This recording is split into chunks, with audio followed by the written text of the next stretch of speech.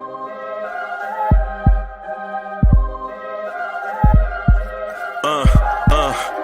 rank where the view is nothing less than phenomenal for how I express and project from my abdominal. The only view better, both my daddy and my mama know. No living parents, my sons give me balance. My wife is my serenity, this mic is my identity. The world is foul enough, that's why I write without obscenities. Provoking danger with broken language and spoken anguish. Begging to get hurt, why would you ask to go through changes? Yes, Lord, life's a chessboard, master the angles. Control the tempo, be the one who holds the info. Acknowledged knowledge is just as deadly as machete swings. When spoken, the truth is as potent as that Medellin. While others swear the style is free, I just let it ring. Our time is undervalued, soldiers make us better kings. My fans on my shoulder, reaching after better things. Today I take the shot, for them I'd rather set the screen. My mama told me follow my dreams. My daddy told me get it by any means. Stand tall, make him bow to a king. But I've evolved, you can see the result. Look in my eyes when you speaking to God. Life and for those who we caught up in using what I was taught with the muse. I guess they call it proving I'm more than an artist. Penciling out my darkest while stenciling out a harvest. And storing what gets me from A to B, just like garages. Instrumental with collages. Envision what I've been drawing. Broadway to give you rhythm like the great Lena on. So bent on, found comfort in the storm. Find peace and on when you see them others perform. Organized chaos, outcasted like hey ya.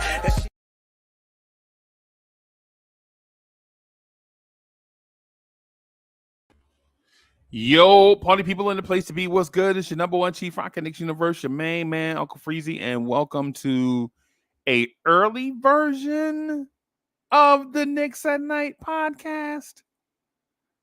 Early version. Salute to everybody watching. Salute to everybody watching us on YouTube. Everybody watching us on X. Salute.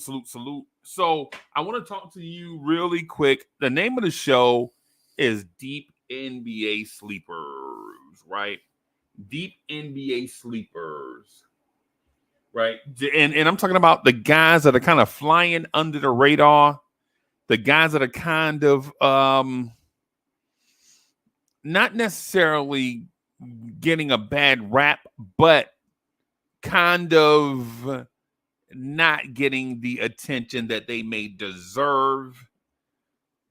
Yeah.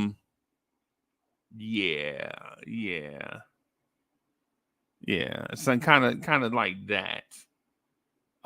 There are a bunch of guys here. I want to show you. I want to show everybody this list of players.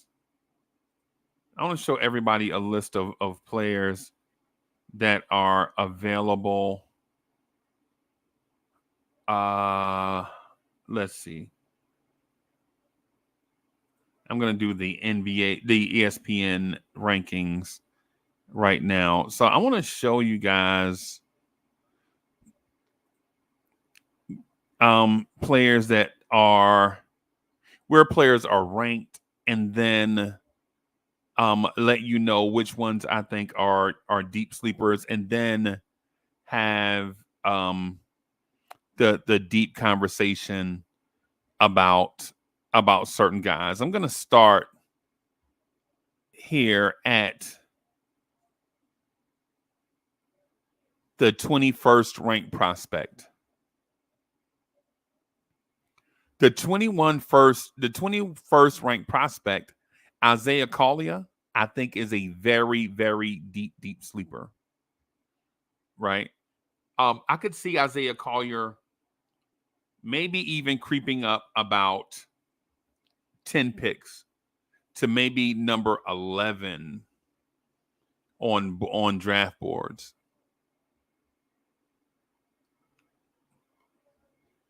Right? Isaiah Collier,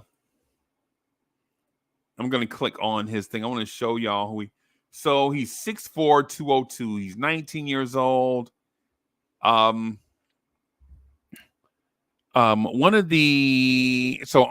Scout says he's one of the best athletes in his class. He's fast, he's strong, and he almost jumped out of the gym. I don't know about the jump out of the gym hops. I think he's a below the rim finisher. Great at scoring in transition, solid in the mid-range, great court vision, good finisher. I don't know if he's a point guard that's gonna distribute the basketball, so to speak. I don't know if he's gonna be a good distributor of the basketball. I think he's gonna be. I'm gonna say this, and it's gonna make IKBM Dre a little angry. But he's probably a smaller version of Shai Gilgeous-Alexander. I think he's a smaller version of Shai Gilgeous-Alexander in that he's strong with the ball, very physical, crafty, can get to his spots when he wants without using speed. I think he can use burst, but not long speed. For instance, I don't think he's Ja Morant. I don't think he's a Ja Morant type prospect. And so these are what I mean when I mention to you deep sleepers. Like at 21, he's a guy. Bub Carrington at 22. Let me see.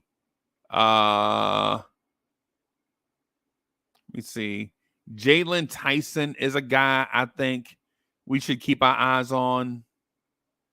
Keyshawn George, deep sleeper. Terrence Shannon, ranked as the 31st ranked prospect. I think he's going to skyrocket up boards now that his legal troubles are over. I think he's a deep sleeper. At the small forward position, I think there are guys like Ryan Dunn, Tyler Smith, Ron Holland, maybe deep sleepers, definitely. Dylan Jones. I think Dylan Jones is like 6'6", 240. Those type guys. At the power forward position, I don't know this guy. I don't know how to pronounce his name. The Asaseri Igabadaro, I guess that's how you pronounce it. And if that was correct, I'm gonna buy a car. If I said his name right, I'm gonna go buy a car tomorrow. Right? There's the Bobby Clintmans, the Ulrich Chomchis of the world. I think he's gonna be a Pascal Siakam. The Ulrich Chomchi guy. Anthony D is in the building. Salute. Justo, what's good? The Ulrich Chomchi guy you see there at 40, I think he is going to be a Pascal Siakam type guy.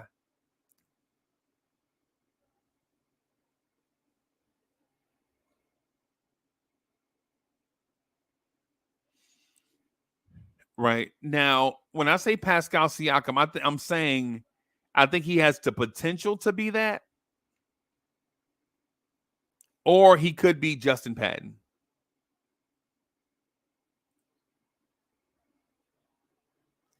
Justo says, we about to draft the chopped cheese guy. Nah, Chomchi, I get it. That's hilarious. Ulrich Chomchi, I got you. Bodega special. I got you. I almost missed it though.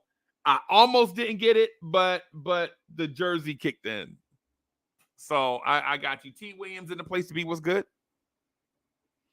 T. Williams asks, who do you want us to draft? I'm gonna get to that.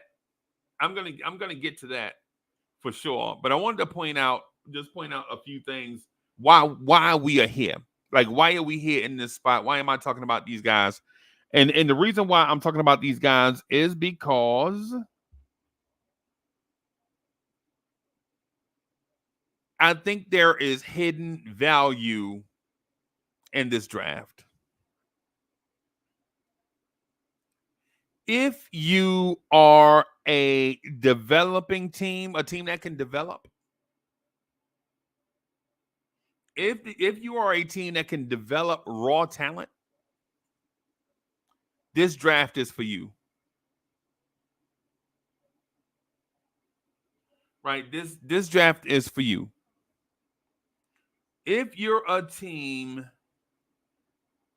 Anthony D says, we're not drafting any bucket. Yeah.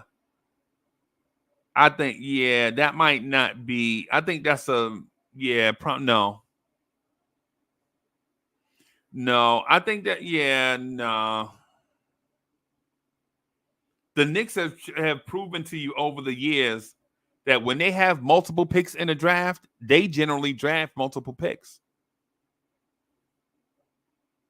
And I'll remind Anthony D about how the Knicks had 3 first-round picks in 1996, and they drafted 3 guys instead of packaging those 3 first-round picks to trade up to get Kobe Bryant. But Anthony D may not remember who Kobe Bryant is. Anthony D may not remember Kobe or Jermaine O'Neal or Steve Nash or Peja Stojakovic. Anthony D may not remember those guys. And so T. Williams says, we need youth and length. That indie series showed what we're lacking. Yeah.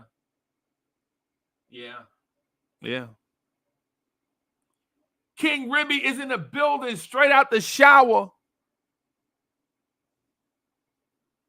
King Ribby is the only guy in the world that takes a shower to get the previous shower's water off of him.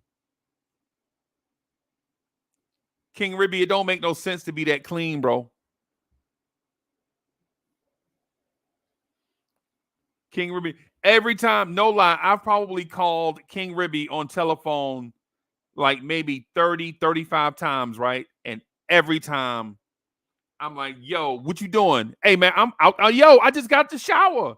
No matter day or night, bro. Day or night, it don't matter. Salute to my guy, King Ribby. Salute to the greatest borough that God ever created, Brooklyn, New York. Salute to Brownsville, Bushwick, Crown Heights, Bed-Stuy, East New York, Flatbush.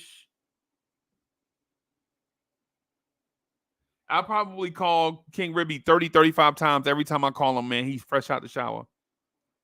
Day or night. Day or night, it don't matter.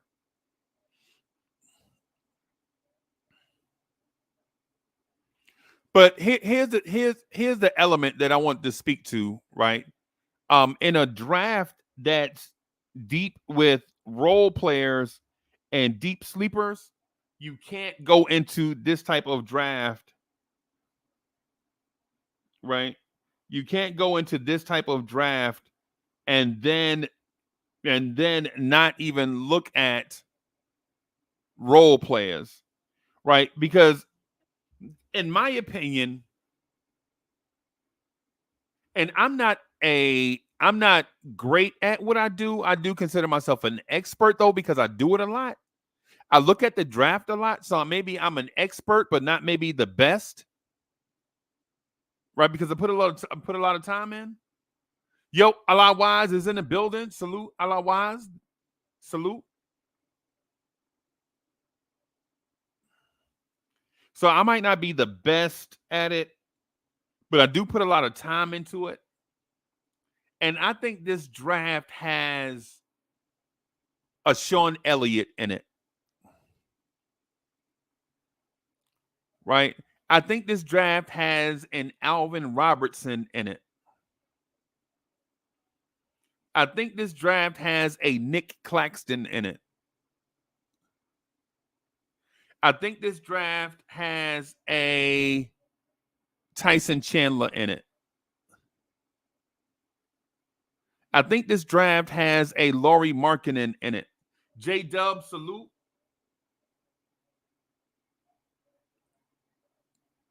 Salute to my guy, Allah Wise. I'm really looking forward to the conversation me and Allah Wise are going to have later on in the week.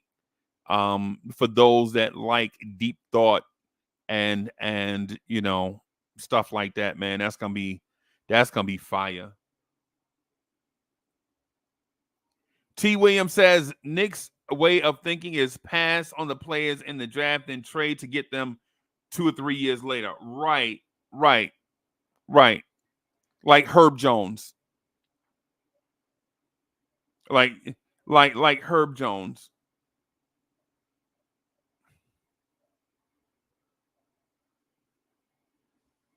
Like the Knicks passed on Jalen Brunson and Josh Hart, and then wind up trading for Josh Hart and signing Jalen Brunson.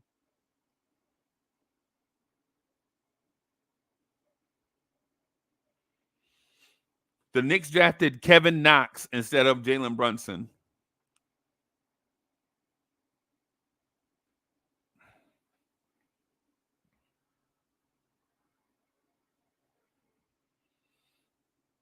So in this year's draft, there are going to be some guys that are absolutely going to make a positive impact on a team, and you'd prefer that team to be us and not our competition. Right?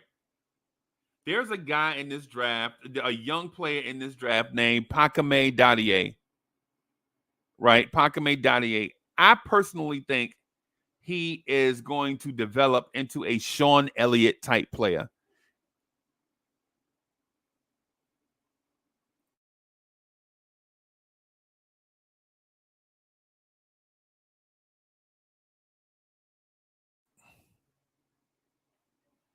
I think Pakame Dadier has the potential to be Sean Elliott, right? And not 24-year-old day one Sean Elliott, right? I'm talking about Pakame Dadier at 19 is Sean Elliott at age 19. And I know a lot of people don't remember who he is. And if you do, you probably remember the 35-year-old Sean Elliott.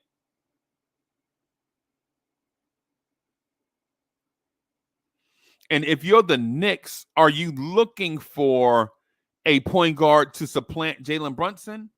Or are you looking for role players to help Jalen Brunson, Julius Randle, OG Anunoby?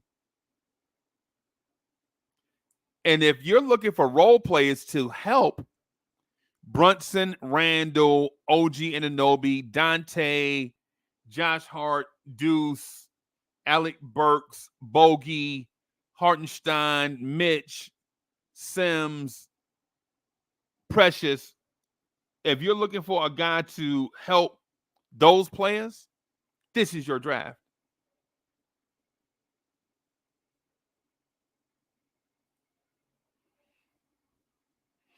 Yeah, JW says there are great players like Pakame Dadier and AJ Johnson. Right, right. There are guys in this draft. There are players in this draft that if you draft them and put them on the development course, by the time January gets here, they'll be able to contribute a little. By next season, they'll be able to contribute a good amount. And then in year 3, you're looking at them being heavy rotation key contributors.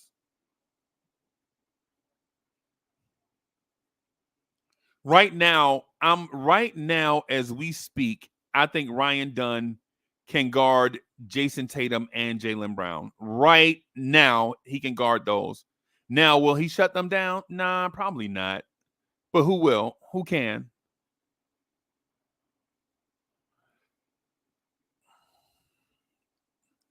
Man, speaking of which, the Boston Celtics are the Celtics are beating the brakes off the Mavericks right now.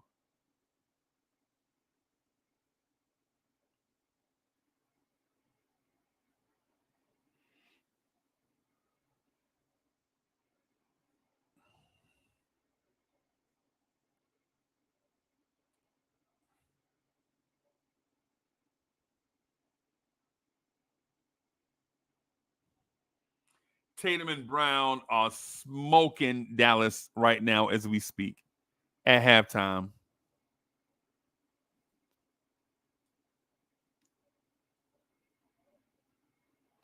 Wiz is in the building. Wiz says Kiki Vandeweghe. Corey Lee is in the building. Salute Corey Lee.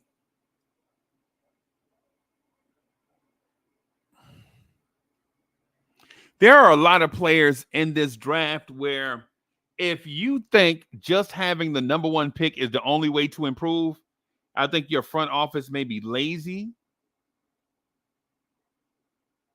If you think that your front office can only improve your roster by drafting a guy number one. I think you have a lazy front office. And if your fan base thinks that if you don't draft Wemby, you can't improve your roster, they're lazy too. And this draft, this is a buyer's market. It's not a seller's market where only rare things get purchased, right? This is there's quality everywhere. J-Dub says these players like Donnie A. Johnson have great upside and can be future diamonds in the rough. Yep, indeed. One of the players I wanted to speak with y'all about. I'm going to put him on the screen right now. Where is he? There he is. Aaron Bradshaw.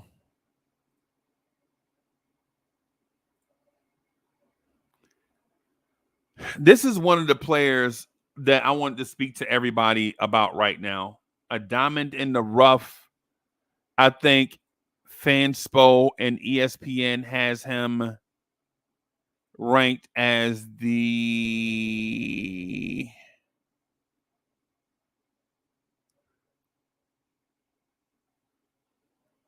where is he?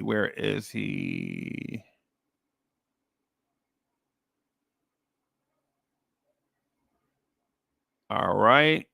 Where is he? Did I pass him? I think I may have passed him. Let me see.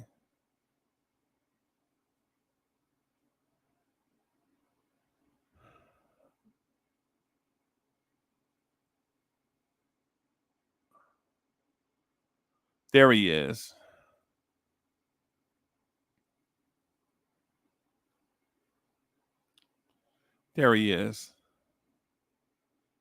So ESPN has him ranked as the 104th best prospect. Right? He's 7'1", 226 pounds, a vertical athlete with 3-point shooting upside, low usage energy. Right? So what is Aaron Bradshaw? He's Mitchell Robinson with offense. Aaron Bradshaw is a young Mitchell Robinson, right? Not this version of Mitch, right? But he's a young Mitchell Robinson with offense. Not a Miles Turner, because Miles Turner is a different archetype than Mitch. Even if Miles Turner couldn't shoot threes, he's still a different type defender as Mitch, right? Miles Turner is a weak side shot blocker. Bring it to him, he'll block your shot. Mitchell Robinson is a guy that can move his feet. He's like a young 23-year-old Mitch. A 23-year-old Mitch could move his feet, right? 22-year-old Mitch could move his feet, could run, jump athlete.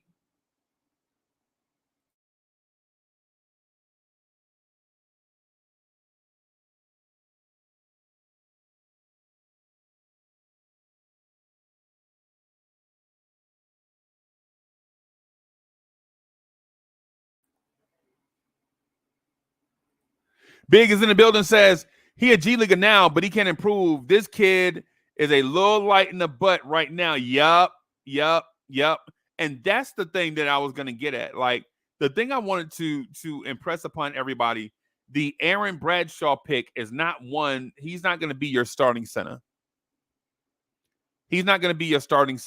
Not right away.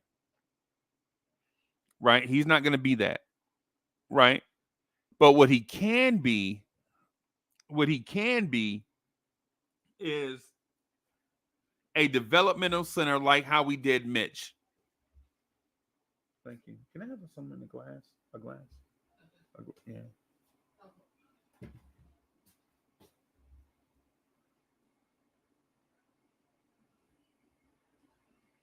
What he can be is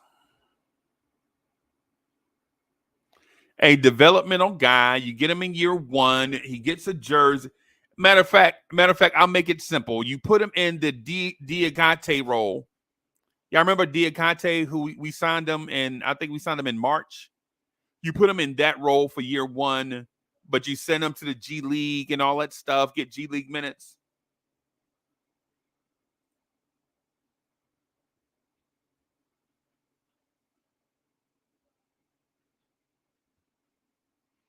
Yeah, and that Jericho Sims role, 7 minutes a game. Somebody gets in foul trouble, you bring him in, just let him go in there, make his mistakes early, learn on the job. Yes. Absolutely. Absolutely.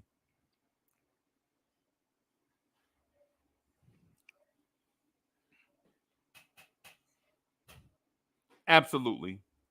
J-Dub says, we must plan for our future, not just live for the present. The genius move are not the first move, but the move that calls you 3 steps ahead of your competition. Thank you. Hey, we got any wine? Can I have some wine? Not in this one. Can I have another one? Yeah.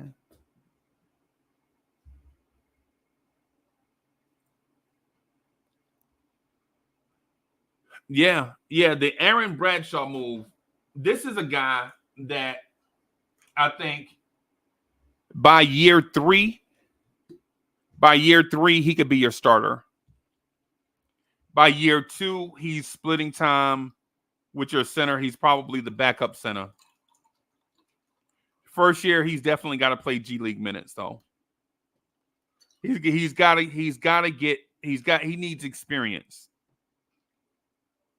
Some would even say Kentucky would not have even been as successful as they were without this guy. Cleaning up everybody else's mistakes. That's what he did at Kentucky.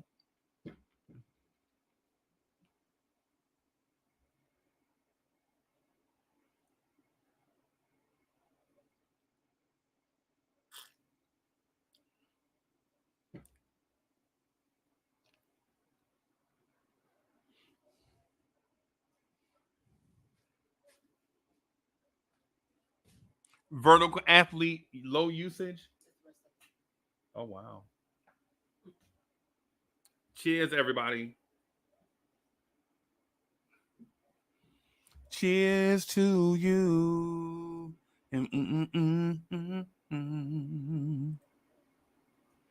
Jonathan Mogbo, yeah.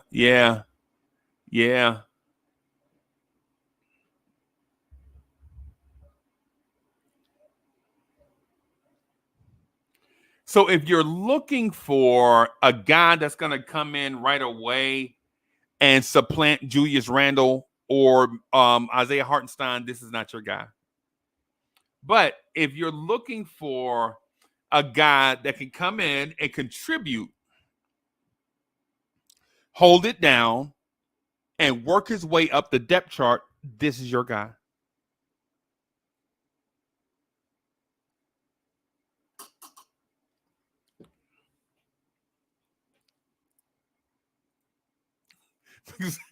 Man, what you know about player? What y'all know about player, man? What y'all know about player? So the Aaron Bradshaw selection to me is a perfect Worldwide West type move, where you add a guy that's supremely talented and maybe his skills haven't come together yet.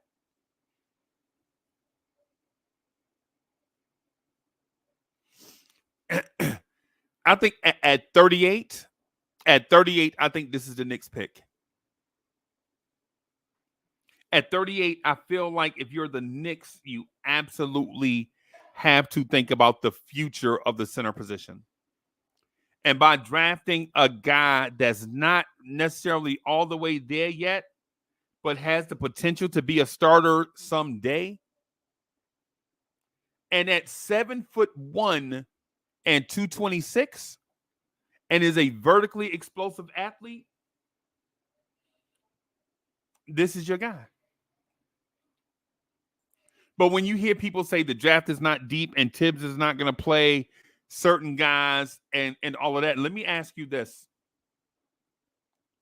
Why wouldn't Tibbs play a low offensive usage, energy big that makes his bones with rim protection and rebounding? Why wouldn't Tibbs play this guy?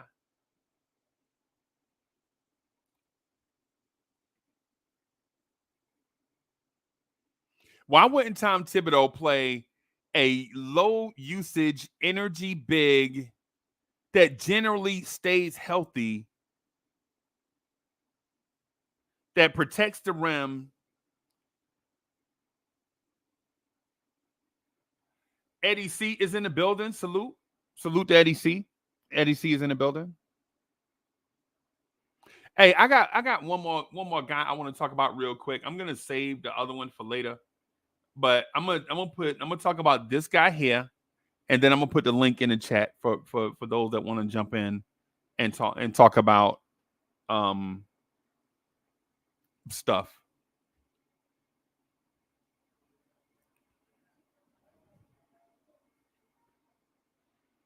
For those that actually look at the draft and scout and all that stuff, I'm gonna put the link in the chat in a few seconds for y'all. I just want to talk about Baba Miller for a few seconds.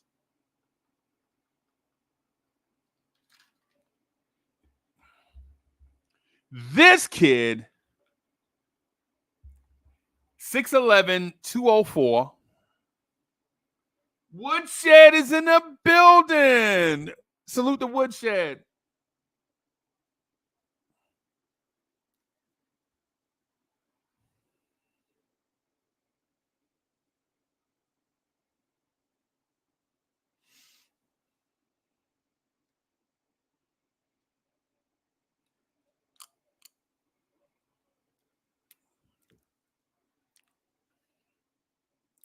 What is Baba Miller? Nobody knows, right?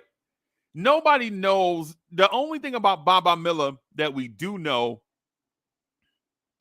is that he flashes upside in every area.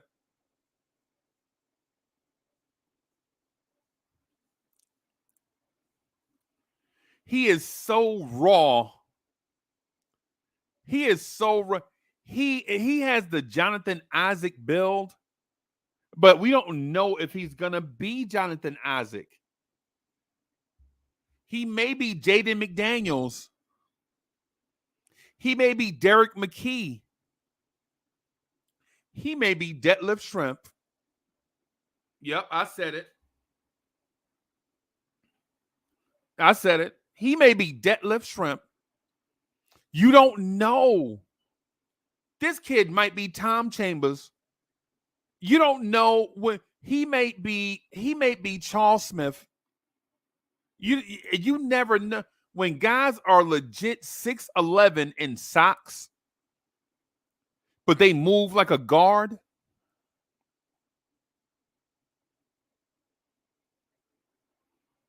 You just don't know. Baba Miller probably he's full of untapped potential. He's out of the Florida State system that values defense.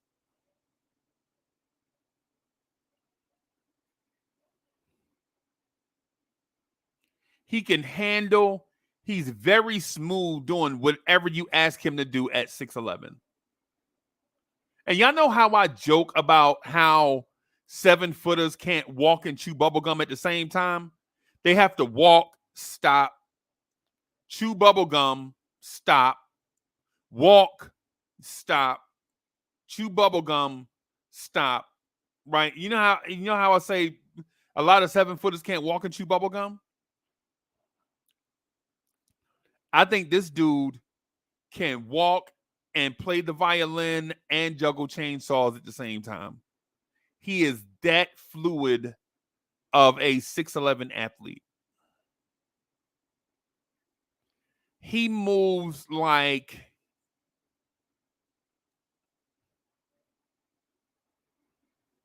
I'm gonna say this name, but hear me out. Don't video clip this and share it with the world.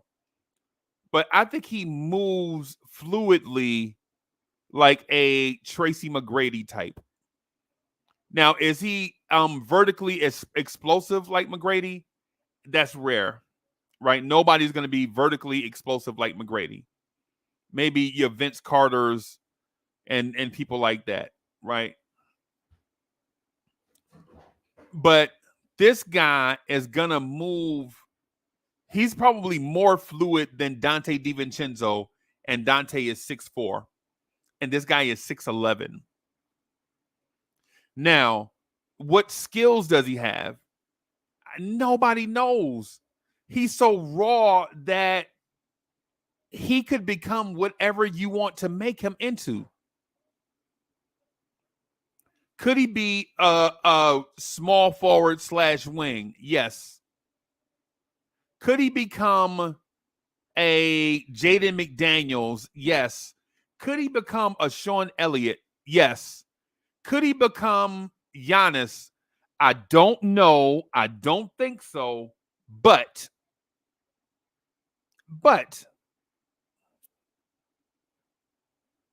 why would the Knicks draft this guy? The Knicks would draft him because they have a roster full of guys that are specialists that often miss games. We have specialists that often miss games.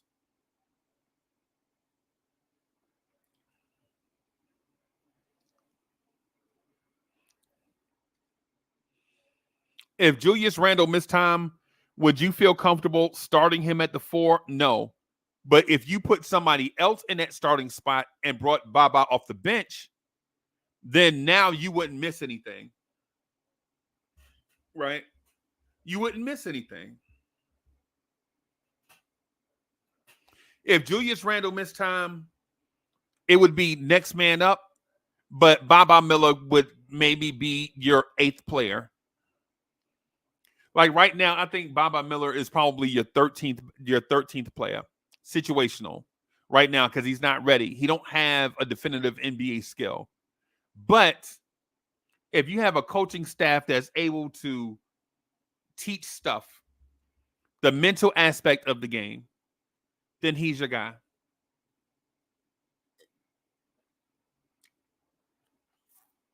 Here's the other thing. When Jalen Brunson is pressed in the backcourt by TJ McConnell, Baba Miller can bring up the ball against guards. Jericho Sims couldn't do that. Jericho Sims got an 8-second violation, and he was 4 feet away from the half-court line.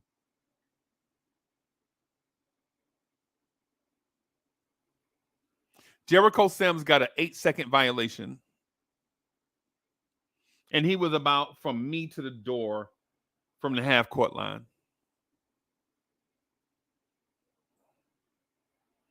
All right, so with that said, I'm going to put the link out there. I'm going to continue talking about deep sleepers. I'm going to put the link out there, man. Maybe we can rock for a few.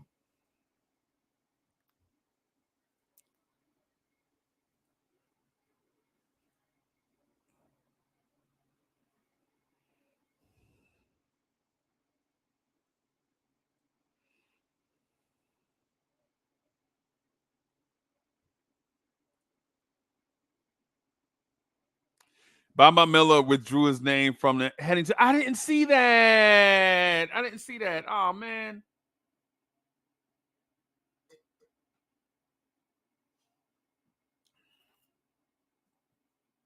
I didn't see that.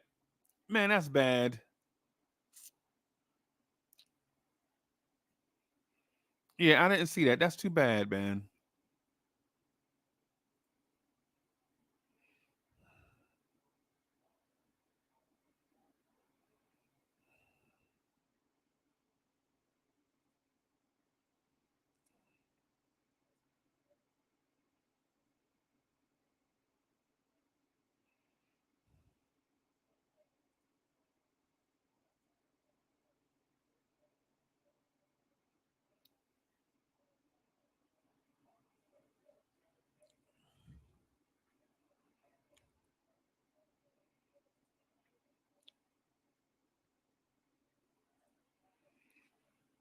So I'm gonna do this one more time just to see where the Knicks are and see what the likelihood is of the Knicks getting a certain guy or getting a guy.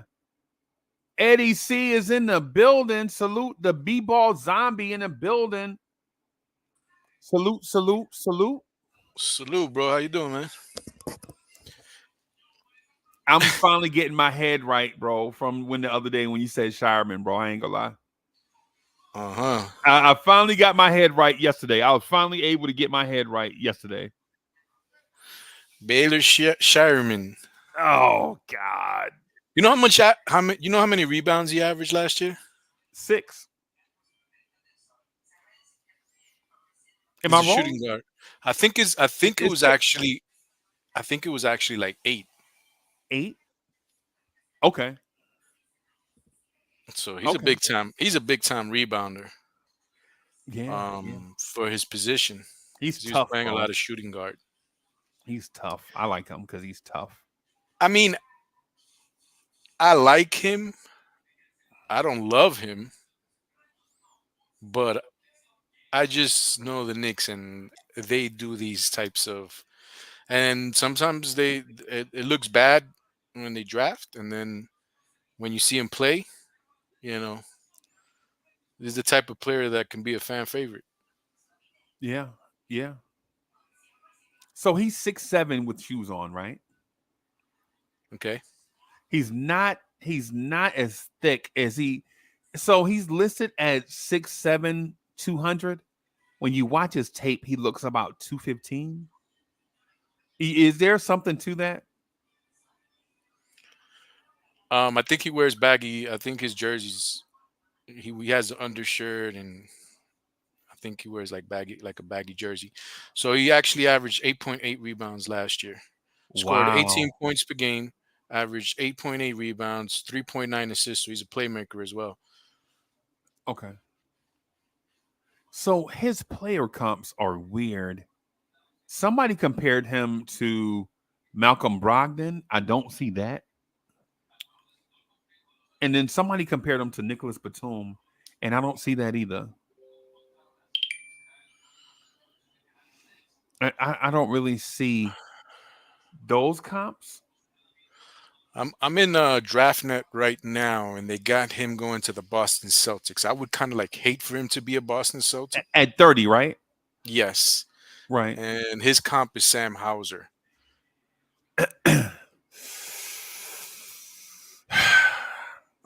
I think he's a little bit. He has a little bit more depth Grit? to his game.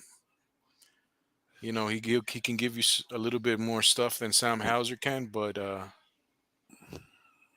mean, it's not that off. Right. I said when I was talking with you guys about him, I said, you know, he's a perfect Bogdanovich clone. Hey, if I may, I want to say something about Sam Hauser real quick. I like Sam Hauser. I think he's a quality NBA player, and I think he's an excellent role player for a team that needs excellent role players, if that makes sense. Right. If Sam Hauser was a starter, he'd probably put up better numbers, but I don't know if his impact on winning would be the same. But I really like Sam Hauser, bro. I think Sam Hauser is a winner. And if Blake Scheierman is that Scheierman, if he's that, bro, I'll take him. Again, I don't think I'm gonna be mad if he gets chosen with one of the picks. I would rather have him than Boston have him.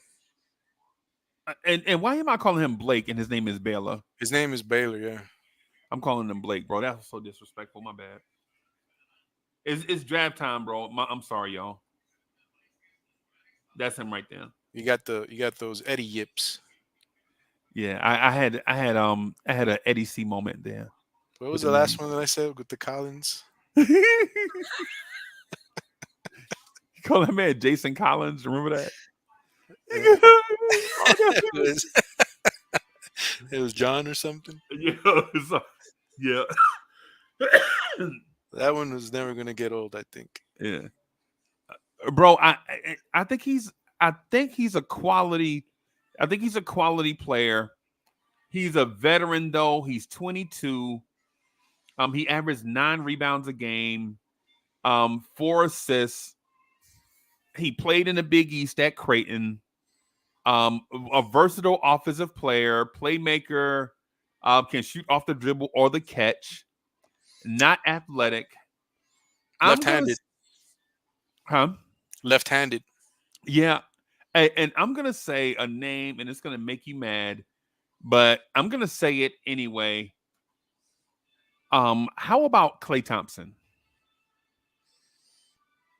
He he's really good off the catch and shoot. And Really he good. has a really quick trigger. So Really quick figure.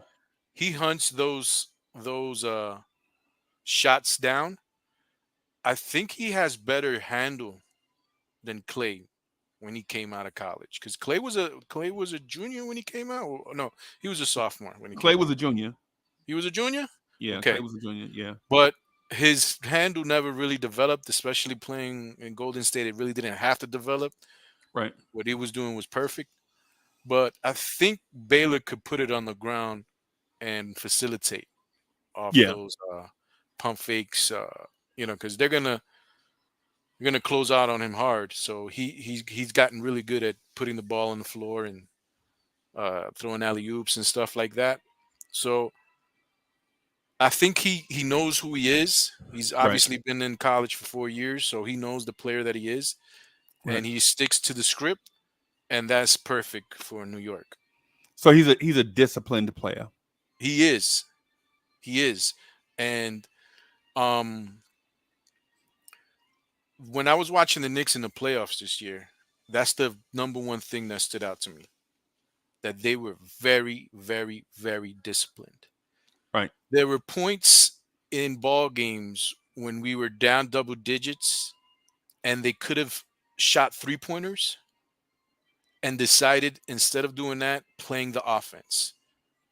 And they got a sure 2 instead of taking a maybe 3. Right. And when you saw at the end of the score, they came out victorious. So even myself, I would have been like, yo, shoot it. Right. Right. But they were so disciplined. Brunson, Hart, DiVincenzo, no, because he's a gunner. But between Brunson and Hart, they were very disciplined. They were, but he was asked to be that though. DiVincenzo, that's Right. not really. That's He's a not really. gunner. Yeah. Yeah, he's gonna shoot it. Yeah. Because But that's what the but Knicks offense needed though. right. But they would turn down shots to get better shots. And only disciplined teams do that because then I would watch like Philly, for example, when we were playing against Philly. And then I would even watch Indiana when I would watch some of these teams where they would throw up that shot and it wasn't a good shot. Right. So discipline is very important to New York. Yeah. It could be boring.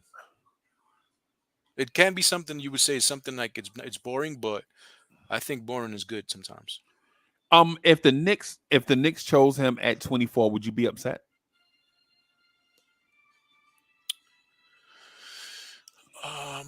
Washington, Minnesota, Denver. I don't think I'm afraid. I think they can trade down and still get him. Right. I don't think that he'll pass Boston. Oh no. Because they need that guy anyway. They need a shooting guard off the bench that can knock down threes, and they don't have it. Yeah, so if, for example, I don't know who's out there, but one of the centers are out there. And Denver might need some backup help at center, and they can go ahead and let's say Filipowski is up there. Yeah. And Denver is at 28. I can see the Knicks trading down with Denver for 24 and future consideration, second round draft picks. Denver has the 57th this year. Maybe a player, maybe somebody off their bench, something like that, and then still be able to grab their guy and just get a Right. few assets, get a couple second rounders, Right. and still be able to grab them. I think that if they keep both of the picks, they're going to trade down. Okay. In terms of the strategy, I think the best strategy for the Knicks is draft this year, have those guys next year with a year of NBA experience, and the guy this year with a year of playoff experience will be better than the rookie they draft late in the draft next year with no experience.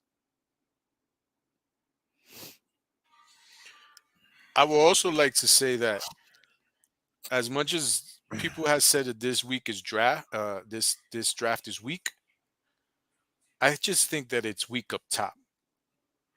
Yeah, it's I not think top there's a heavy. lot there's a lot of good pieces, you know, from like 20 down in the first round and Right. going into the second round. Yeah. You know what I mean? Like I'm a big Bronny James guy. Like I like Bronny James. I do I too, just not at 25. no, not maybe not there, but I like Bronny James. And I was in this podcast before and I mentioned him like always, there's I have certain takes and people just despise them.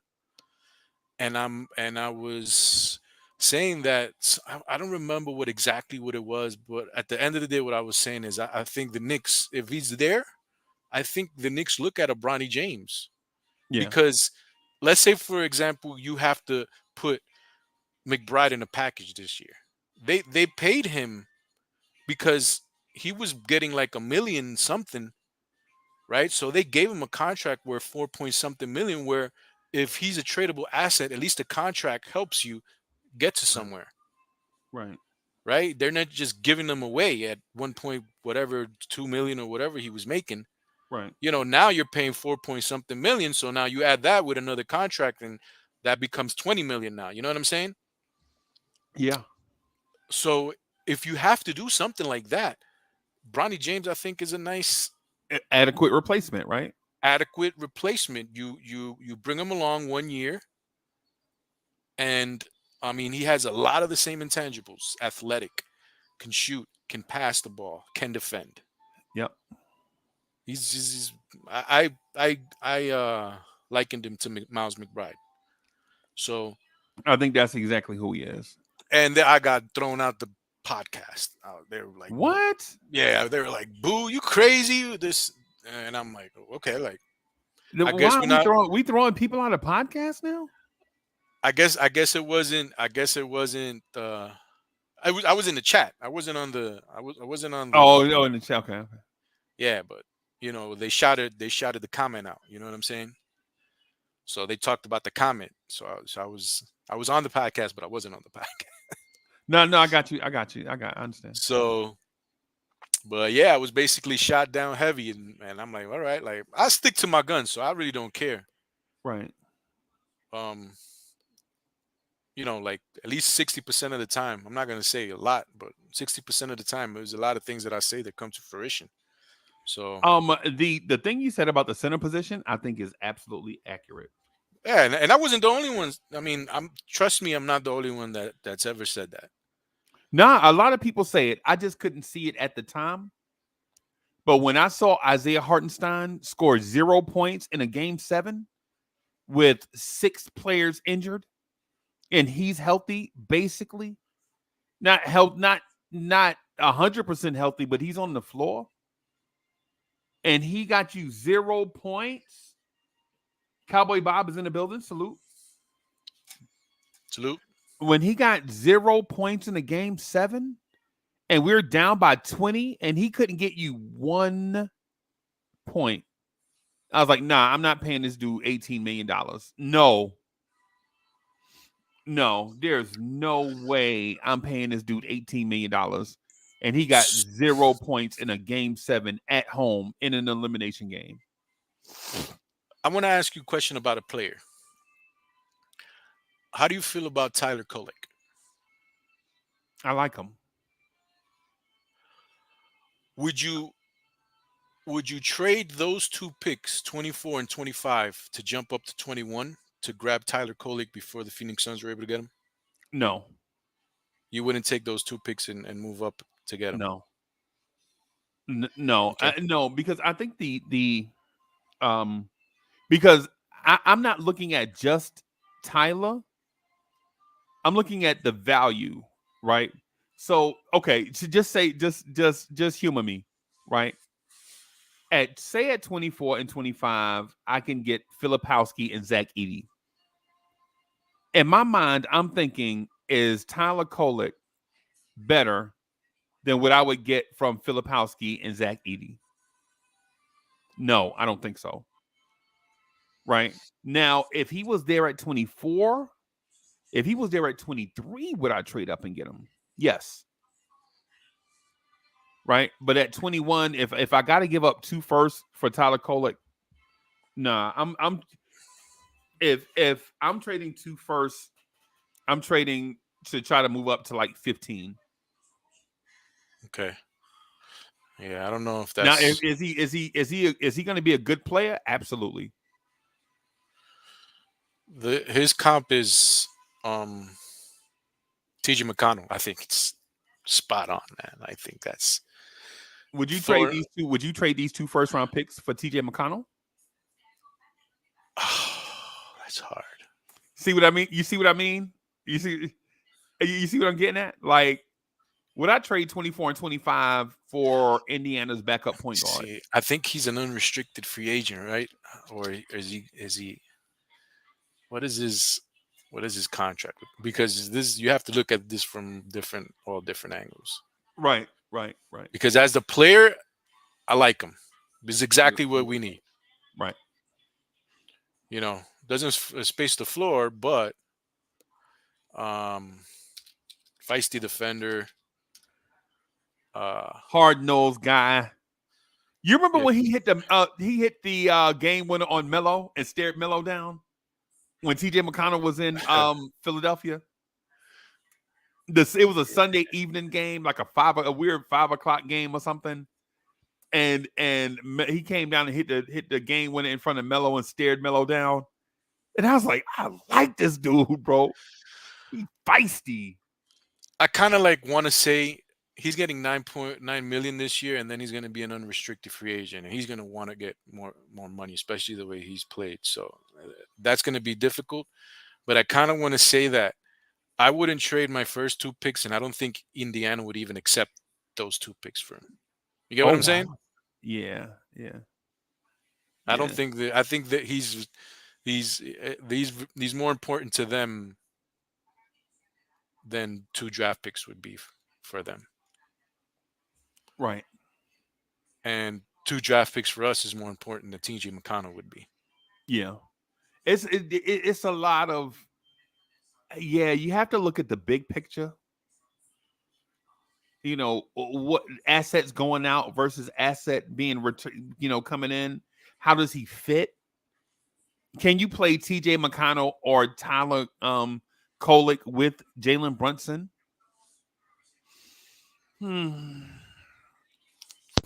Yeah, Probably because TJ can guard 1s and 2s.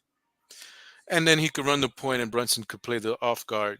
I really like Brunson at the 2. But it's going to be hard for us to get a tall point guard who's going to be cheap. You know what I'm saying? He's going to be like an Alec Burksy type. You know what I mean? think you can get one out of this draft. Cowboy Bob, what's good, bro? Good evening, everybody. How y'all doing? Good evening, all. Good evening. Good, man. A Chopping point it up, guard? talking about prospects. I just jumped in because I like the prospects we've been talking about. So we can keep rocking. I'm good. I like Aaron. I like Tyler Kulik, but it's his height and defense that worries me when it comes to Tyler. But I think he has a better chance at being at 24 and 25 than Dunn does. So if anybody we moving up for, I think most likely it might be Dunn. Ooh. Because the thing is we're showing interest in Dunn, and and as much as people may think they know if the Knicks are a threat, that's the number one thing they're gonna do. They're gonna take away whatever we have to make us a threat. It didn't work this season because we still were a threat, even though we didn't win a championship or play longer in the playoffs. But if we get a guy like a Dunn, Harrison, or somebody that could help us like that, the Knicks are going to be a problem and the league won't be ready for it. So I think that they will try to put things in favor for themselves, like take the 24 and 25th pick to where we only get one pick out of it, as opposed to us being patient. I think we should just be patient and wait because Tyler Kulik, like I said, I like him because of the passing ability, the scoring, the 3-pointer. He's the best passer there, but it's his height and lack of defense.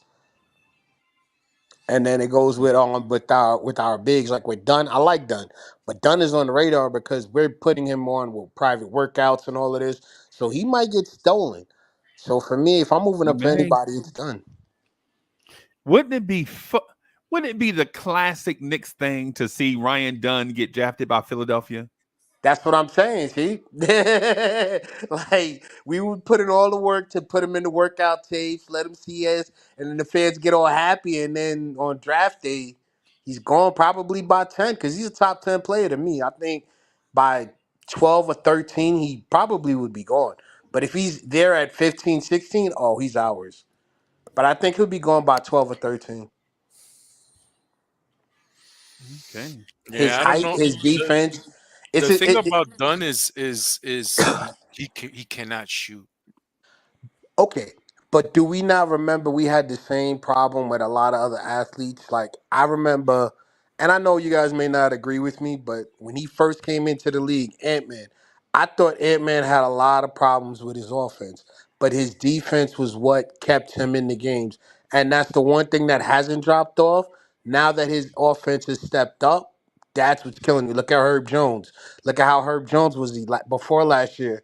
He was okay defender, stepping up his shot, but then last year you see him step off offensively. You're like, whoa, Dunn has that potential. Plus, he's a 6'7" guy who can be put in a guard spot on certain teams when they want to run bigs, or he could be put in a small forward spot. That diversity with the defense in this game, man, come on, he's gonna be he'll be a 6-man of the year candidate. Okay, so let's take the guy that you just said, Herb Jones.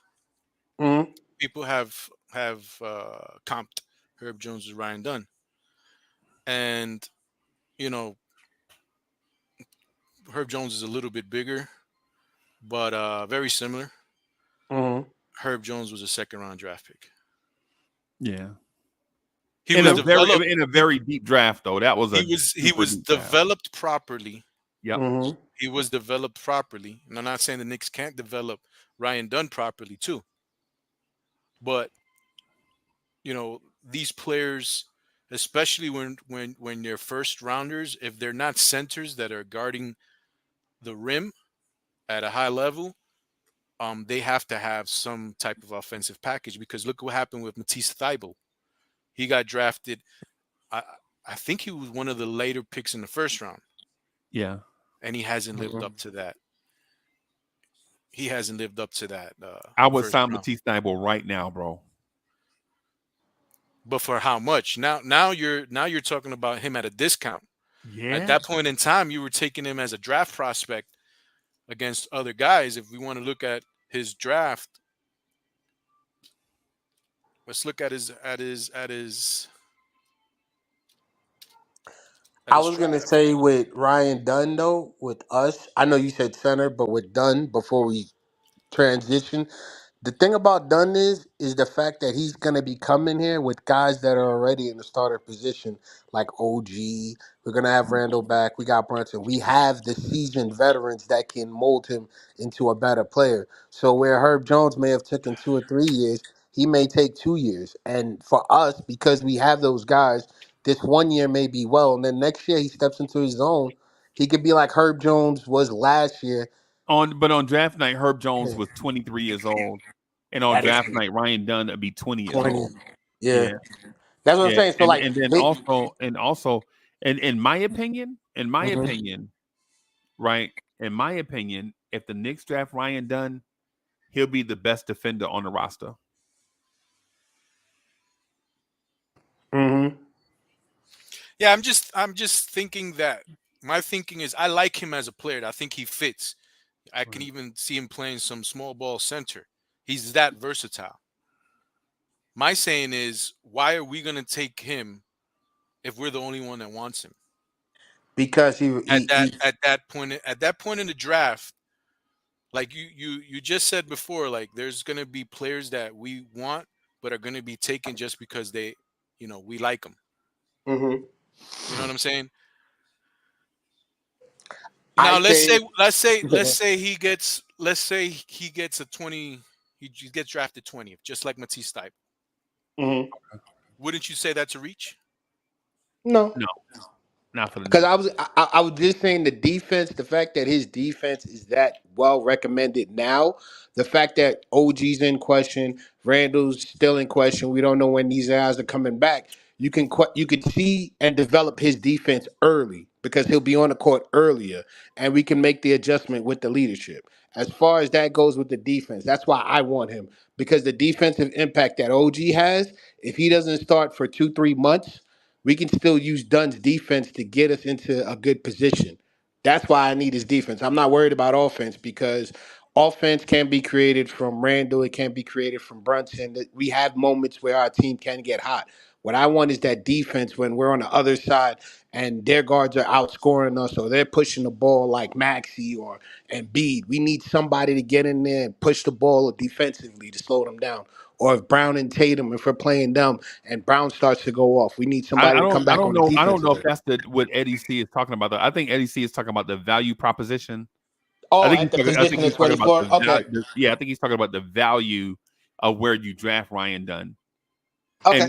And Eddie C, what I would say to that is, um, I'm not saying that he is a a lottery pick or a top 10 pick. I do think he's a must have for the Knicks because certain guys fit certain franchises, right? Like the Knicks legit are in the same division as the NBA champion Boston Celtics. I'm just gonna say right now they're up by 20 on the Mavs in the fourth quarter, right? Yep. And so I'm gonna call them the NBA champs, right? We're in the same division as the NBA champ Boston Celtics, and we're gonna need guys to guard Tatum and Brown, right? And I think there is no better combination to guard Tatum and Brown than Ryan Dunn and OG Anunoby, right? And if that's the case, then do we need offense? Yeah. I would go to Jalen Brunson and say, hey man, um, if we draft this Ryan Dunn kid, would you mind taking more shots? I hadn't seen Jalen Brunson turn down a shot in 2 years. This is my point is this though. Mm-hmm.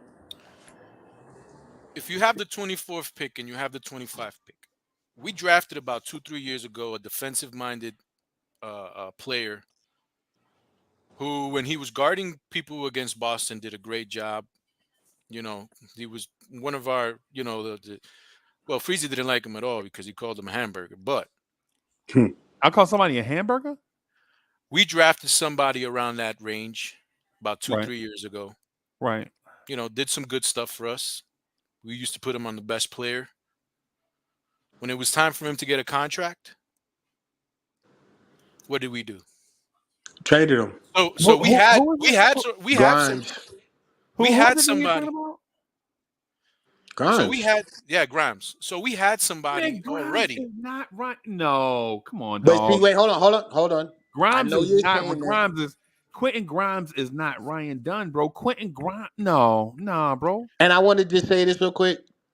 At that time, we thought we had what Grimes is. I actually think Dunn is one, but two, defense creates No, offense. no, I'm saying what no, I think he's no, capable of doing. I'm not no, saying no, he is Cowboy Bob. Grimes. No, no, all of us didn't think Grimes was going to be that dude. No, on draft night, as soon as they called his name, I called him a ham sandwich. No, not like that. What I'm saying is the person that we thought Grimes was going to contribute as far as defense and everything, and it didn't work out. I think that dang it, I just forgot his name. Oh man, I just forgot his name. The dude you Yeah, just was I talking was about. asking the question right then. Why are we drafting Grimes instead of Herb Jones? Done. Oh, yeah, I understand that, but what I'm saying is what we were expecting from Grimes.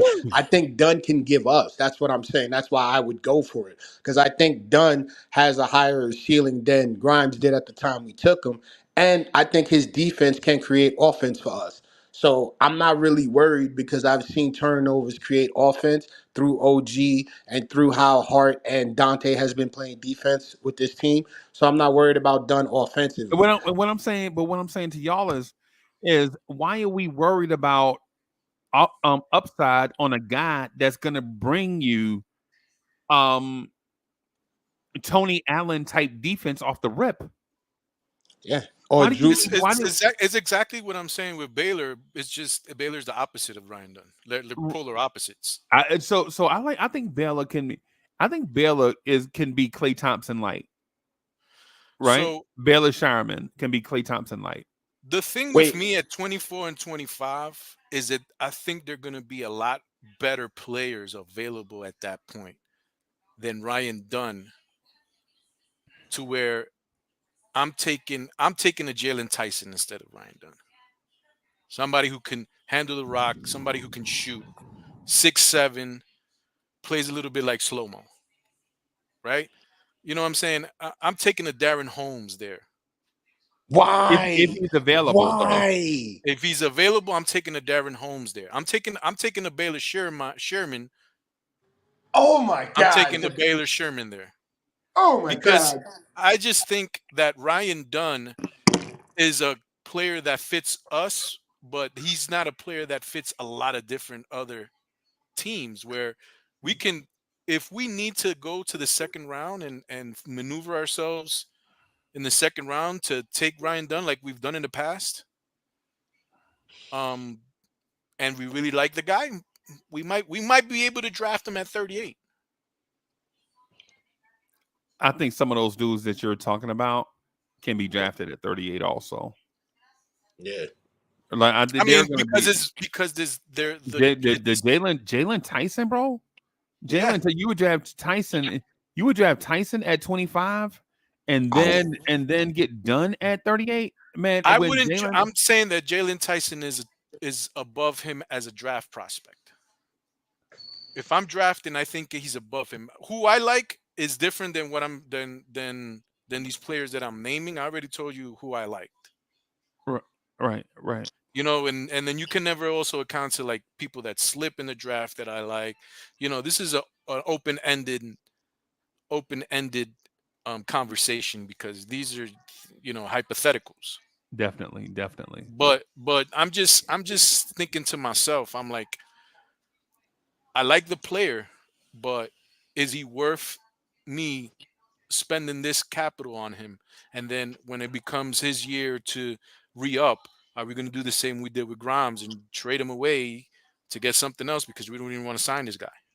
Because we even with drafted that, because we had 2 picks. Let's say we keep the 2 picks, and there was another guy that we drafted, and he just does things, and he might be cheaper.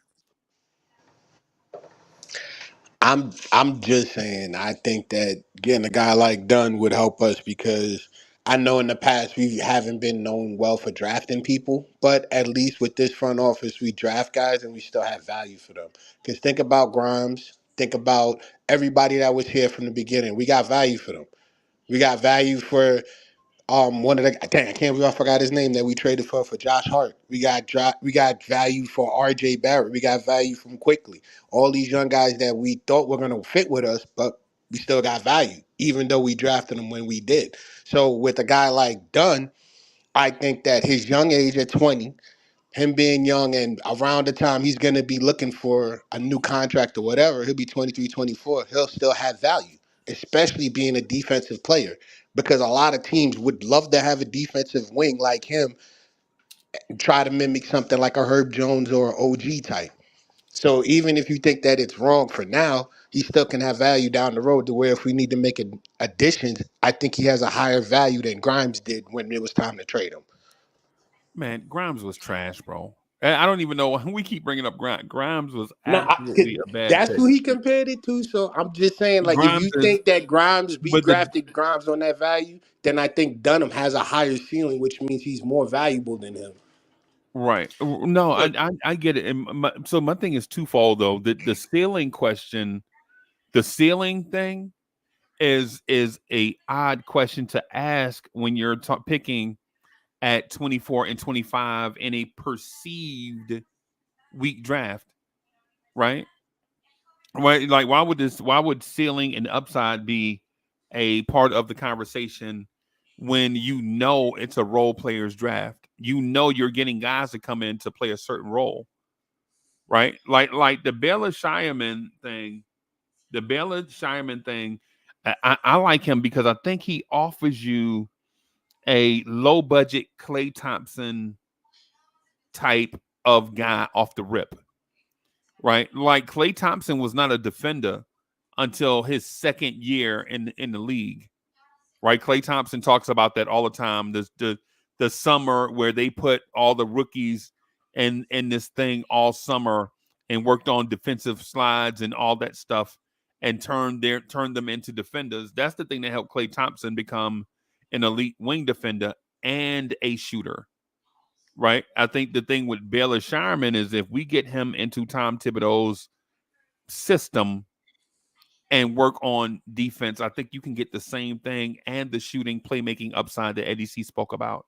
I think Tibbs can turn him into a overall really good player, right?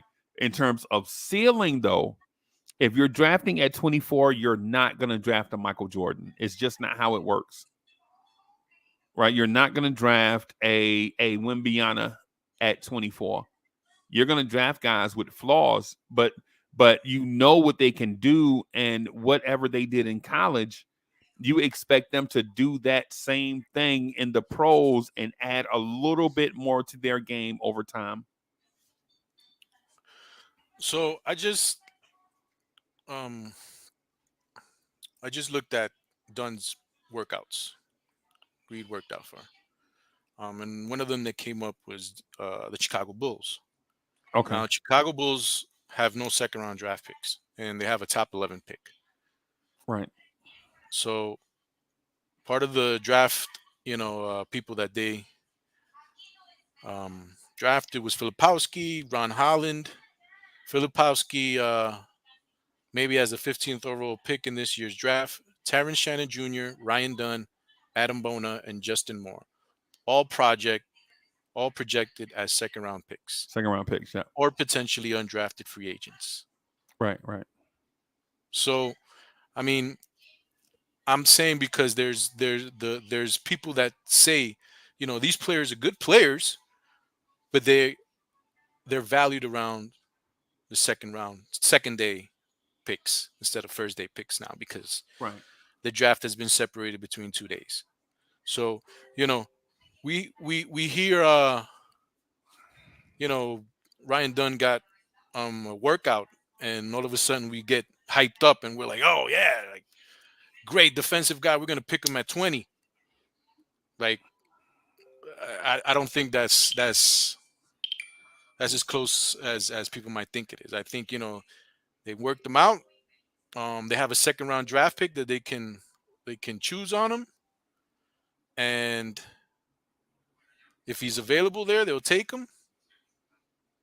If they have to move up, they'll probably move up if they really want him. But I don't think they're looking at him with one of their first round picks. That's just my opinion.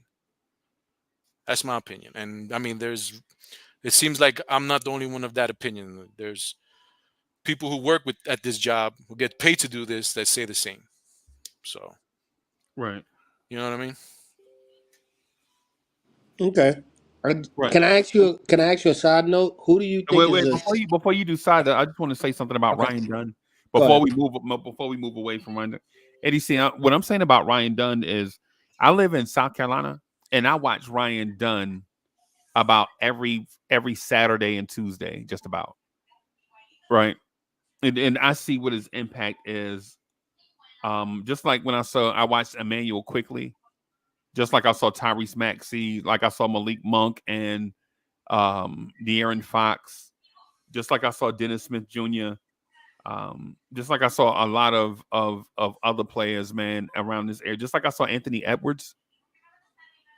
When I saw Ryan Dunn, he immediately jumped off the screen. Like with some players, they are different, right? And I get it. Like the Johnny Come Latelys will hear what other people say, and then they'll say something along the lines of, "Yeah, man, he's getting a lot of buzz. I hear a lot of people talking about Ryan Dunn." Nah, bro, I saw this dude since day one. Right? I saw Trey Murphy. I saw him as soon as he went to Virginia, bro. And you were like, "Wait a minute, this dude is 6'11"? No, he's only 6'8". I But like he's I 6'8". like them. Yeah, that's what I'm saying. Well, He was he can shoot. he could shoot, bro, and he shot I think he shot 86% at the rim in college, bro. Trey Murphy. He was a three-point shooter that shot 86% at the rim, but he was the best defender in college basketball. Right?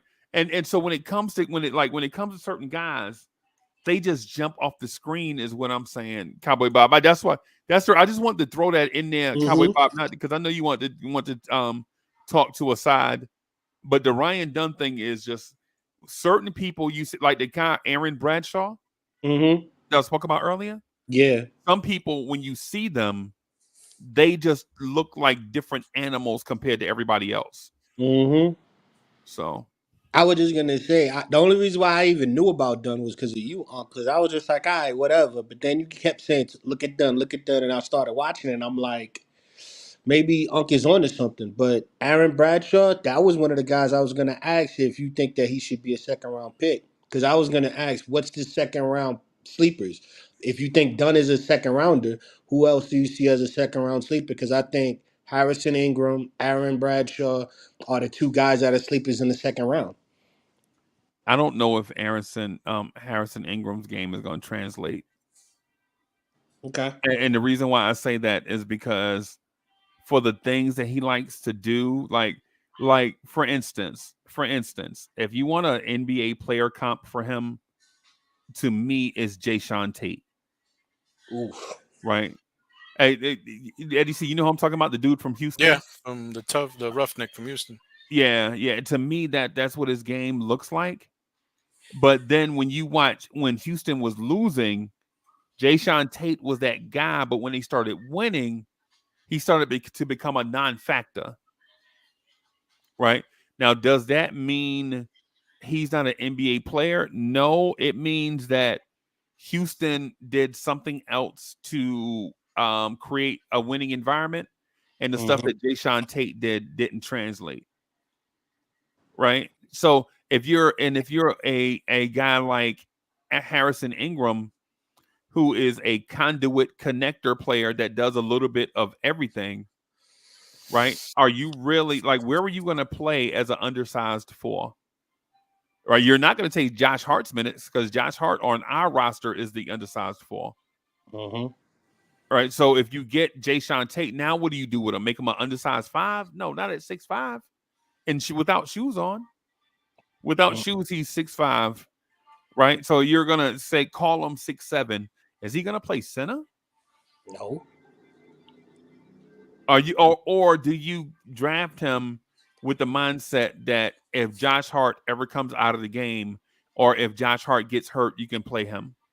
That's what I was going for. And plus, I was also using him to back up the 4 spot because we're not going to be running with more than 4 fours. I mean, 4 big, excuse me. Like Randall, we're going to keep both centers and then another big. I highly think that that's unlikely. I just wanted Ingram to be there to back up Hart and maybe play the 4 if we don't get pressures. That's how I would use him. And we also still had Toppin. Jacob Toppin. Yeah. And I don't know, man. He's got a year. He's got a year. Yeah, but that's the thing, Cowboy Bob. You know, people see the shiny new toy, and they want the shiny new toy. You know, we've had a player who's been developed for a full year with us, and at this point in time, he might be better than the one that we drafted. I So could he see. might be. He might be. I'm not saying that he is, but he might be He's athletic. He's around 6'8". He can play both the positions. I think he can shoot a little bit. Um, and then you're gonna put Ryan Dunn next to him, who they're around the same size. Ryan Dunn is obviously the superior defender, but what else can he do on the basketball court? But that's what we need. Because if we got Brunson and everybody getting down court quick, hitting shots, and he's locking down defensively, creating turnovers, it helps our offense. Even up I'm just not said it. so Hey, sure that that's what we need. I know that that's what we needed in the playoffs because everybody got injured, but we have 3 or 4 of those guys already. wait, you three or We four have good defenders? Yes, we have Miles May I ask McBride. who are the four, please? Because I only see maybe three. We have Miles McBride. We have Josh Hart. We have OG Ananobi. Precious Achua is a great defender who can defend the four. There's 4 right there. Okay. I barely see three, but okay. I'm not gonna argue your point. Like I said, I just wanted to know what you thought were the defenders. Because I only see OG, Dante, and maybe Precious because he was limited with the minutes. But I'd take Precious over McBride because McBride didn't show up. And the only negative I have towards McBride and the younger guys that we have on the bench is we were blown out in the fourth quarter by Indiana. Nobody was able to score. Nobody. They were doing ISOs, not even McBride. Like it just looked bad. And for me, at that moment, we were getting blown out. I didn't care. I didn't care how they played because it was a blowout. But for me, at that time, you should have showed us something. And since they were stagnant at that moment, for me, I'm not saying I'm gonna jump in and throw Harrison Ingram right away, but it just makes me question who we have on the bench. That's why I'm bringing in Ingram to try to motivate these guys to play better. That's all. Yeah, I mean, from what I'm seeing, he might not even get drafted. So I guess we can sign him. Who was that again? The Harrison Ingram, he played for North Carolina and Indiana. Yeah. He's a junior, 20 years, 6'7". I think he's like 210 or 215. No, no, he 235, bro. He's too. Oh, my fault, my fault. I'm going And off he's the top. like, I think he measured in at 6'5", 235. Okay. 6'7" in shoes. Yeah. Like I said, Yeah. I'm not looking for him to start. I'm just looking for him to back up Randall every now and again on a few minutes. If Josh Hart's having issues, we can use him there to just, like I said, to be there to kind of, get guys motivated. Like, hey, I'm here to take his spot. I'm not saying he's going to, but I'm going to use him for that. Yeah, the thing with me is that when you're drafting in the first round, you want to have somebody who is able to score. Mm-hmm. I think it's important that you get somebody that's able to do those types of things. And then the specialists, you can get specialists in the second round, defensive specialists in the second round. I mean, if we're not okay, let's say, for example, that we swift on Dunn. We don't draft him with 24 and with 25. We took somebody else. Maybe somebody slipped to us. Maybe we took Scheierman. Maybe we took Furphy. Maybe we took Holmes. These types of players. And then second round comes up because we have 1, 2, 3, 4, 5, 6, 7. We have the 8th pick in the second round. Right. Ryan Dunn gets drafted before the 38th pick. At that point in time, you still might have McCullers out there. You still might have a Tyler Smith out there. You still might have a Jonathan Mogba out there. I don't think Tyler Smith is gonna make it though. The other two I think could probably. Could I be, think could not. Tyler Smith has a skill set that matches what teams are looking for. That stretch big, that can knock down threes, Mm-hmm. smooth shooter. Yeah, I think he's gonna get drafted just off of that. Okay. We have a Bona, a damn Bona. Dem Bona, 6'9". Yeah, the 6'9" guy. Yeah.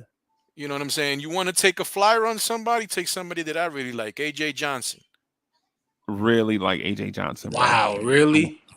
Yeah. Mm-mm. I don't know. Like I said, it's I a think lot of those. possibilities. If you really want to swing on potential, that's the biggest swing in this whole draft. Right. Yeah. That's the type of guy that when people say, hey, we got drafted with the 42nd pick, a la Jalen Brunson, Right. and turned out to be, a nice point guard, shooting guard. He's 6'5" now. Might end up being 6'7". 6'7", about 170. Yeah. Light and ass. I ain't Wait, gonna. who? I'm sorry. Did you just say Brunson was 6'5"? I'm sorry. I think I No, AJ misheard you. No. Johnson. Oh, okay. AJ AJ Johnson. Johnson. Yeah. My apologies. Yeah, because I was like, wait a minute, you lost me. Go ahead. Sorry. And then another thing is you look at the pedigree. Yeah. You know, Yeah. he's what's his name's brother, Yeah. Jalen Green's brother. Jalen Green. Yeah. So I those are the think that type of guys that I swing on if I'm gonna take a swing in the second round. I see him being gone in the late first. To be honest with you, that's why when you said AJ, I was like, in at the 38. I don't know, but if he's there, yeah, I'll take a swing on him. I agree with you on that, but I don't see him going out of like the 32nd, like See, the 32nd, thing with 33rd with pick. AJ Johnson is he's not ready to play right now. No. No, but it's not him. It's the thing is that we don't know if other teams are willing to trade to get to him. Like remember last year, I never seen Dallas do this. They traded out with OKC, and then this year you might see something else happen like that. That's all I'm saying. I'm just saying I feel someone's gonna grab him early just because of his age and how he has his skill set. I mean, you might be right, but the teams here at the bottom are like contending teams, Yep. and they usually take players that can help them next year because everybody Yeah. gets better every year, so they have to Yeah. keep up pace. Unless you're Quentin Grimes and you stay exactly the same. But then again, I don't know because it's very tricky. When you look at some of these guys that get drafted, very few of them can get drafted and show you impact now. Like Lively's doing it with Dallas, but he's a top 10 pick. And then if you look at some of these top 10 picks, they're not even doing that. And then you could even look at Christian Braun. Like a lot, all I'm trying to say is a lot of guys are very unexpected, especially in the second round, that should have been in the first round. We don't know. So for me, I'll take a chance on those guys in the second round to make our team better, not for so much as what we need offensively or defensively. I'm going to get the best player at that position to make our team better because you are right. People are trying to contend. But if I could grab a player before you do, I got trade bait. I think that's what this draft is mostly going to be. It's going to be a lot of trading with picks. And to the Derek Lively, so the Oklahoma City Thunder drafted Derek Lively, right? And the Dallas Mavericks drafted Kason Wallace. Both of those teams were second round teams this year in the playoffs. And last year they had picks in the lottery for whatever reason, right? You could say the $250,000 that Dallas was fined for tanking was absolutely worth it because even though they're getting blown out in the NBA finals, they're in the NBA finals. Was that fine worth it for tanking for the ability to trade Kason Wallace for Derek Lively on draft night? You could say absolutely. And to the point that Eddie C was making about playoff teams being at the back end of the draft, Eddie C, I think your point is super valid, right? Dallas was a playoff team, and they got their hands on Derek Lively, a player that was really flawed. He was really flawed, but they put him in a specific role and let him play that role, and it helped them make the NBA Finals. Yeah, And it that's helps. It helps when you have Luca and Kyrie Irving and on there. Kyrie, right? It helps when you So have you're not looking at somebody that a wing guy or something. But right, and it helps when your head coach is a Hall of Fame point guard, right? mhm. So basically, what I'm saying is I think Eddie C has a point. He's valid when he says the back end of the draft you're looking for blah blah blah blah, and I get it. But the thing I was wanting Eddie C to recognize is that like the Knicks are in that same situation, a second round exit team, and they just need guys to fit because the top end of their rotation is already set. You're already committed to Dante, Josh Hart, Julius Randle, Jalen Brunson, OG Anunoby, in theory, Isaiah Hartenstein, Mitchell Robinson, Bogey, Deuce, and those guys. You're already committed to those guys. Those are the guys that you're gonna play on most nights, right? But at the back end of basically what I'm saying is at the back end of the draft, the back end of the first round, you're drafting Christian Brown, Peyton Watson type guys that can come in Right. and play a role on a championship contender until they're able to develop the other skills, the other NBA skills, and maybe one day they'll take over. Right. But the Denver Nuggets were not looking for Anthony Edwards at the pick that they took Christian Brown. Mm-hmm. No, and I know that the way that this year ended left a lot of bitterness and uproar, but in all actuality, we do have a very deep team. Yeah. You just I heard mean, we were just hurt, right? So like when we draft these guys, like where are they gonna play? Like in those minutes in case, like, okay. Mm. I was gonna say where we can play them is like early in the season to let everyone kind of get back into the playoff. I mean, into the basketball routine.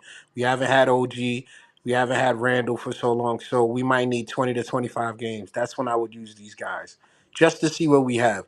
But what I also wanted to ask you, Eddie C, because you've been making a lot of good points. Do you value high IQ? me, oh yeah, definitely. Okay. I value high IQ over athleticism and over potential. Okay, with that being said, I'm a real old school type guy. Like, you know, I am I too. still like playing I still like smash about football. Like I still think the running back Me playing too. running back Power game is eye, yep. Power eye, halfback screens. I'm still at. Yeah, we need a halfback in the backcourt field. I know, but what I wanted to ask you was because I know I keep bringing up Ingram. He has one of the highest IQs and played in two different systems in Indiana and North Carolina, and in both systems he did well. That's why I think that he opened up his skill set and his IQ is. He loves playing chess. He's a high IQ basketball player, and he doesn't have the ball as often. Like he could create off of 8 to 10 shots. That's why I'm saying, like, for me, with his high IQ, the ability to play in two different systems, pick and roll, pick and pop, the only real flaws I see is he can't create off the dribble. If he squares up in front of you, he can't create a shot that way. He's bad at that. But when it comes to pick and roll, pick and pop, downhill, defense, rebounding, he can rebound, play 1 through 3 defensively. His IQ's there, his speed, his footwork's there. That's why I say I'll take Harrison Ingram because of his IQ is that high. mm. I mean, respectfully, Cowboy, like I don't even know who that guy is. Like Oh, don't worry about it. He's a junior. Nobody really does. He's a junior. But I that's what I'm mean, saying. yeah. Don't worry about it. I hope he does well so then we can come back and be like, hey, where did you find it? And I'm going to tell you, that's why I like him. It's his IQ. No, because seriously, the guy plays chess. The guy reads books. I was like looking through all his stuff and I'm like, this is I was more in depth with him than anybody else in the draft because I'm like, oh, he plays chess. No, He does and this which and outside of what basketball. and this is exactly the point. Like there are, you know, and even analysts that get paid big bucks, they fall in love with certain types of players. You know what I'm saying? Like Freezy watches these guys in Virginia a lot. I'm not Mhm. personally watching these guys a lot. Like once I got to know Trey Murphy, I said, okay, this is a great player. Maybe he might be a Nick. Shot up the draft boards, but Freezy was on him early. Early You know what when I'm he was at, saying? I saw him at Auburn. He Okay, should be saying he Ryan Freezy Dunn is Pop, another example. Is he another probably was on a example. I freshman year. love. Don't get me wrong. I love Ryan Dunn. right. I love Ryan Dunn. I just think there's a little bit better value that we can take. You know what I'm saying? I'm And not in love with that's him the to the conversation that point we're where trying to have. I'm That's gonna. the conversation we're trying to, the value proposition. Like, get the most value, get the most bang for your buck, right? Because how often are the Knicks going to have 3 picks in the top 38 in a draft? Not often, right? Not often. The Knicks Well, not gonna have. it looks the way we have picks. If we're not able to move them, we're gonna have a lot of like next year. Don't we have like 3? Next year we have the Bucks pick, our pick, and then second round picks as well. So So next year we could have 4, but so then yeah, remember, this is all about draft pick protections, right? So if the Bucks get the number 1 pick, we're not getting it. that's not gonna happen. Yeah, We're definitely getting the Bucks pick. No, I get it. I get what you're saying. But what I'm saying is, in the likelihood that does happen, we're not getting that pick. It's top 5 protected, right? So it's top 5 protected. So it'll have to be picked 6 through 30, right? And I heard also that even if it lands on 5 through like 10, it goes somewhere else too, right? I never heard that. Can you explain that one to us? I read something where if it falls out of the top picks, we're not getting the pick, but if it no matter what, it's going somewhere else. I'm not sure though. Don't quote me on that. I might have read something wrong, but I thought for some reason it was like that. But yeah, man, like look at this draft net. You know, a lot of people watch Tankathon, and this draft net, and sometimes they have funky picks. Have you I know you looked at draft Yeah, net, I look right? at it. I look at And it. then like people that are in like the top 20 in Tankathon don't even sniff the first round in DraftNet. Yep. And I kind of think DraftNet is a little bit more spot on. Yeah. For some reason, look who they have falling to us at 24. Zach Edey? No, do you have it up? Nah, I'm Now you're sorry. I'm talking on about my phone. the point guard, right? They have. Tyler Kolek? Listen to this, Cowboy Yeah. Bob. Yeah. Listen to this. They have Rob Dillingham falling to 24 to the New York Knicks. Get out of here. You serious? Rob? I've heard a No. lot of bad. No. I seen Tyler at like 27 and I seen Dunn at 20, 22. That's Now the he's highest talking I've about ever seen Dunn. according to this website though. What's the website Yeah. again? But I was just gonna NBADraftNet.com. where do they NBA, have no. where do they have Dunn at Wait a on minute. this draft? Wait. You said NBA DraftNet? Yeah. Okay. I'm sorry. Cowboy Bob. NBADraft.net. Ryan Dunn is he's going in the second round to the Knicks at 38. Okay, I got you now. My bad. Wow. So Harrison Ingram ain't even getting drafted if that happens because he's at 40. No, he's not even on this. Yeah, he's not even in the top 60. If that's the case, neither is Aaron Bradshaw because I think he's at 60. And I think even if you wanted to go deeper, let's say if you wanted to go deeper with another big from Boston College, Christian Bro, they Pope. got Filipowski going in the second round. What? I could From see that Duke? too. No. Well, like 32nd, 33rd, yeah, but I don't see him dropping to us at 38. No, he's going 33rd to the Milwaukee Bucks in DraftNet. Yeah, I can see that. I can see that. They The got Bucks could use a guy like that. They got Bobby Clintman going in the second round. Whoa. Yep, I see it. Okay. I gotta see who they got in the first. Like, You see who they got going in the first round though? no, I gotta get my other phone. That's what I'm Yeah. about to do right now. You made me get up Yeah, and I go. see it. They got Baylor Scheierman. Hold on. You about to make me go to this website for real, for real. Yeah, Can they you got just him tell going me one 30. more time, please? You said NBA what? NBADraft.net. Yeah. So did the Mavericks win already? Yeah. No, they lost. And then the Celtics blew the I brakes mean, off. Yeah. And Tatum crying like he MVP. It's crazy. Drew Holiday, had he made all 6 of his layups that he missed, he probably would have got Finals MVP. let me see this because I turned it off. But Yeah, So I'm loading it right now. I see what you're talking about though. The Cam Christie pick to Cleveland is kind of shaky. I've heard good things about Cam Christie. That's what you see. But I think these guys have their pulse. They have the you know what I'm saying, the finger on the pulse, man. They have my guy Pakame Dadier going to Minnesota at 27. I think that's a fine pick. I think he's a project. I think he's going to be. freshman.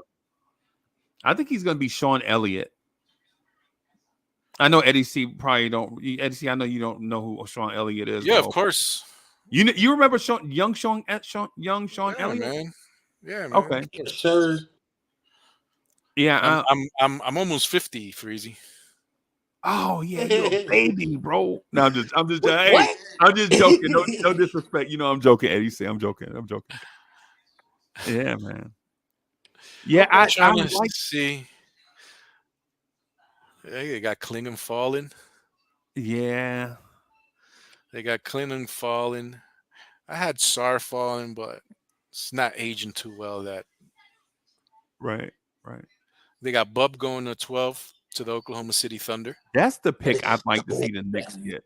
Bub That's Carrington. so He bad. looks like he's going to be long gone before that. Yeah, according to NBADraft.net, he's gonna be long gone, bro. So at the end of the day, what they did was they chose Isaiah Collier over Rob Dillingham as the next tier of point guards in the draft. But man, Yeah, that's how the defense. There's the defense is really dragged down his value, bro. and but the thing that I don't understand about this, why would Philadelphia draft a point guard when they only have 3 active players on the roster, right? And with their first pick, they're gonna draft a guy that plays the same position as their best player or their second best Wait, player. Houston's taking Reed Shepard?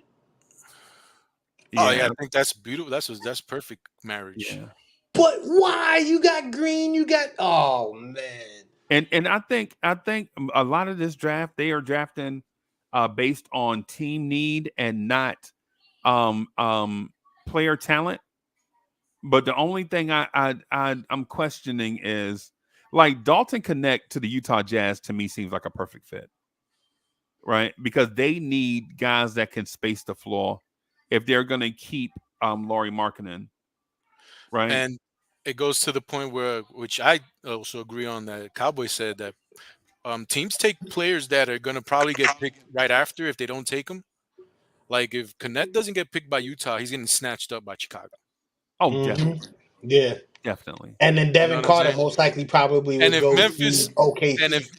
if Memphis doesn't take Connect, Utah's definitely. You know what I'm saying? Hmm. Right. And then Devin Carter is either gonna go with Sacramento or OKC. So I damn. Yeah, don't know. Why would I'm just asking, why would OKC draft another point guard when they drafted a point guard last year in the lottery? because they I actually don't know, fit. but They fit they got because Cason Wallace is more like a two guard More that like a plays like that plays good defense, and Carlton is a scoring point. yeah. They right, got Bud but Carrington. don't they already have think about their playmakers, right? They have Jalen Williams, they Hmm. have SGA, they have Josh Giddey, they have Hmm. Tayson Wallace. Why would they draft another guard to go in that mix and not play? Even I Isaiah mean, Joe too. they're having embarrassment of riches, so it doesn't. I honestly think OKC would just draft the center right Yeah. there instead of being cute with it. Just That's go what get a I'm. center. But I'm just. This is what I be saying to you guys. Center's But they not just traded for valuable. Adams though. They're not Oh, valuable. Like when Lively got picked by Dallas, this is the biggest surprise of the whole season for me when it comes to picks. Derek Lively is like the biggest, MIP that I've seen coming. Like I never saw that coming. You didn't see Derek. I did. I mean, I I like thought he was gonna be okay. I knew he was better than Khalil Ware because when they faced against each other, he looked like the superior player. But he went to a perfect system. I think they even got the money back from trading. They got the money back that they mm-hmm. spent right the Draft pick. on a draft day trade. Yeah, Yep. Because they but traded from the with money OKC. that they had to pay for tanking, they made up that money when they drafted down. yeah. So they didn't lose a thing, and they still drafted a good guy who might be their starting center for the future. But at the end of the day, man, like over here, Klingon is going 7 to Portland. Let me say this first though. I'm a Duke. Missy is going 17th to the Lakers. Yeah, Edie 21 to New Orleans. Khalil Ware at 23, and they got Filipowski in the second round. yeah. And let me. That's how much. Mhm. Just real quick about Derek Lively. I'm a Duke basketball fan. So I've been a Duke basketball fan since about 1983, 84, right? The Derek Lively and Khalil Ware thing is a little odd in a sense that Khalil Ware at Oregon was not really a fair matchup because Oregon is trash. Oregon is the same team, the same college that signed Bol and wanted him to play the 3/4 on offense and play the 5 on defense. Right. And then they took Khalil Ware and put him in that same mold of a stretch big on offense and then a defensive anchor on defense. If Khalil Ware had played 2 years at Kentucky, as opposed to playing 2 years, one at Oregon and one at Indiana. If for instance, if Khalil Ware simply just didn't get cute and just went to Kentucky like he should have, right? Khalil Ware would have came out in that same draft, in my mind, to be a better player than Derek Lively, right? But the thing is about that is where Khalil Ware has the most potential and upside, Derek Lively has the most realized potential. Like he's playing to his potential right now. Right? Both you have no idea how good either will be. Right? I think honestly, both are gonna be in that range of 17 and 10, 2 shot blocks a game, depending on the situation that they go to. But the advantage of Derek Lively going to an NBA Finals team versus Khalil Ware maybe going to a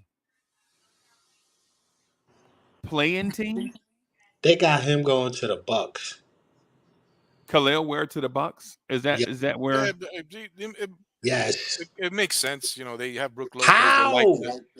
They like to shoot they like the center to space the floor. Yeah, Because You the got value Lopez, because you the got centers are Giannis, not you got cowboy because the centers are not valued as much. right. This happens a lot. We But have here's the thing. one of our starting center was a second round pick. Yeah. Both of our starting Both of them. centers are second round picks. Yeah. There was a year where DeAndre Jordan, everybody thought he was going to be a lottery pick, and he ended up going in the second round. Yeah, because he was shorter than what people thought. Like we thought DeAndre Jordan was 7'1". Come to find out he was 6'10", 6'11", 6'10", 6'11". Yeah. Yeah. That's the reason why he dropped. And then plus he was a pick and roll man, rim runner before everybody knew what a rim runner was. So then that's why people start taking these guards who can shoot the ball instead. They start taking instead of taking Filipowski with Oklahoma City per se. They're taking Bub Carlton because he can shoot the ball. He can play the point guard position. I don't You know know what I'm saying? Instead of taking these centers, they go and get these guards. Portland takes Jared McCain, who can shoot the ball. Yeah, Philadelphia takes Isaiah Collier because he's a point guard. Keyshawn George is going ahead of Zach Edey. Yeah. But that to me, you're not even picking. I think it's just random. Like at this point, if you're doing that, you're not doing what's best for your team. Because to be honest with you, Khalil Ware for the Bucks, he's not a work-in now. Because one, Lopez can shoot the three, and Lopez can guard the perimeter as well, and rebound and give you defense, and he can give you floor spacing for when Giannis is there. Khalil Ware and Giannis, that's gonna take some work. And Dame, that to me is pushing you. You pushing for too much. Like for me, I would have went more with. If I was the Bucks, I'd go after Tristan Da Silva because of the scoring aspect in the small forward position because he's 215, 6'9", and I could use him at that. He's way gone before that. He's a Miami guy at Yeah, 15. yeah. And see that's the thing too, Eddie. I'm trying to figure that one out too. Why would Miami draft him and they are already searching to find minutes for Jovic. Like, But to me, Jovic is a where would power be better forward. there? No, where Jovic would is be like a better in Miami? Because you think about it, you move Bam to the 4, you have Ware there, and then you eh, could, to he me, still you doesn't could do have a a lot motor. more damage. He doesn't Huh? have a motor. You Miami's don't not need him going to to have a take. motor. You just because you think about it, you have Bam who's been running the offense with Butler all season, and you already got Bam who's going to help you out. He was going to be your main option. So you got Bam, Hero, and I don't know if they're going to keep Butler. If they do, that's their three offensive guys. When you have Khalil, well, all you're going to need him to do is protect the rim and every now and then pull out the three shot. That's it. You're not really going to expect him to do ball handling, full post moves, and everything because that's Bam's spot. Yeah, they made that mistake when they signed Hassan Whiteside to that contract. Yeah, Good he's point. not. He's not. Yeah. Yeah, Yeah. They yeah. don't. They don't. They don't. Miami doesn't do that. Miami. Yeah. Um, Bam fell in that draft. We took Frank Ntilikina instead of Bam Adebayo. Yep. I think that's a good thing for Bam because sometimes, I mean, some of these players we had chances with, like, I don't think we would have developed them correctly as good as they are with other teams. Just saying. At that point in time, yeah, maybe now it's a little bit different Yeah, now I'm saying, like, now the guys we because draft now, I see it being, yeah, we could have made these guys good, like, in the last 3, 4 years. But before, like, when we had Steph and all of that other guys, and people were like, oh, we could have moved up and got Steph. No, we would have destroyed Steph. We would have messed up a lot of other players that would have developed because let's be real. Look at Brunson. Brunson came from Dallas. he was with Not- that. He would have been with D'Antoni. I don't know about that. Yeah, and they wanted to come to New York, bro. Mm. That Tony would have put Steph to work. Yeah. I, I don't know because remember his first. I think it was like his I first two or mean, three Dan years Tony he was made hurt. Jeremy Lin a thing. Imagine what he would No, have no, done no, with no, no, Steph no. I Curry. know that. But what I'm saying is, was his first 2 or 3 years, if I'm not mistaken. I thought he was dealing with like a sore injury for like the first year. He was doing well, and then I think the second year he missed a couple of games. That's what I'm Yeah. talking about, where we would have ran him into the dirt because we would have used him in a way to where he would have to play both defense and offense, and I think he would have got hurt early to where he would have never had the timing to actually shoot as many shots as he would. He would have been great, but I just wouldn't think. I think he'd be like above Ray Allen. He still would be above Reggie Miller, but he would probably be like 200-300 under where he would be at as far as made 3 pointers. Like that's all I'm saying And because I and Mike think and he would you have mean pushed. Mike D'Antoni's system where he emphasized shooting the three before Yeah, because everybody in the else? first 2, 3 years he was injured. That's what I was saying because of the injury and the way But we would have well, pushed I him. mean, but what I guess what I'm asking you is how do you predict injuries? How do you know that the injuries he got in Golden State would have been the injuries he would have gotten if he came to New York? Good point. No, Injuries I'm are asking. different. No, I just want your No, answer. I'm not making a statement. I'm for asking you a me, question. for me, I honestly looked at what happened regardless of where the injuries were, I just looked at how he was in that situation. If he went the first 2, 3 years without injuries, I would have based it off of that. But the fact that he had lingering injuries, that's why I'm putting it into account. But for me, I'm not gonna say this injury would have been worse in New York than it would have been in San Antonio. I just think that his injuries playing both offense and defense, even though we did have D'Antoni, he would have struggled at times. And it would have took Hey, him a minute. how about this, Cowboy Bob? How about this? How about this? How about when the Knicks didn't get Steph Curry at 8, they didn't panic. True. So hey, so Eddie C, would you mind if I tell you the guys they could have took after they missed out on Steph Curry? I remember it was DeRozan. The Rosa, DeMar DeRozan. yeah. They Mhm. missed out on Brandon Jennings. Remember Brandon Jennings? Yep. Right. You ever heard of the name Drew Holiday? Holiday, yep. You ever heard of the name I Jeff liked Teague? Holiday I liked Holiday a lot. You Jeff ever heard of the name Teague, Jeff ooh, Teague? Hawks. Yeah. Darren Collinson, Taj Gibson. You ever heard that name before? Yep. Wayne Ellington. They could have taken DeJuan Blair. They could have taken Jody Meeks. You ever heard the name Patrick Beverly? Yep. They could have taken Danny Green. They could have taken Patty Mills. You ever heard the name Patty Mills before? Mm-hmm. They could have taken all those guys as opposed to except taking except Jordan for Hill. except for the guy that they thought was like the second coming of Amari Stoudemire. So they couldn't get Steve Nash, so they thought they were getting Amari. Yeah, yeah, yeah. Memories. So to the Steph Curry point, I get it. But in classic Knicks fashion, Oh, that comment that just came out, that's super important right now. What comment? I'm sorry. yeah, yeah, Tomorrow. This is yeah, tomorrow already. yeah, yeah, yeah. There's gonna be brand new content Oh God. tomorrow already. Tomorrow, yeah. That's like in an hour, man. What are you talking about? 12:01. Watch it. Okay. Floodgates has I mean, I been don't know if you have open. to wait 24 hours or if it's just the next day. Like, I don't. These are It's brand new 24 rules. hours after the finals are over. Okay, yeah, these are brand new rules. Like, I don't even Yeah, know, but tomorrow already, bro. yeah, No, wait, if it's man. 24 hours, I think it This would is have to so be the exciting. 19th. Like the NBA is like so exciting even when the teams are not playing anymore. At least for the first month, and then it slowed down a little bit. But yeah, it's like Yeah, man. content I'm galore. The excited. NBA. I'm excited. That was a great comment too, by the way. That was a great catch, Thank Eddie. you, Yeah, Bricks Nation. Appreciate it. yeah, man. Yeah, man. Damn, I'm It's excited. gonna Now I hit gotta get back different. to work. That OG Ananobi is gonna hit different. Man, what you talking about? I think we already signed them. He just ain't No, go no, but I public know. But yet. once it becomes official, like it's gonna hit different, bro. Yeah, I think the Knicks have been holding on like, don't go nowhere, OG. We got you, man. Just hold on. Look at what we did And to then Hart. the draft is in 7 days. No, Yep. You know what? Yep. I just one, thought of two, something. 3, 4, 5. When is the draft? The 25th or the 26th? Yeah, it's a week from Thursday, I think.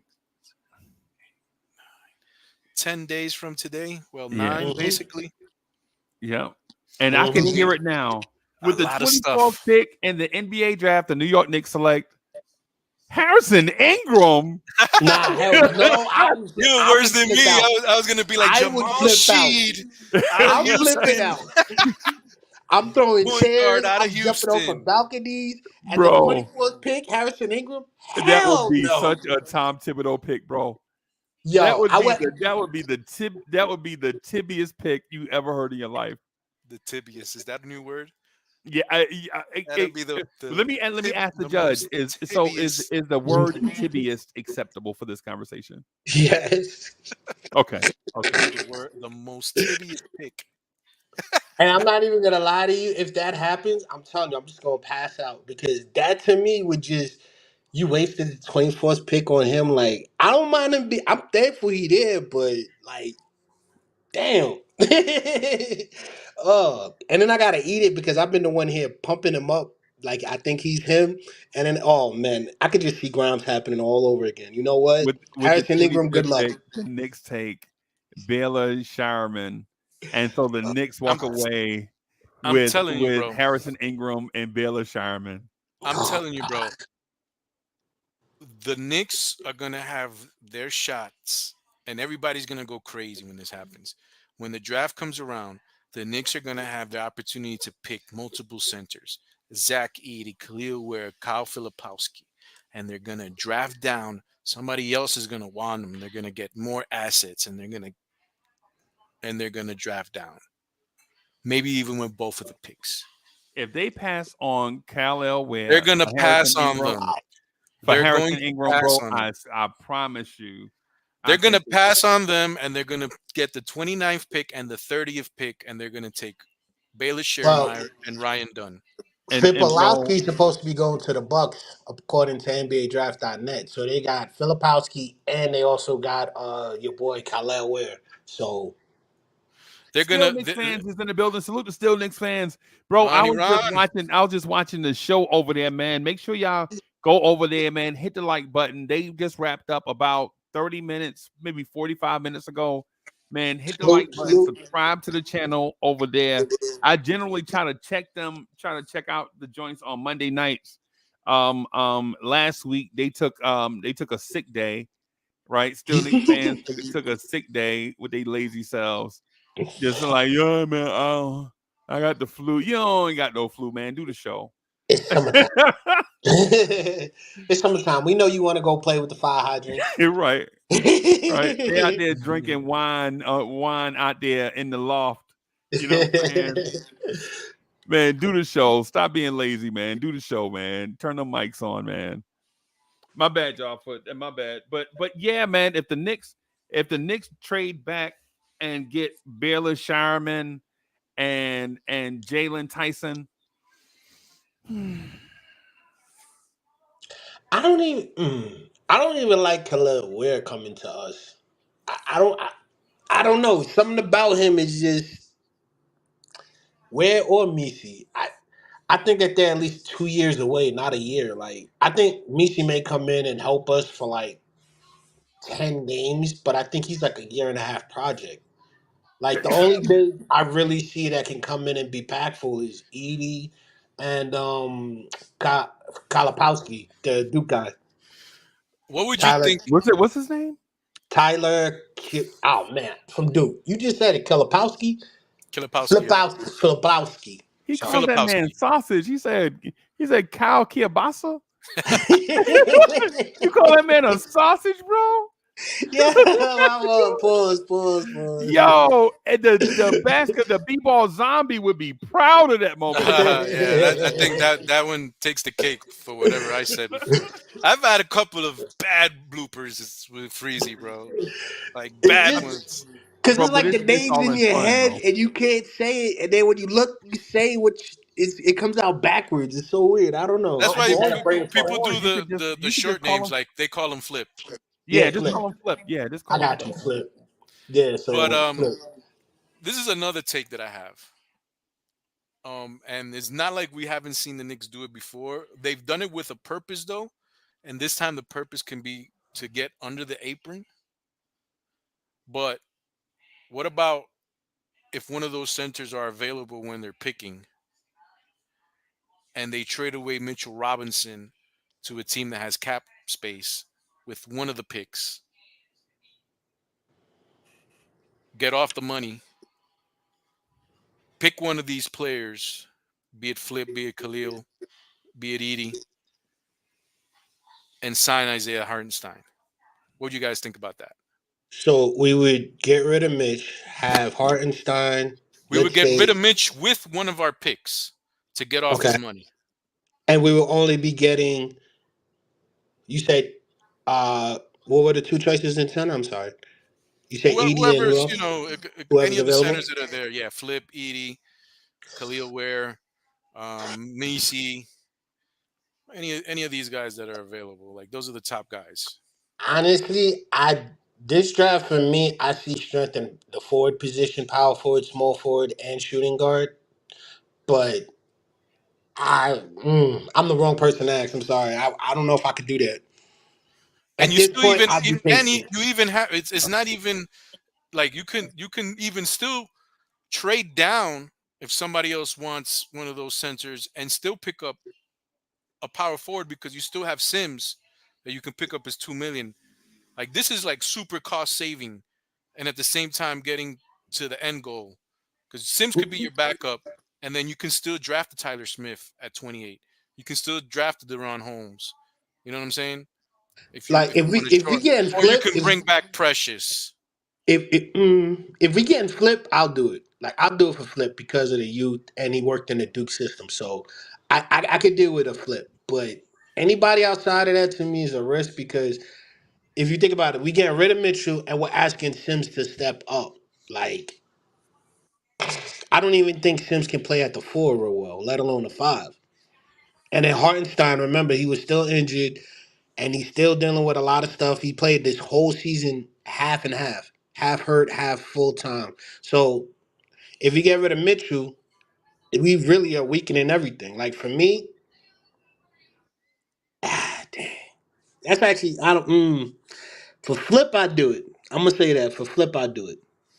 I just pointed out because I just know how cost effective the Knicks are, and if you're gonna give 17 million to Hartenstein, I But if think we get I flip, think that changes. I think there's not a world where I see the Knicks spending 30 million on the center position.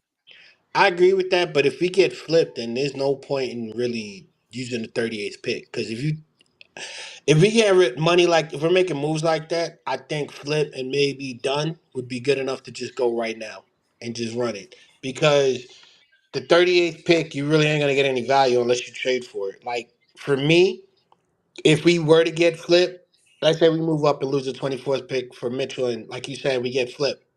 I would try to move the 38th pick and move up into like the 30th spot just to try to get those first three picks. If we can't move up or trade it off for next year with the Sims, then I'm not.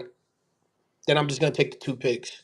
Because for me, if we get flipped and done, that third pick, I'm using it as trade bait with Sims to try to find someone else that can come in now. Yeah, I just think it's hard that the Knicks are going to take 2 picks in the first round. Yeah. I'm gonna disagree a little bit with everybody, and not just to be like a counter, whatever, right? What I'm gonna say is, why would you pay Eddie C right in front of us? I have a list of all the. Can you see the screen? I see DeAndre Jordan. Yeah. Oh, okay. So on the screen, I have a list of restricted free agent centers. Right at the top of the list is Jonas Valanciunas. He made 15 mil last year, right? Right, and so it's Nick Claxton, Hartenstein, Tice, Plumlee, Drummond, and the list goes on, right? What I would say to you, boss, is this: why give Hartenstein 17.5 mil when I can pay Mason Plumlee and Daniel Tice 10 million together and draft a rookie center? I don't think the production is going to be the same. I think Hartenstein gives you a different. So his Um, numbers are 8 and 8. He gives you 8 points, 8 but rebounds. it's not all about that. The chemistry, good locker room guy, does exactly what you need on the offensive side. He can get the hockey assist. I think he has good chemistry with Jalen Brunson. We saw that a lot with Josh Hart, with OG Anunoby. I just don't think that those guys are worth it. I just don't want to pay 30 million to the center. I don't mind. I didn't That's what you're mind paying, bro. I didn't mind when we signed Mitchell Robinson, because at that point in time I don't think we had a Hartenstein, if Right. I'm mistaken, and then we Right. signed Hartenstein to 8 million, Yeah. and it ended up being a godsend, Right. right? So So we were now, paying him 22 mil altogether. Mm-hmm. right at that point in time, we were paying 22 million, yes, but Right. I think the Knicks saw the deficiencies and the. I mean, I don't know what they were thinking, but they really like Mitchell Robinson. I think a True. Thibodeau is that a Tibius? That is the tippiest type move. The epitome of Tibius? Right. As a matter of fact, I'm gonna name another center that had an elite stretch, was injury prone, and wound up getting the bag for the Knicks, and we hated his guts. His name was Joakim Noah. Yeah, I loved him with Chicago too. I And hate to. Chicago, he had that stretch where he could have been like the league MVP. Remember, Mm-hmm. he was like the point center, like passing, finding cutters, doing the Just Hartenstein like type stuff. Isaiah. Yep, yep. Like a And smaller we gave that man 4 years, $72 million, right? Playing half a And year. he got here, and he was absolutely the worst signing ever. We couldn't wait to use the stretch provision on him. Well, because Phil Mm-hmm. Jackson thought he was gonna coach and do the fucking triangle Yeah, with Joakim Noah to death. At the end, at that point in time, the NBA had already evolved. and Noah was always hurt. Mm-hmm. All right, yeah. Yeah, we signed a guy that's, I think when we signed him, he was 27, 28 years old, like 28 years old, bro. A 28-year-old big man that had already played a ton of games. I guess the point that I'm getting at is I'm taking Eddie C's stance on the center position. I don't value it. I would rather, and I know this is going to sound cruel because I love Mitchell Robinson, right? But I would rather trade Mitch. I would rather trade Mitch to the Memphis Grizzlies for the 9 pick and draft Khalil Ware at 9 and overdraft Khalil Ware. Right? I would rather Memphis will overdraft. never do that, Freezy. Right? Memphis Didn't will they get rid of never do Adams? that. They traded Uh, Adams to OKC, right? yeah. Now, And what you Triple J can might want to do? move to the power forward. I mean, I would stay there, and I mean, it's tough, man, because these kids, these. I mean, Isaiah Hartenstein does a lot of the things that I like, but he's still not doing what the NBA does. Like, he's still not Chet Holmgren. Right. You know what I'm saying? He's still not stepping out and shooting the three, man, and that's what the NBA is all about. Like, he's not Porzingising. But He's and see, not. before let me explain it because Or pick and roll. y'all cut me off before I could explain why I do the Memphis trade. Let me explain why I would do the Memphis trade. And the reason why I would do the Memphis trade is just because of what Eddie C just said. Tom Thibodeau does not want his centers to be a modern NBA big man. He wants them to protect the rim and rebound. That's it. So why would we pay $37 million for a center that's going to get you 8 and 8, not shoot the three, and not even pass the basketball? Tibbs don't want Hartenstein doing the Hartenstein stuff, bro. Because if he did, if Tibbs would allow Hartenstein to be Hartenstein, then I would be okay with Hartenstein being here for 15 or whatever million he would make. But Tom Thibodeau doesn't value that. Tom Thibodeau wants him to protect the rim, offensive rebound, and close out possessions. That's it. Right? In Eddie C's defense, and this is where Eddie C and I agree. If we had a center that had carte blanche to be a Chet Holmgren, then I would be okay with paying that money. For that reason, I would do the Memphis trade up to 9, draft Khalil Ware, pay him $3.8 million a year, as opposed to Mitch's $13 million a year, save about $10 million, and put that $10 million into the other positions on the floor that Tom Thibodeau likes. And for that, and I would also not re-sign Hartenstein to 17 mil. I would just sign Mason Plumlee to 5 mil and save about $12 million.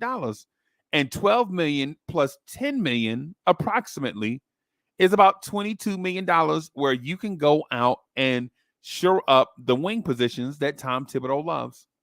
It's about the reallocation of funds, in my opinion. And so my center position will look something like Mason Plumlee, Khalil Ware, and Daniel Tice.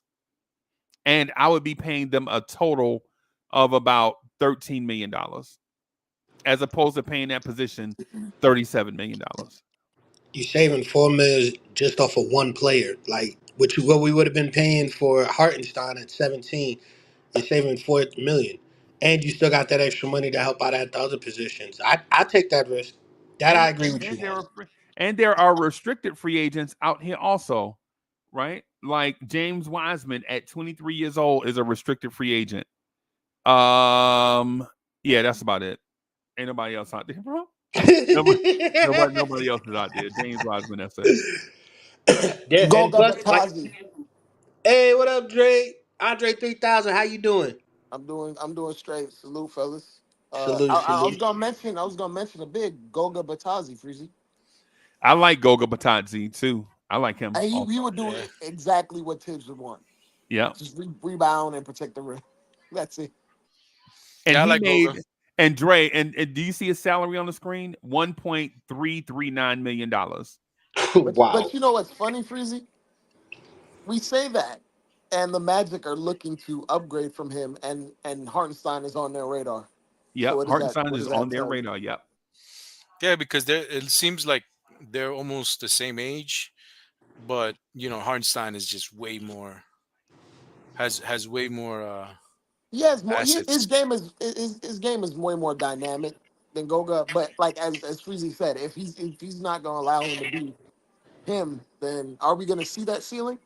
No, But we then ain't gonna again, they see. got Isaac Okoro with the Magic, so whatever defensive problems that Hartenstein's bringing, trust me, Isaac can shut it down for 10 minutes on his end when he's on the Now court. Isaac Okoro don't play for the Magic, bro.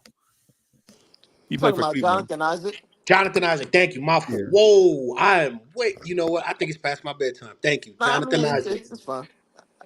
But I think he's been better at that. Like I know when it comes to the offense, Thibodeau isn't all world, but I think he's been better at letting Isaiah Hartenstein do his thing, at being at the top of the key, giving them those give and goes with Brunson, Josh Hart, and everybody else. I think he's just missing a shooter, but he seemed to have found it with Dante DiVincenzo as well. Um, I I don't think that's think the reason his. why a lot of people want Isaiah Hartenstein is because he was able to show what he can do on big stages. And besides that last game where Freezy says that he didn't score and everything, he was pretty good for us the whole year. Last I, year too. I mean, I like Isaiah. I For the like record, Isaiah because he tried to play the whole season, but the productivity that he gave us, he was an okay screener. He was a passer at the top of the key and had a floater. That was it. He didn't rebound consecutively well. He should he have been was a a very double. good rebounder actually. Eh, There is There- no There's a couple and. of games. There's a couple of games where he would start. He would start off with I one mean, game. Go ahead. bro, they played almost 100 games this year. Of course, there's gonna be a couple games like 100. Like Yeah. it's gonna happen.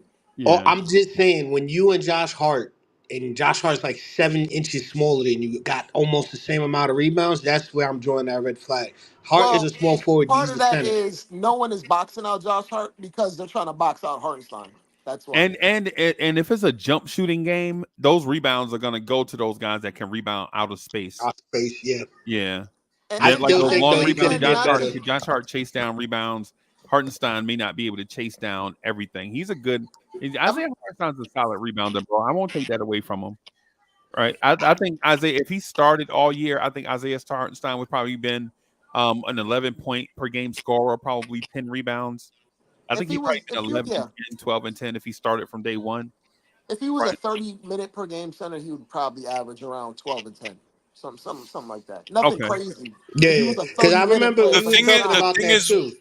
We was I talking about that too. That's another problem that he had. If he played outside of 30 minutes, his productivity drops dramatically. Like when he starts right. playing in that 33, 35 minute area, that 8 and 8, whatever you see, it ain't even existent. That's why I was telling you, Dre, I don't think when it comes to long term, more than 30 minutes, I don't think he's consistent. But if we use him like a Isaac role from the Magics, 10 minutes, 20 minutes, then yeah, he's productive. they're two Yeah, he's different a kind of he's a players. That man he's a is a wing. 20 25 minute type player. But going back to because Freezy has been talking about what I've said a long time ago, which is nothing new. Like I didn't invent sliced bread when I said that the center position is, to me, is like one of the positions where you can be cheap at. Let me put it Right. that way. That's the way I like to think about it. Right. But when it comes to Isaiah Hartenstein, I think he's an exception to the rule. Like I don't mind paying him 17 million.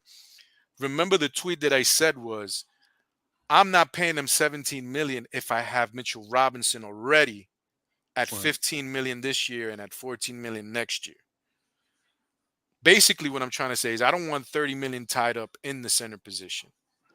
Agreed. So if we find a way to get Mitchell Robinson off of our books, and that money that we have on Mitchell Robinson, using it in the wings, at the point guard position, or any other way, I would rather do that and still keep Hartenstein. Now, if there's no way that we can get off Mitchell Robinson, I think we're going to have to find a way, even if it's just half of the season having them on. But there's got to be a way where we have to get off of Mitchell Robinson. Memphis. Bro, Hence, Memphis. hence the Bro, I reason. promise you.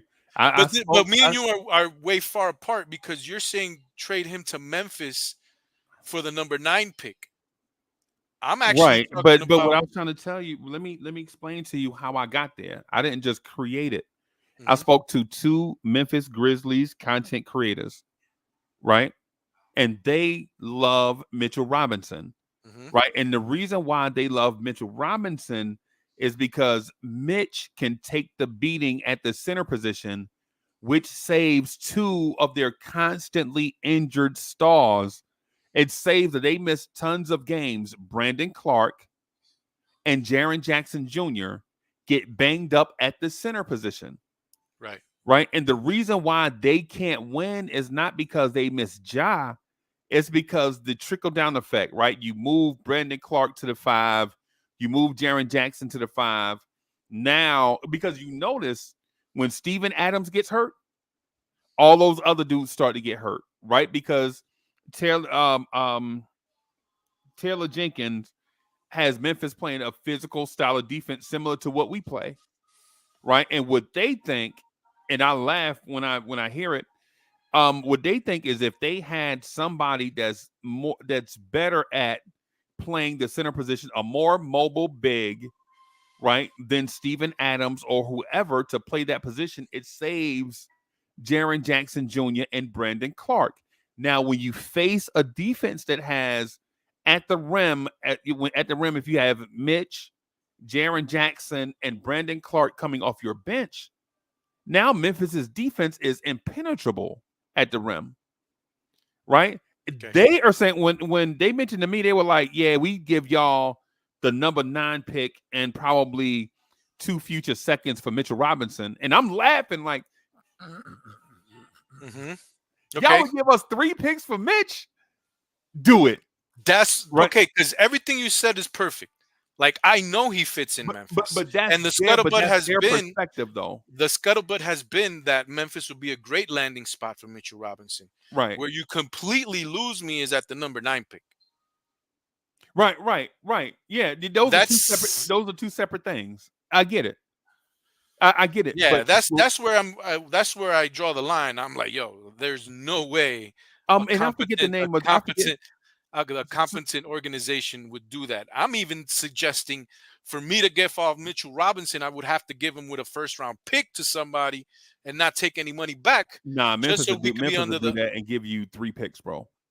I don't know if they're able to do that. I don't know if they're able to just They trade won't for give you. Mitchell No, they won't give you Robinson. 3 first. It's not going to be 3 first. It'll be a first and then 2 seconds in separate years. Yeah, no, I mean, I don't know what those guys in Memphis are smoking. Thankfully, they're not in the Hey, organization. bro, it's But kind the of like part how of we them value having other people's Mitchell players too. Robinson, uh, the Mitchell Robinson to Memphis, I see that. Like, I see that perfectly. That's fine. That's fine. But if we're gonna do a trade straight up, it would have to be something along the lines of what's the shooter that they had that played very well Luke Kennard. with Isaiah Hartenstein and the Clippers. Remember that they had a good Luke tandem Kennard. going. That's his name. Yes, Luke Kennard that makes He the went to money Duke. work. That makes the money work, and we Right. can talk about getting some compensation in draft picks maybe next year when Memphis is supposedly going to be a good team. Late round draft pick, maybe. I think that's a little bit too rich for me Bro, at that all they have point. to do is Anyway, decline Luke Kennard's team option. Bro, look at the. 'Cause I know people talk about making the money work, but when you look at the cap, you also have to take into account that the cap holes count towards the salary cap number. If all they have to do is renounce Luke Kennard and the Mitchell Robinson trade will still work. so I'll that take money Luke wouldn't Kennard. because I'm not a capologist. So Or is if it a we player trade, option? Is it a player option or team option? I don't know. But what you're trying to tell me is if we trade for a player, if Mitchell Robinson makes 15, Luke Kennard makes 15, we trade for those players. We renounce the option on Luke Kennard. That money doesn't count towards our books.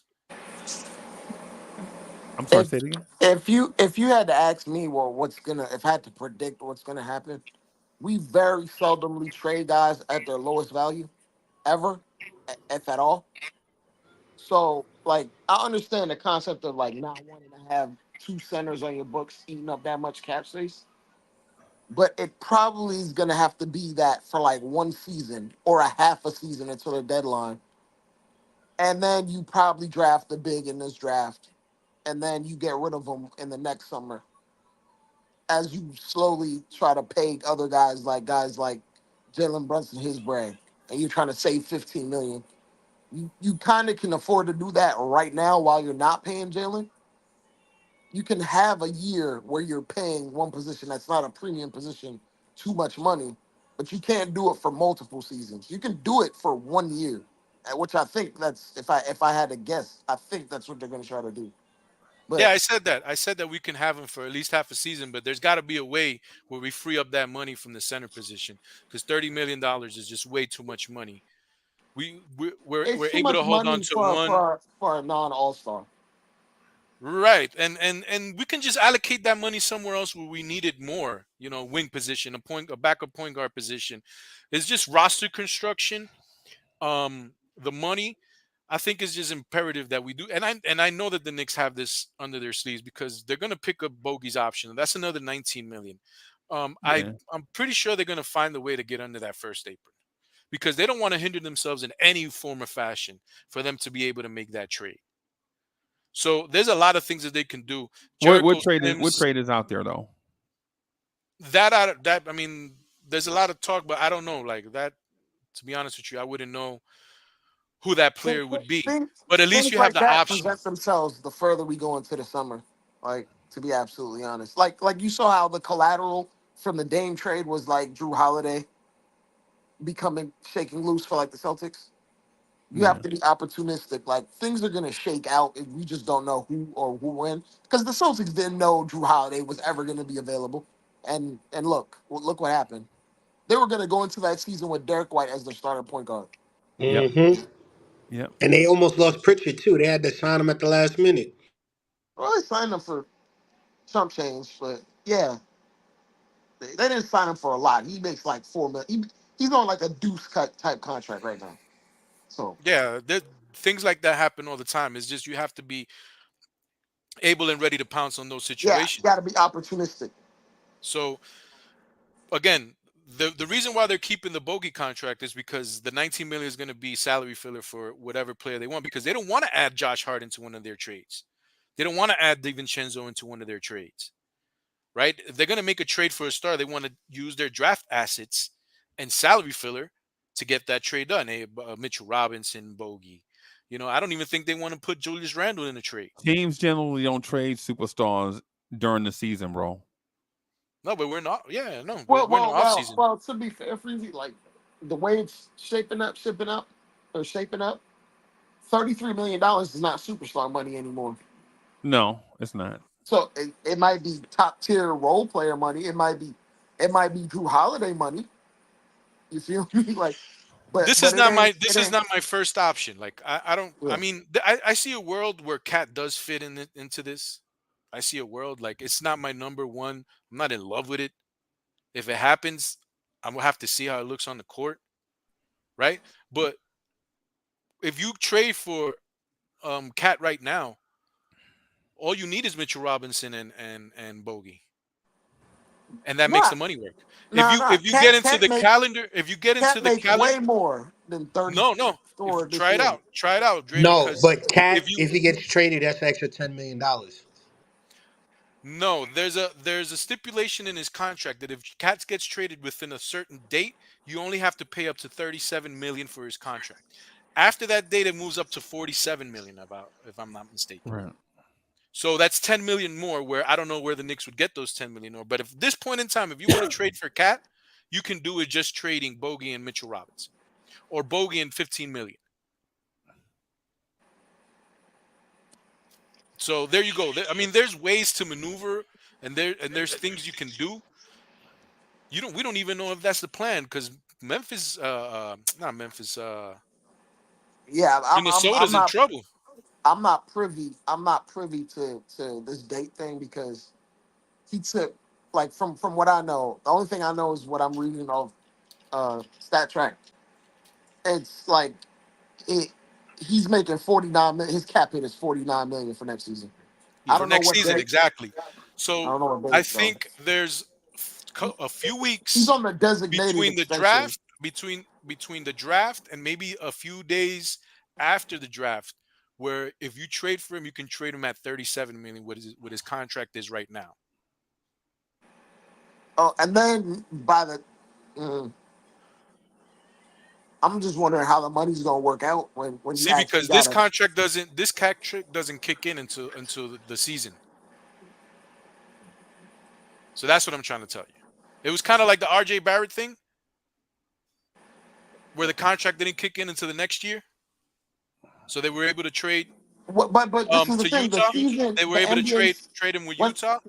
Uh-huh. when they talk about the following year, it's literally like 3 or 4 days after the last game. That's when the season, the NBA calendar starts over.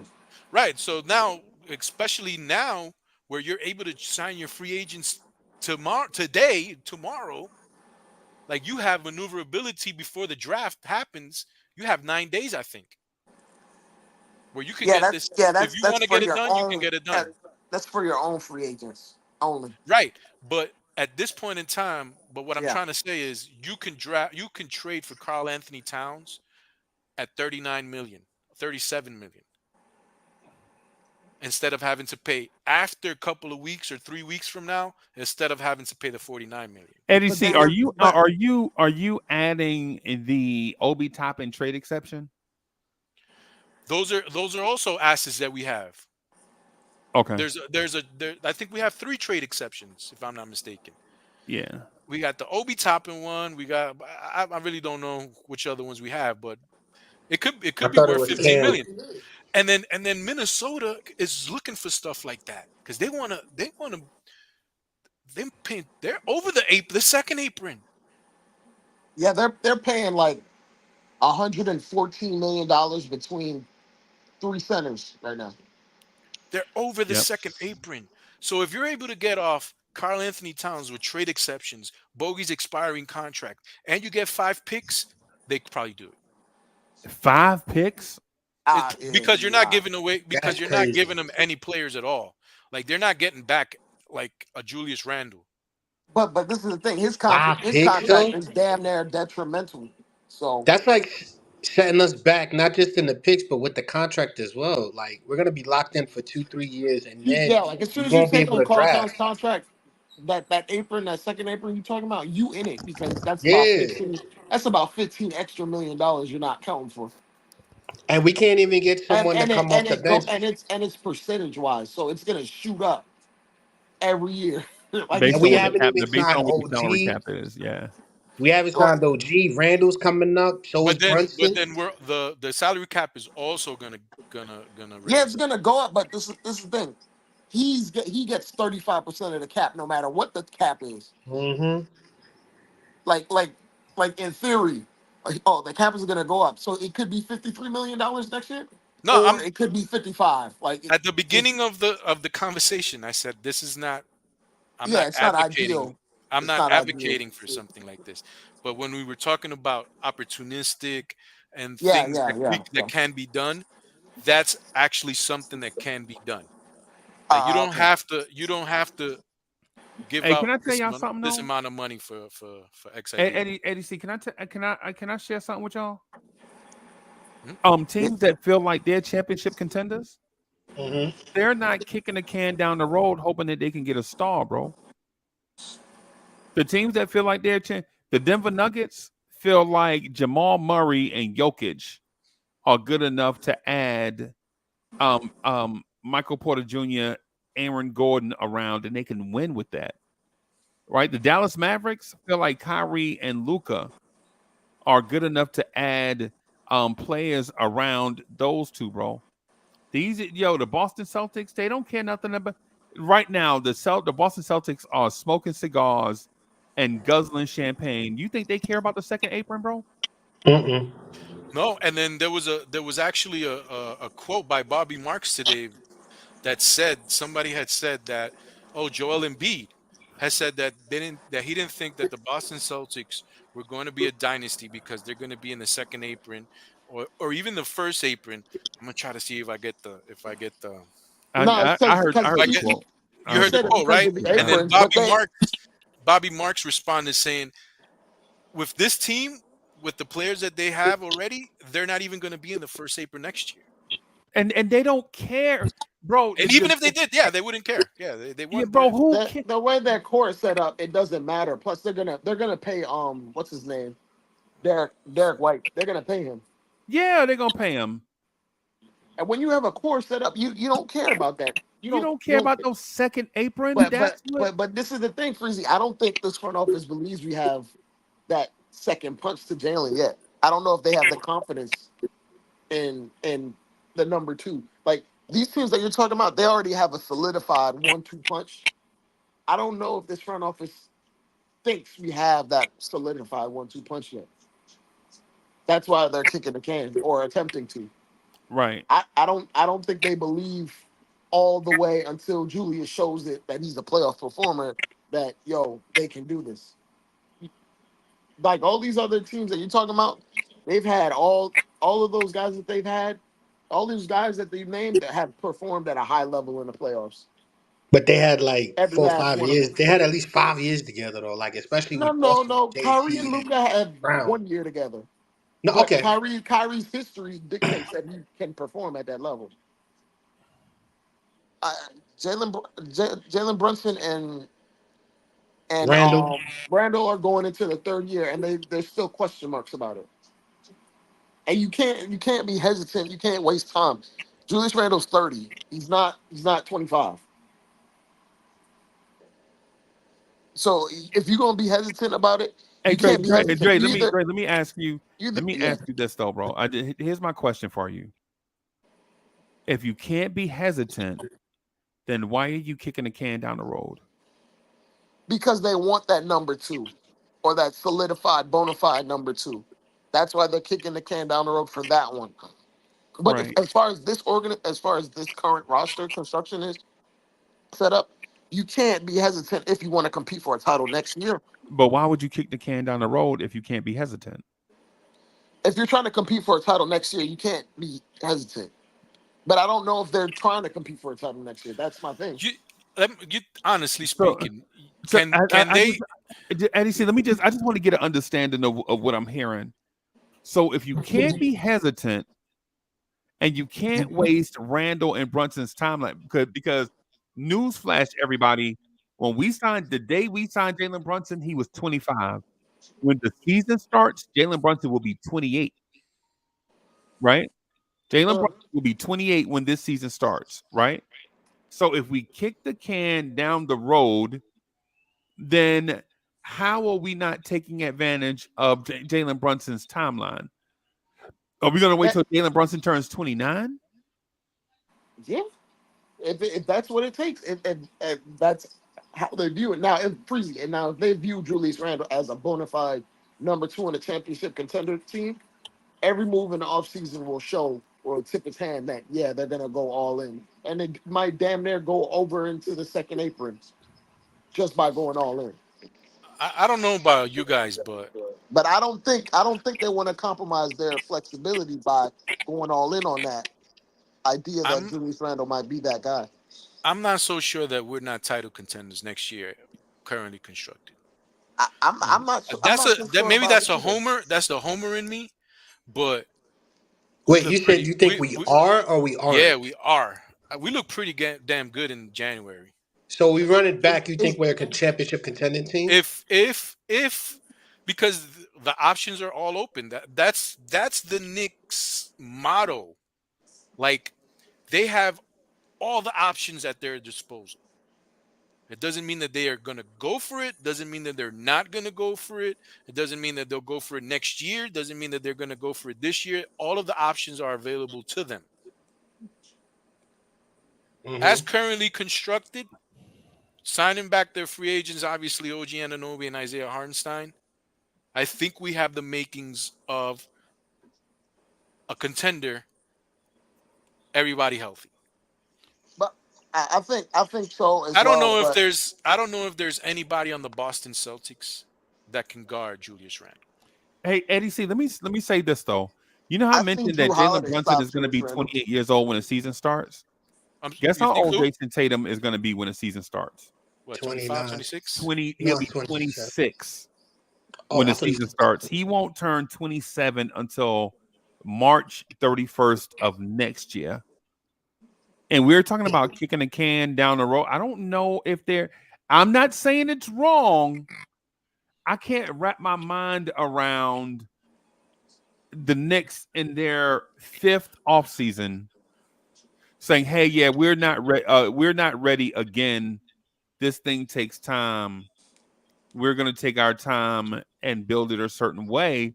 Because in that 5-year stretch, the Boston Celtics have made the NBA Finals twice, Mm-hmm. in But that same Champ. time frame. but Freezy, if you took that approach with the Denver Nuggets after Jamal Murray tore his knee up, then you would have blown the team up then.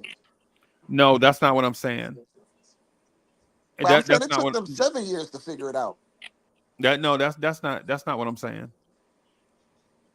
What I'm saying is I don't understand the kick the can down the road approach. Is what I'm saying.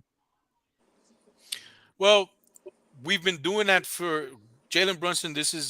He's played 2 seasons with the Knicks, Mm-hmm. right? It kind of feels like he's been here for a long time, but this past season it was just his second year with us.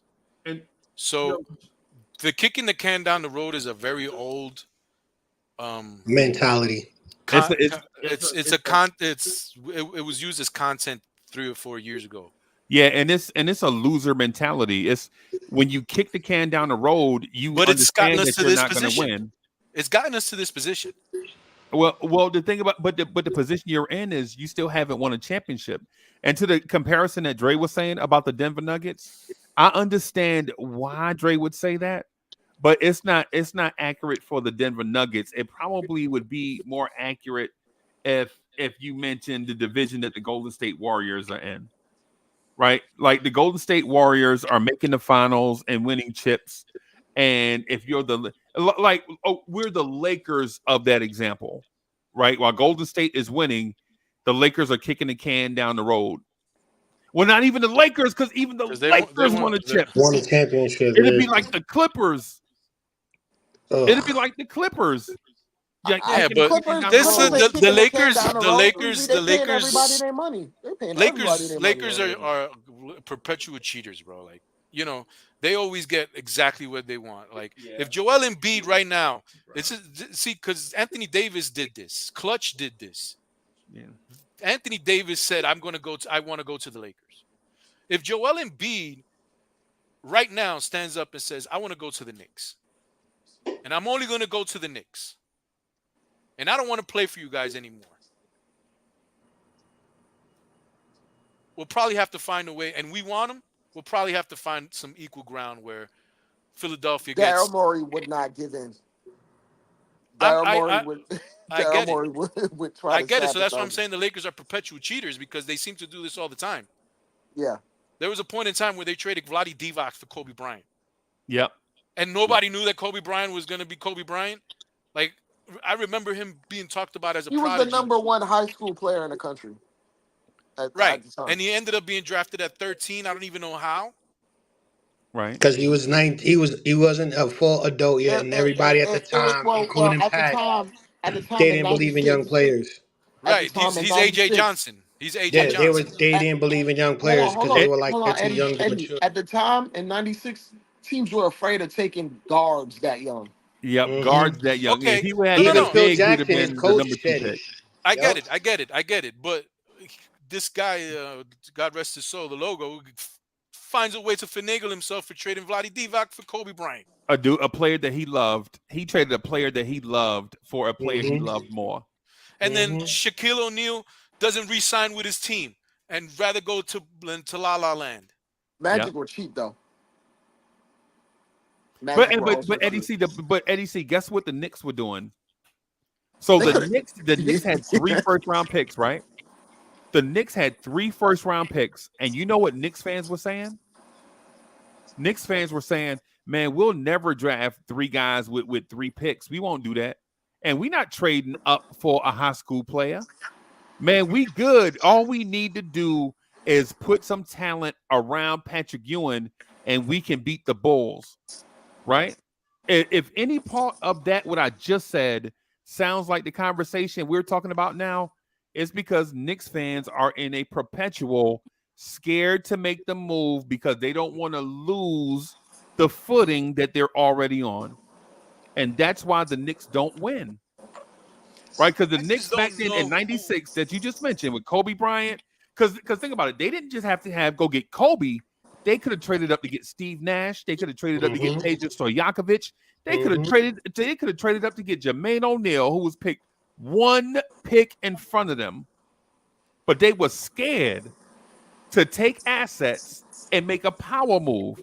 The teams that make power moves, like trade for Porzingis or trade away their heart and soul, Marcus Smart, or trade for Drew Holiday before he unpacks his bags in Portland, right? Teams like that make bold moves win. Teams that kick the can are in a perpetual kicking the can state. That's who they are, the habitual can kickers. You think, but when have you seen Boston kick the can? You ever seen the Lakers kick the can down the road? Well, Boston kicked the can after they went to the finals and lost in it, and then they came back the next year with basically the same team and then lost, and then they Yeah, were they like, ran it. "Nah, Yeah, we're they not ran it doing back. that." Yeah, they just ran it back, bro. I don't know if they didn't trade away stuff and was like, yo, we're gonna trade for a star. They And knew that's where I Brown and think, Tatum were their guys. the Knicks won't be able to make that move because not because they don't want to, because nobody's going to be available, and they didn't see the team. I think they want to see the team. Yeah, like Julius Randle getting hurt, unfortunately, it took us away from being able to evaluate if he's the core piece, if he's the like how you know how the Celtics have two All NBA wings, two Yes, All sir. NBA studs to build around. Right. Yep. Julius Randle getting hurt eliminates us from knowing if he's the playoff piece that's the number two behind Brunson that you could just go all in behind and not even care about paying whatever price it is.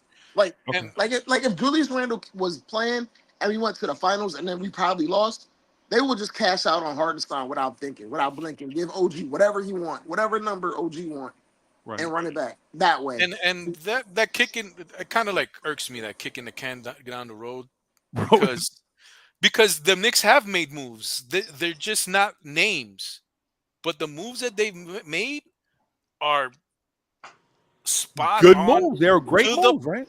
there are no they're better than great moves.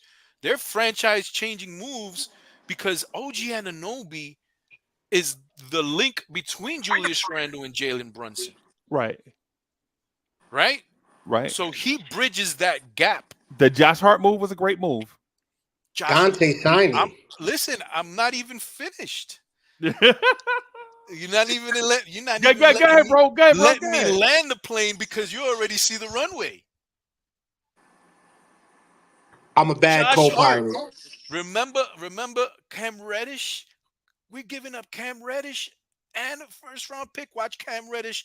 This is state right now. Are you dumb? Cam Reddish is a 6'9", gonna be the next big thing in the. Are you dumb? For Josh Hart. Actually, day one, We I gave was away. that We guy that gave was him a happy with that first round trade. pick, Josh Hart. I loved it. I loved it. Me too.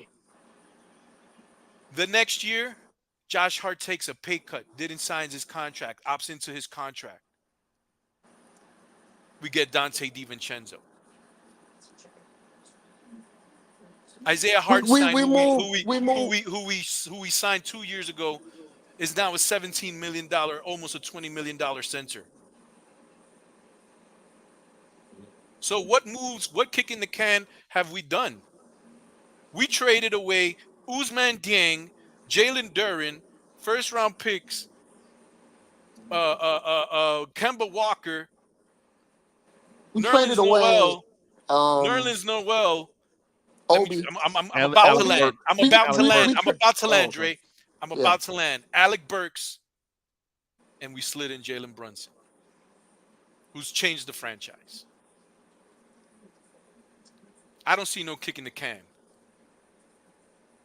I just see moves that people don't see, and then they just become great. Even me. I'm not saying that I think that these moves that they made were going to be as good as they were, but damn sure they ended up being. a lot of guys that they got had career years here. A lot of them. A lot of them, we got them at the right time where they're rounding into shape. Where Dante's having the best year of his career. Josh Hart arguably had the best year of his And I career. wouldn't put it past the Knicks doing striking gold again this year. I wouldn't put it past the Knicks signing Kelly Oubre and signing gold again this year. Oh God, I think that's a bad move. The only reason I say That's no to fine. the Kelly Everybody's Oubre thing, everybody's entitled to their opinion. I think Kelly But Oubre how is going to great would be. it be if we sign because I spoke on this before, if we sign Kelly Oubre, who's now a CAA client, as the best insurance policy for OG Anunoby, Josh Hart, Dante DiVincenzo. I understand that, but we already signed Josh Well, Hart. you Like if it can't. was You between him and well, Josh, I'd go with Kelly. hold on, Cabo. About if you're going to pick up, hypothetically speaking, you pick up Bogey's option. There's no way you can get Kelly Oubre. There's no way, bro. Come on. You That got would to I be thought let we I go. You thought got to crazy. let go of Bogey to do that. we Yeah. had our exceptions. I thought we had a whole He's bunch gonna of make things. MLE or somewhere around there. He's not gonna make $5 million, bro. Hmm. I thought we have our mid-level Yeah, exception. I think Kelly We Oubre, have that if we get Kelly rid of Oubre is if Kelly we get Oubre rid is of in for a Bogey. pay raise, bro. But if you want Kelly to Yeah. bring Oubre is back, probably going to make about 15 So mil a year if you easy. want to bring back, Hartenstein and OG and keep Bogey, there's no feasible way you can use an MLE on how about if you sign Oubre. and trade him? for who? Bogey? Sign bogeys and trade them. For Kelly Oubre. Philadelphia has money up the kazoo. If they're going to lose I, that I player don't think I anyway, don't think Philadelphia's interested in Bogey. They want to spend that money on a star, Yeah. not give up one of their better wing players to a yeah, but I division think rival they have that an just beat excess of them. money, if I'm not mistaken. I think Yeah, they have over $64 million. Why yeah, would they? Why they're would they? crazy. What do the Knicks have in a trade that would interest They're not gonna Philadelphia? Mitchell like Robinson. for Joel Embiid plays 35 minutes a night, man. They're not trying to pay $15 million for a backup when their starting He's center makes $50 million. And they're he gonna gets run you. small too. They're gonna use Harris No, for but I'm small. just okay. Harris is gone. Harris is gone. Oh yeah, I forgot before. Let's do it.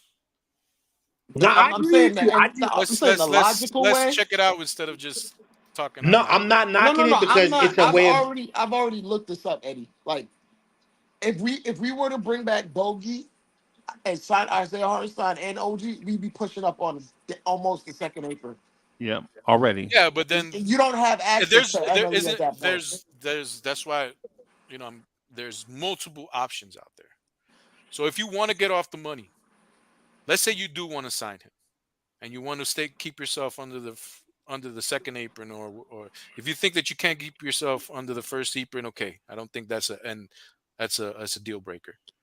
It's And you not. It's not logic. It's so not so money then wise wouldn't make sense. hence to the point where I said, would you trade a first round pick, one of this year's first round pick, and Mitchell Robinson to another team who has the money to take him within the books? Then you get $15 million off your books. Then you're able to get Kelly Oubre. No, why would you do that? And Memphis But you is got to gonna take just money say, back, man. When yeah, you why, pushing up that high, you got to take money back. And yeah, you why can't. would you?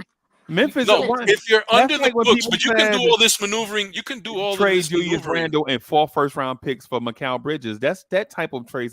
Why, bro? They were Golden State. I asked the Golden State. I asked legit Athletic Alchemy on X. Athletic Alchemy. As a matter of fact, I'm gonna pull it up because I think y'all think I'm bullshitting with other content creators. Whoa. They value Mitchell Robinson, bro, and we act like we gotta attack. Yeah, but we gotta take money. We gotta take money. I'm trying to get off Mitchell Robinson's money, bro. Okay, all right. You're not listening to what I'm saying to you, bro. Like what I'm saying to you is, Freezy. teams- Trust me, I listen to what you're saying. Okay, but these okay, are this is not the team that we talking to. These are me and you. Yeah, bro. Okay, all right. And I'm talking. I'm telling you. I mean, it's that not the I Bible. ask content creators from other teams this exact same scenario, content creators, and they are saying, bro, they know more about their teams than we do. and the team Like we know themselves? more about the Knicks than they do, right? But I asked them on X, like, yo, what's Dre, up with Freezy okay, you got it. Freezy told me that the Memphis Grizzlies would take Mitchell Robinson and they would give us the 9th pick? I wouldn't do it, but I understand where Mitch would fit on that team. He would fit in that Steven Adams role that they That I have. didn't deny. But I don't know if the cost would be that steep because number one, Mitch is at his probably his lowest value right now because he has It's multiple years left bogus. and he's hurt right now. It's bogus. Now, Mitchell Robinson for Luke Kennard and some capital, maybe next year's first round pick when they're a better team with restrictions, maybe top 20, top whatever. That I can understand. At this point, I'll trade Mitchell for Luke Kennard. I'm not doing it just to do it. I better be getting like compensated for it. I would do No, it to get Kelly Oubre though. Oh, see the thing is with Kelly Oubre, I Because like him as because a we have player. two picks. We have two picks. Look, If we trade Mitchell Robinson with one of the picks, that means we don't have to pay Mitchell Robinson and we don't have to pay one of the picks. We can draft the center with the other pick. And then we can sign Kelly Oubre. So now we'll have a backup center. We'll have Jericho Sims backing up Isaiah Hartenstein. We'll have a center that we drafted in the first round as the third string center. We can still draft another center in the second round, or we can sign a center, and you have another wing. I'll the say o- this in terms of like roster construction, how the team views role players. Because Kelly Oubre is not like a 35% 3-point shooter. Like he's only shot above 33% like once. They're trying to target as many guys that shoot the three at a high clip and play defense. It's the reason why we targeted Dante. It's the reason why we targeted OG. Like they don't want to do the trade off thing. If you're going to do the trade off thing in terms of skill set, then they'll might as well just draft a rookie that's really great at defense and can figure out the jumper. Like I if we're just talking want about how they view roster construction and identity, like I That think point is very. That point is. I would I like that point of the shooting. I I think was the just gonna shooting say to is add where to that he. because I was just gonna add to that real quick because I know Dre like had a lot to say. But if you look at Josh Hart, basically the improvement that Josh Hart made with the 3-point shot is another reason why you would have been taking away what Josh Hart has provided in Kelly Oubre. I think that what Josh Hart proved this year, Kelly Oubre is maybe a better player, but he's a better fit as far Hart is a better fit for us because he was versatile and playing more minutes. He stayed to his rebounding role and he actually improved on a 3-pointer, not to where it actually was detrimental. He still had mistakes, but it wasn't as bad as I thought it would have been. And it was a work in progress. I said Josh Hart ain't got nothing to do with this. We need more wings. You just saw who won the championship I know, but I'm saying for I two don't think wins. we should You have need Kelly more Oubre wings. and Josh Hart. To me, that's too that nah. If I'm gonna have Kelly Oubre, I'm not gonna have Josh Hart. I That's just wouldn't how mind I I'm see Kelly it. looking up. Oubre. I'm I looking up wouldn't mind him at all. Kelly Oubre's shot chart, and he shot whatever it was 31% from the 3-point line. But if you Because look at if his you shot have chart, if you look at his shot chart from the top of the key to the whole left side of the key, he shot 30% of the top of the key. On the left side of the key, 38.6. And at the left corner, you know how much he shot? Like I want to 40 say something 18. probably. 40%. I was way off. But that's the point. The minutes and the job that Josh Hart is there to do, Kelly Oubre would be doing. To me, to have No, two no, no, guys no, that no, are no, no, like no, no, no. the No. okay, how are you gonna use Kelly Oubre in The only the roster that we have? and the only thing that I push back on that Eddie C, teams like you said you don't want to allocate a lot of money to like the center position. Teams normally don't allocate that much money to two bench players. There you go. You just proved my point even more. Teams don't allocate MLEs and then 18 million to Josh Hart to be your 7 to 8 guy off the bench or 6 or 7 guy off the bench. That That's just almost not killed me. normal. Well, I it's almost got I killed think on that's a this little bit statement different about that. when the players are OG Anunoby who gets really injured a lot. Yeah, I understand. I understand that 100%. But like, if you would have asked me what the Knicks organization would probably target if Kelly Oubre was asking for MLE, they would they would they would who's that shooter that lit us up from the Timberwolves and then went to the Lakers? they would target a guy like him. Yeah, I know what you're talking about. They would target a guy But like let me him. can I just answer the Sherwin, because this is like the second time that he's Yeah, go posted for Torian it. Prince. that he wants me to They would name. target a guy like Torian Prince that wouldn't cost a lot of money. That's a pretty good one. Yo, Sherwin, Nikola Jokic, does that ring a bell? Joel Embiid, does that ring a bell? Domantas Sabonis, does that ring a bell? Bam Adebayo, does that ring a bell? Victor Wembanyama, does that ring a bell? Chet, Miles Turner, does that ring a bell? Chet Holmgren, does that ring a bell? How about some Rudy Gobert? what about Kristaps? What about Nick Claxton? So there's about seven. There's about 7 guys that are better than Mitchell Robinson, and I'm pretty sure there's more. Salute, So bully. I mean, come on, bro. And it's not that, look, this is what I don't understand. Earlier in the season, we realized that when RJ was gone, Quickly was gone, Grimes was gone, they were cutting those that didn't make it. So if Mitchell is gone or iHeart's gone, just look at whoever we getting is going to be either equally better or even better. And what do I mean by equally better? They'll be more consistent on the court. I I understand like the reason why like the guys like RJ is not here or quickly because we can't afford quickly. Like they didn't fit a particular archetype that we value. Like you have to be a high volume 3-point shooter out the corners because that's our identity to supplement our 2 ball dominant stars. That's what we've been trying to do with Tibbs, at least for the last 2 years, right? And we got RJ up out of here because he wasn't consistent out the corners for a guy that is basically elite out the corners. And then we got Dante, who was also elite out the corners. The only and the and we traded Grimes, but we drafted him mostly because he played defense and was an elite catch and shoot player out the corners.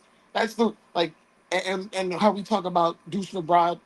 That's the same way I describe him. Like all our role players for the outside of maybe Josh Hart and Biggs, we value our wings and guards that aren't the stars to do those particular things specifically at a high level.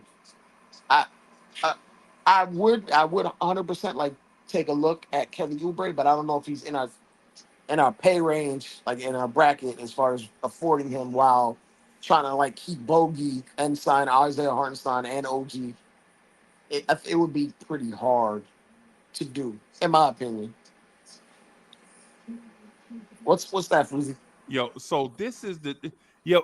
I honestly, bro, I promise y'all. Like when other content creators reach out to me for stuff, I honestly try to give them my best view and take based on basketball first, and then a Knicks perspective second. But even on this one right here, where the Bleacher Report put out the trade, Mitchell Robinson for blah blah blah. And I just asked Unc, I was like, yo, I'm confused about this trade scenario. Do you have any thoughts on this? And this is what he said to me. Yeah, I don't know. Doesn't make sense for y'all unless there's another move behind it. Bro, and this is us trading Mitch to the Warriors for 2 players and a 2026 top 5 protected first round pick. And we're talking like we have to attach assets to Mitchell Robinson, bro. They legit. He said that trade doesn't make a 2000 when Steph Curry contract is over in 2 years. They're willing to give up that first round pick unless it's a top 5 for Mitch. They're willing to give up a rebuild first for Mitchell Robinson. And we're like, nah, we got to add assets to Mitchell Robinson to move him. I don't think we got to add. I think we're gonna have to take like a neutral asset. I don't think it'll be something we have to pay to get him off or something. And like that. mind you, this dude, the dude that I reference is a dude. He's connected, bro. He like cats be coming to him to well, I don't know that for sure. I just know he's got like a huge following in the Goldens. I think I think he's got like 40,000 subscribers and all of that stuff. And he legit said that it doesn't make sense for us unless there's another move behind it, bro.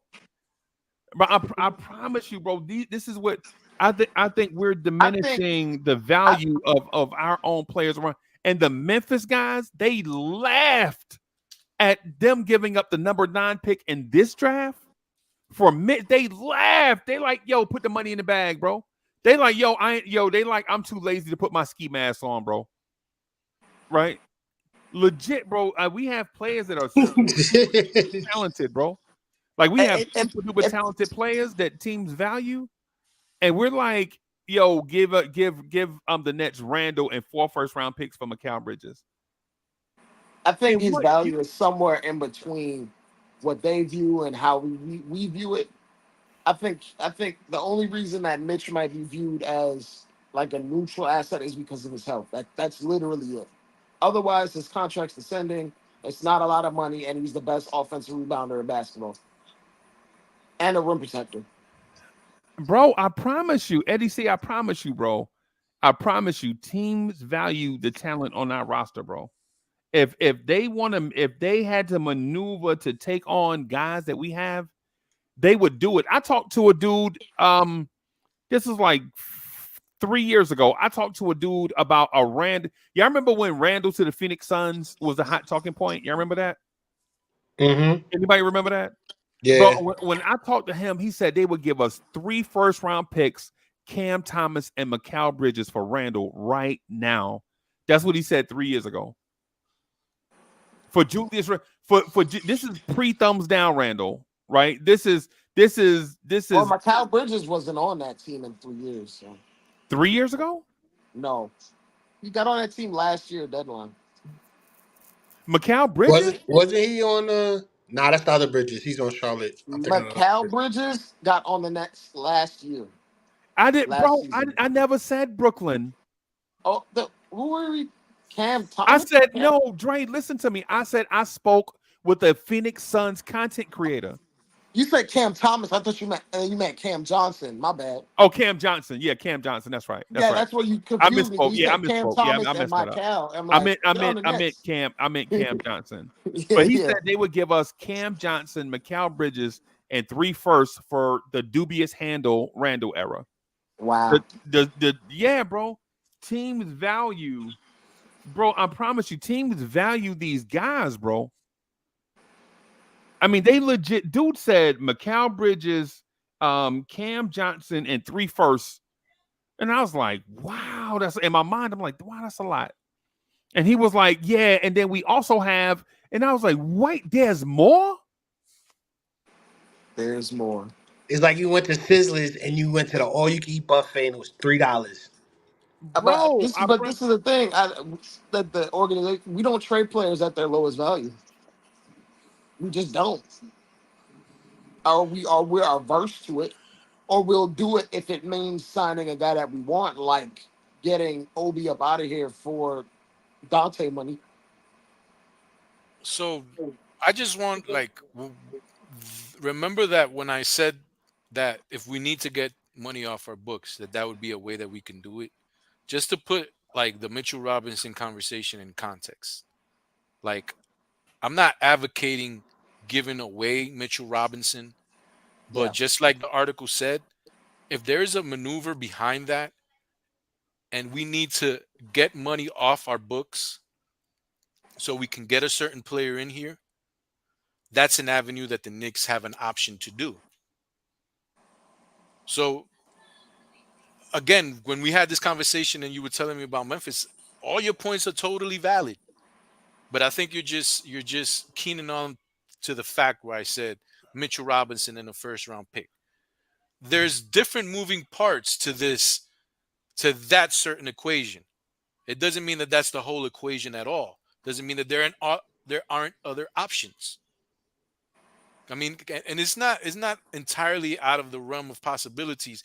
Didn't we give up Jalen Duren? Right? Wasn't that the trade? We gave Detroit Jalen Duren, which was a lottery pick, so that they can take Alec Burks and Nerlens Noel's off our books. So then we can in turn sign Jalen Brunson. Right? Yeah. So if that's the same scenario where we have somebody in our sights and we need to get off this amount of money. We can do this with Bogey. We can do this with Mitchell. We have options to get money off of our books so that we can make these types of signings afterwards. So I just want to put that into context. Because I don't want people to just think that I'm saying, yo, let's just trade Mitchell Robinson because I don't like Mitchell Robinson and I want him off my team and I'll give you a first round pick to take him off my hands. Obviously, there's something behind that is more important for the Knicks, where we can allocate that money and put that somewhere else on our team. Yeah, yeah. Basically, you're saying it's okay if you take like 70 cents on the dollar because there's another move at play to make the money work. But usually we do that to make sure we're like underneath aprons or underneath the tax, right? That's how we move the money around to be frugal. We can, yeah. That's another option that can be done. Like, Yeah. but yeah, it's not just this is what I'm thinking that we should trade Mitchell Robinson for a first round pick. Yeah. But Eddie, see, There's- again, there's- but I'm speaking to what I'm speaking to is if the team wants to make it work, they can make it work. Right, for instance, when you were saying that, you know what I researched? I researched what their cap holes are, right?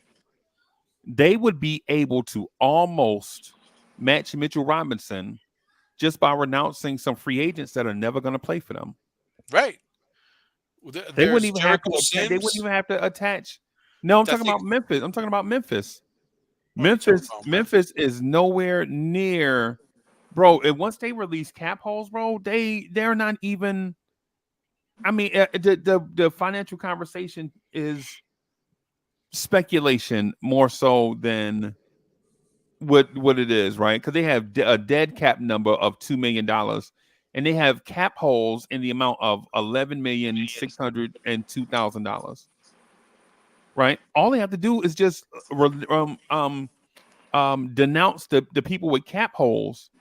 Dudes like Jordan Goodwin, Lamar Stevens, Yves Pons. These dudes are never gonna play for Memphis, bro. But the thing is, you Kennedy still gotta fill Chandler? it. You still gotta fill in a roster of 15 guys, so they're gonna have to get cap holes from somewhere else. Like they're gonna have to fill it in with minimum guys, which those guys are. So, Dre, that's sidestepping the point. The point is after they get Mitch, they can get all them guys, right? Am I wrong? After they do the Mitch trade, can they still not go do that? What you just said?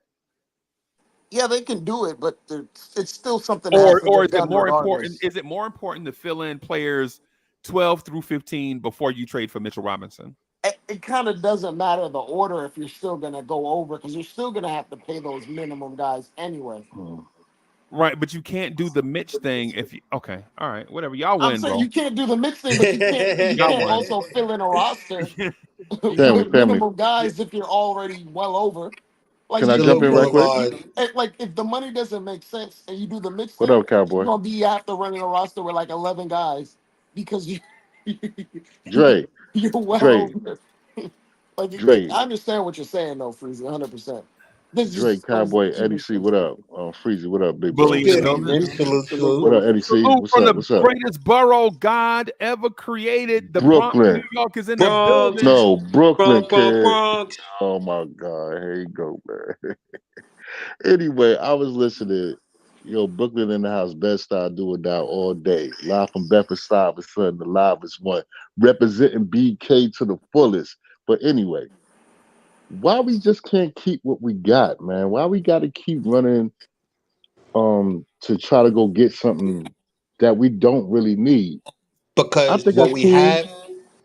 Let them finish, bro. Let them finish. Hold on, Cowboy. Hold on. I think what we got, man, we are solidified with a great team and stuff like that. Yes, injuries ridiculed us and stuff like that. I mean, it tore us down. We got messed up, man. And I'm looking at Boston. Both of them look fatigued and weak. Dallas and Boston. You dig? Yeah. They both look weak. Why we got to go out and talk about we got to go get this player to get this player and and do this one and trade this one for that one? Why we can't just run it back and keep what we got, yo? You know what I mean? Let's keep what's in the covet. Let's keep what the The, loyalty is. Bully, are you the saying thing is are you this. asking Bully, are you asking why can't we just run it back and expect a different outcome? I think for me, I'm loyal. I'm loyal to a T. I think Hmm. that if we run it back, we be all right. And with the But fortitude that Jalen Brown got, I mean Jalen Brunson, excuse me, Jalen Brunson and everybody that's around, I think we can do it. DSJ, what up? Yeah, I think we could do it. I'm sorry, y'all. Go ahead. Y'all got the floor. The no, I thing was is just this, gonna. bully. The thing is this, bully. It's a Hmm. game. You understand? It's a game, and it's not We got only more than about the one game. We play players. 82 games, right? And then we get into the playoff. We got to play more games after the 82, right? But the thing is, what I'm trying to say is that the game is just not only the players. The game is the economy of the team, the maneuverabilities. This is all a game. The second aprons, the first aprons. This is all part of the game. So when people just think about, oh, it's just the players that we should sign these players, but it's not just all about that. It's you have to keep yourself underneath this type of money so you have the maneuverability when things come up, opportunities come up, that you're not stuck in the mud like a Phoenix Suns. Okay, I hear what you're saying, Eddie C, I, about the money, right? I was I dig what. Uh, go ahead, Cowboy. My No, I bad. was just I understand the money, but my thing about the Knicks is I don't you care about the should money. be. He's right about the money, but my point is the reason why I don't think we should run it back. In the last 2 years, we have upgraded a lot more, and with the changes that we've had, for us to sustain where we're at, we need more durable players. And I'm not just talking about injuries. I'm talking about we don't have anyone that can give us a spark off of the bench. We probably have one player. We don't have the talent to actually maintain it throughout the We've been season. injured. We've been No. injured, I'm man. talking about longevity because guys get tired, not even the injuries. Guys play 82 seasons. You're going to get fatigued and they're going to have some type of soreness. We don't have any kind of surgeon that can help us off the bench. And there's no mid level, how can I say this? Like outside of the sixth to seventh man, it's a massive drop off. We have no consistency. Like our bench needs to be 1 through 5 solid, 6 through about 9, maybe 10 solid. Like I can Hmm. understand us running a 9 or 10 man rotation, but right Hmm. now what we really have are 7 guys that are giving it their all, and that's not enough to put through the regular season. All right. So for I me, peep we you, need Sherman. more I peep you, depth. Sherman. We, Hmm. we need more depth, not because of injuries. We need more depth as far as bringing out our offense off the bench when we need it. Because we had quickly and then we lost them, but we made the adjustments with OG and the defense and we helped out, but then we still need someone to come off the bench. You see what I'm saying? Yeah, I could dig what you're saying. All right, all right. On that note, on that, Sherman, I see your point, homeboy, for sure. And Cowboy, good point, and Eddie C as well, and whatnot. But what I'm saying is, we was injured for almost the whole year, the whole season. We was injured. Imagine if we was not to do all these major moves. And I'm not saying that I'm not willing to make a major move and whatnot. But what I'm saying is like, if we healthy, Julius, Mitch, and all right, I heard y'all say, you know what? And I OG do and like Kelly. so yeah, so your point is if we just run it back and expect OG and Mitch and Randall to stay healthy, we should be straight. We should, but if we don't, if they not straight, then we ain't straight and whatnot. So But where I, I think exactly I think that play with Julius Randle when he dislocated his shoulder, it was something that was crazy. It was insanity and whatnot. okay. And to my second point, Right? that's just gonna hold us where we're at. The job is to always improve. I'm sorry, for me as a manager, when I used to be when I was working, I always was teaching people to be better than my position. So then that way we could always have new people coming in that stay in Hmm. the company and keep it G growing. Rob. We don't have that Hmm. here. And with that being said, if you're expecting our old heads to be stability, we still gonna have the same issues we do now. Because You here's the call thing. Julius an old head right now at his age? You think he an No, old head he's been on is the team playing the games? longest. Nah, Like, Jalen Brunson is the old head, bro. No, the old head is Mitch. He's the oldest player on. Mitch I mean, Sims, he's not. Excuse me, he's not the Yeah, oldest because player. He's dude's the coming in the oldest league at active 19 player. years old, bro, and our star gonna be 28 when the season start. Jalen mhm, Brunson legit gonna be about 10 years older than rookies that come in the league, bro. mhm. I'm just simply saying I think we need to go ahead and solidify the bench as well as making sure that we keep the energy You going show up the bench. because I agree with you. Show up the bench, but I think you run it's it the back. Yeah, upgrades. we Because will.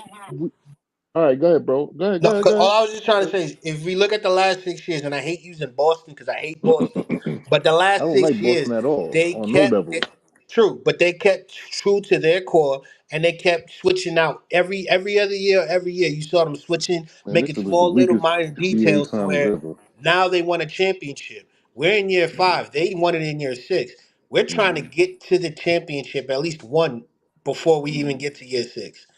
mm-hmm. So for me, the changes that we need to make are better wing players. We need better defense. We need a lot more things than what we have. Don't get me wrong. Yes, we definitely Better than OG need a wing. Anunoby. We need a wing. We need another one. We need a secondary one because if we Yes, just rely yes, on OG, yes. Josh Hart not I good agree. enough. look, I love Josh Hart, but Oh we no, Josh all has to. know He the Josh Hart dude. He the cannot dude. play defense like OG. OG can even play defense What? at the 4. Wait a Josh Hart minute. cannot play Josh Hart can defense at the play. 4. Yes, he can. Oh my God. Josh Hart can play defense, man. You crazy? Okay. That Agree man to got to shoot, get his own rebound, and score, and go down the court and make things happen. Yes, Josh Josh Hart. Hart can play. Mm-hmm. No, Go he's a ahead. six What? four. Because he light skinned it? Because he light skinned it? That's No, why. he's 6'4". You compare okay. His 6'4" he plays with a lot of heart and he plays with a lot of how do I say energy the way he can stay in front of people. I give him that. He gets blowed by, he still stays with the defender. But his defense is nowhere on near the level of OG. His rebounding is unique. That's what Josh Hart is known for. His defense to me is good from 1 to 2. Once you get to that 3-4 position, it's bad. OG, Mm-hmm. you give him one, Dre, two, Can three, you and Can you 4. follow this? Are you following what's being said? I ain't saying nothing. Eddie C, are you following? I ain't saying. I simply said that OG is our good defender. We need another backup defender Oh to help him man. out. You just mentioned Josh Hart though, right? I don't Yes, you think Josh did. Hart's You a good just defender. mentioned. That's what I was saying to Boulevard. Boulevard's like, oh, we got Josh Hart. I'm like, I don't think he's Yeah, a we good got Josh defender. Hart. He's not a good defender, especially not on the level of OG. Hell, I think Dante's a better defender than him. And I'm a Josh Hart fan. You've been in Colombia too long, man. You gotta come back to the U.S. for a little bit, man. I think you're right. I think I You think gotta, I you gotta think come Josh home, Hart's man. at his best defensively when he's not having to guard guys 4 or 5 inches taller than him. Like, there's only Josh but so Hart many is guards dope. in the league that can actually do that, and it's like Drew Holiday and Alex Caruso are like the only guards that are Mm, 6'4", Lou Dort, 6. maybe Yeah, Yeah. those are the only guys that Lou are Dort. that much. Marcus Smart. Well, okay, Yeah, yeah, Marcus Smart. Yeah, Yeah. man. Yeah, it's a he's in very that select category, group. man. It's a very select group of guys that can actually do it. When we were whole and we were asking them to check twos with OG alongside him closing out games, he was a lot better, right? Okay. Because it was less that he had to do. Mm-hmm. But as the injuries Mm-hmm. happened, you could have saw even in just the Pacers series when he went from guarding Neesmith to having to D. guard Smith. Pascal. There You you go, saw what Dre. happened. There you go, Dre. Yes, You saw Dre. what happened. Like Yes, Dre. it went downhill real fast. Very But you're good not gonna be able to perspective, sign Dre. another wing player. You're not gonna be able to sign. Yo, you have to put bogey on them players, bro. Hey man, Mm-hmm. you're gonna have to sign. You're gonna have to draft one Then for. what happened with What I've Bogey? been Bogey saying. You went got to down. draft one. You got to draft the Eddie wing C, that player. was the point. That see, Eddie C, that's what I'm saying. Like, what I'm getting at is instead of like, because I'm with Eddie C on the managing the assets part of it. I think it's Mm-hmm. the value proposition. Like, how much? What's the base level amount that you can spend for a quality product? It's Mm-hmm. shopping. right? Can I get these Jordan 11s for 205 instead of 295? Jordan 11 is That's what dope I'm too. looking to do, right? They dope. That's what I mean. That's what they've been doing. That's what the Knicks have always done. That's the reason why they traded Quentin Grimes, Oh, who Quentin was going to Grimes. be eligible for a What contract Ham happened? sandwich. that he was Ham going to ask sandwich. for. You started thinking of food on? Is that what happened? I Yo, heard they him traded sandwich. Quentin Grimes because he trashed because he a ham sandwich, bro. But Eddie let me C. but let me Eddie finish the C. let He's me just Eddie finish the C. been point. Okay, predictable. go You ahead, see, Eddie. Go ahead, Eddie. Go ahead, Eddie. That's Freezy why Let he me called finish him the a ham point. sandwich. Let Eddie Quentin I'm sorry. Grimes was finish. going to be eligible for a contract extension and a certain amount of money, and what they did was they traded him to Detroit Pistons, got a player that they could have used for salary filler and for this year's playoffs in Bogdanovich. I agree. And once they traded Quentin Grimes, they also got Alec Burks in that trade. Once they Yep. traded Quentin Very Grimes, right. they signed Deuce McBride, who was going to give you the same amount of value for $4 million a year for Once the they next traded 3 Quentin, years. they traded Quentin Grimes and went 14-2. Oh, not 14-2. They traded Quentin Grimes and went on a pace where they could have won 64 games at that pace if they started it at the beginning of the season. It was something ridiculous. Quentin Grimes was not a quality NBA player. No, they weren't going to pay him. Right. Right. What it comes down to is But we also got OG right before that. well, that's true too. That's true too. But the Little Knicks quiet money. were I think 2 games over 500 with Grimes. Once they started Dante, the Knicks just took off, bro. Right. So I get that part, but why not make additions? Right? Why not make additions? Right? You don't have to. When you say additions on Freeze, what you mean by that? Like, what's New a new additions. addition? Like Not new additions. Bell Biv and DeVoe and whatnot, right? Ronnie, Bobby, Ricky, and Mike. Yeah. Yeah, they were at the game courtside. By the They way. was at the courtside game. I seen Yeah. them little. I seen them little. Why not, bro? Mm-hmm. Why not? Why not get Dre? Why not get IKBM Dre? Pakame Dadier, who's gonna wind up being a Sean Elliott type player. Oh, Sean Elliott was dope. Now, Yeah, Sean, but he's Sean Elliott at Ray 19. Allen was dope too. Yeah, he's Sean Elliott at 19. He's not Sean Elliott at 25. Wow. Oh, good point right there. That was dope. Because he got hurt. He got hurt around there. But that wing player that you're getting that you might develop or will develop ain't gonna be making no money for like 4 years. Right. That's the point. Okay. Good point. Good point. Yeah, that's the point to it. Because by the time because you think it's gonna take him about 2.5 years to become a very good NBA player. I mean, Right. borderline all-star type. Right. But Pakame Dadier is on that Jaden McDaniels. But not even that. He'll develop faster than Jaden McDaniels did. It's gonna be one of those things, Freezy. Like we might say overpaying 2 centers might kill us, but the way the value for wing role players or elite defenders is going, a guy like who you talking about, if he develops how you think he might, he's gonna be asking for $45 million a year in 4 years' time. Right. Yeah, like Right. Max Strus. But Dre, you gotta. But before we're not talking about his max veteran extension. He's got to get to his max rookie extension first. Yeah. But like right? the So guy that you described, like Jaden McDaniels, he probably Mm-hmm. didn't average that many points, but he played elite defense. He averaged probably double digits for the first time last year or something like that. Yeah. And got paid a bag. Wow. Right. And you noticed his offense came along in high leverage games because he actually played in high leverage games. His offense got better in this year's playoffs. Every series he got better. He got better and better offensively in high leverage games that mean something.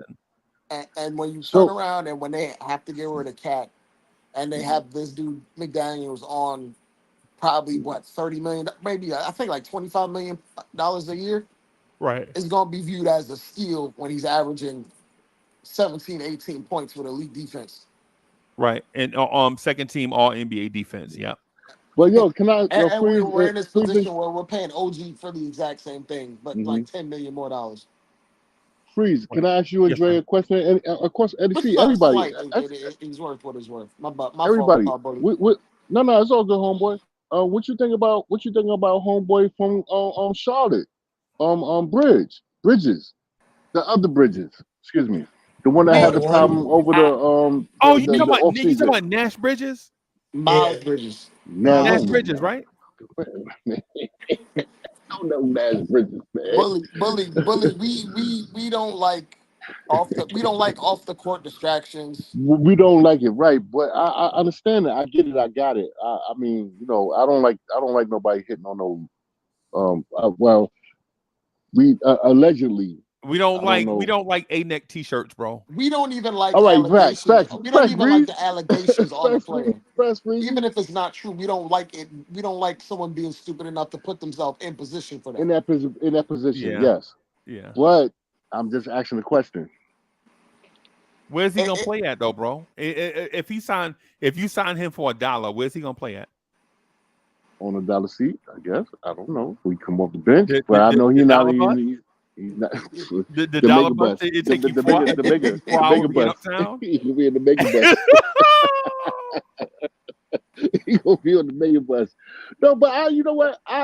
Everybody deserves a second chance, but I understand that because I despise that. But I think he's a good player if he put his mind focus. If he focuses his mind and play the game, man, and leave the outside distractions alone, I think he will be a good player. You dig?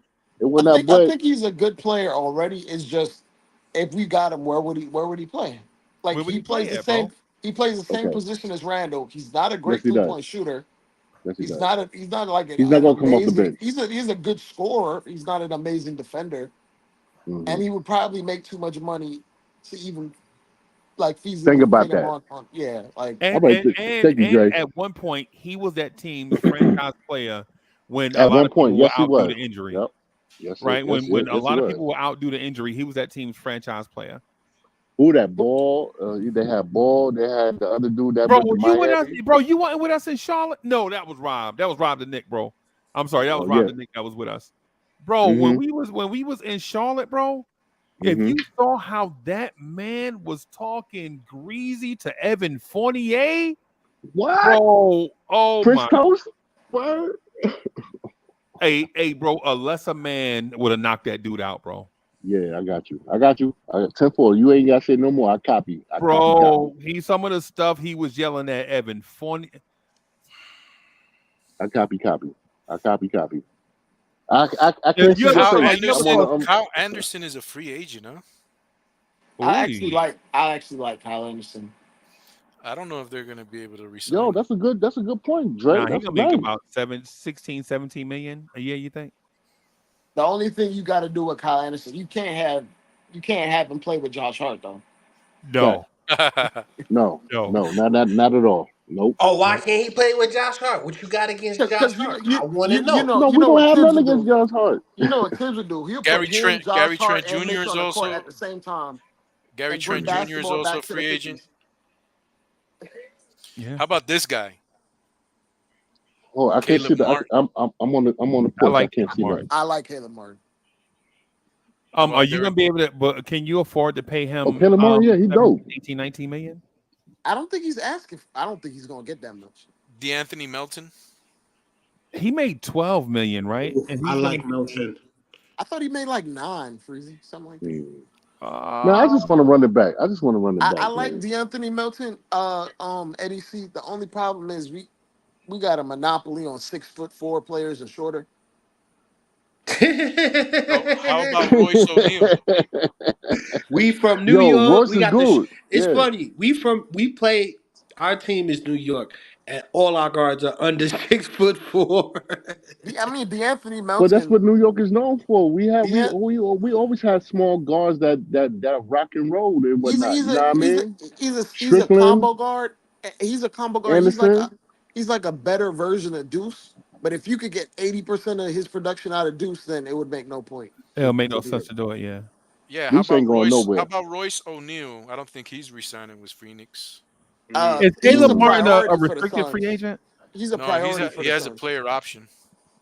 The Suns want to re-sign him bad. I don't know if they can. Mm. They can technically. They can right now because the finals are over.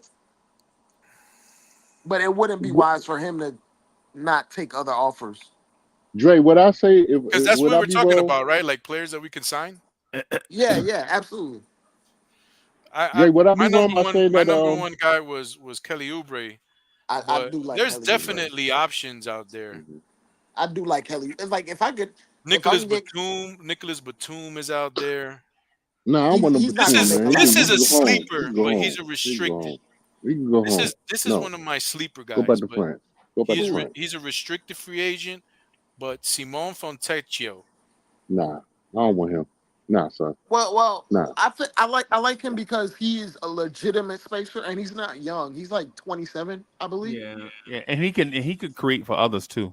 Are you I sure? think Y'all sure? I think the Jazz are gonna bring him back though. They got all the money to do it no, anyway. that's Detroit. Oh wait, he got you traded to Detroit, Yeah, he right? got traded to Detroit though. Yeah, Mm-hmm. I Facts. yeah. think Probably I think because he's going to be restricted, and I Utah. think But I think family, Utah can still bring him back. you don't think that Deuce is not gonna be a superstar? He's gonna be a superstar. I'm telling you, that boy, he But been here with us. there's like mad cheap options. Like Haywood Highsmith is available. Yep, yep. He deserves a pay raise too.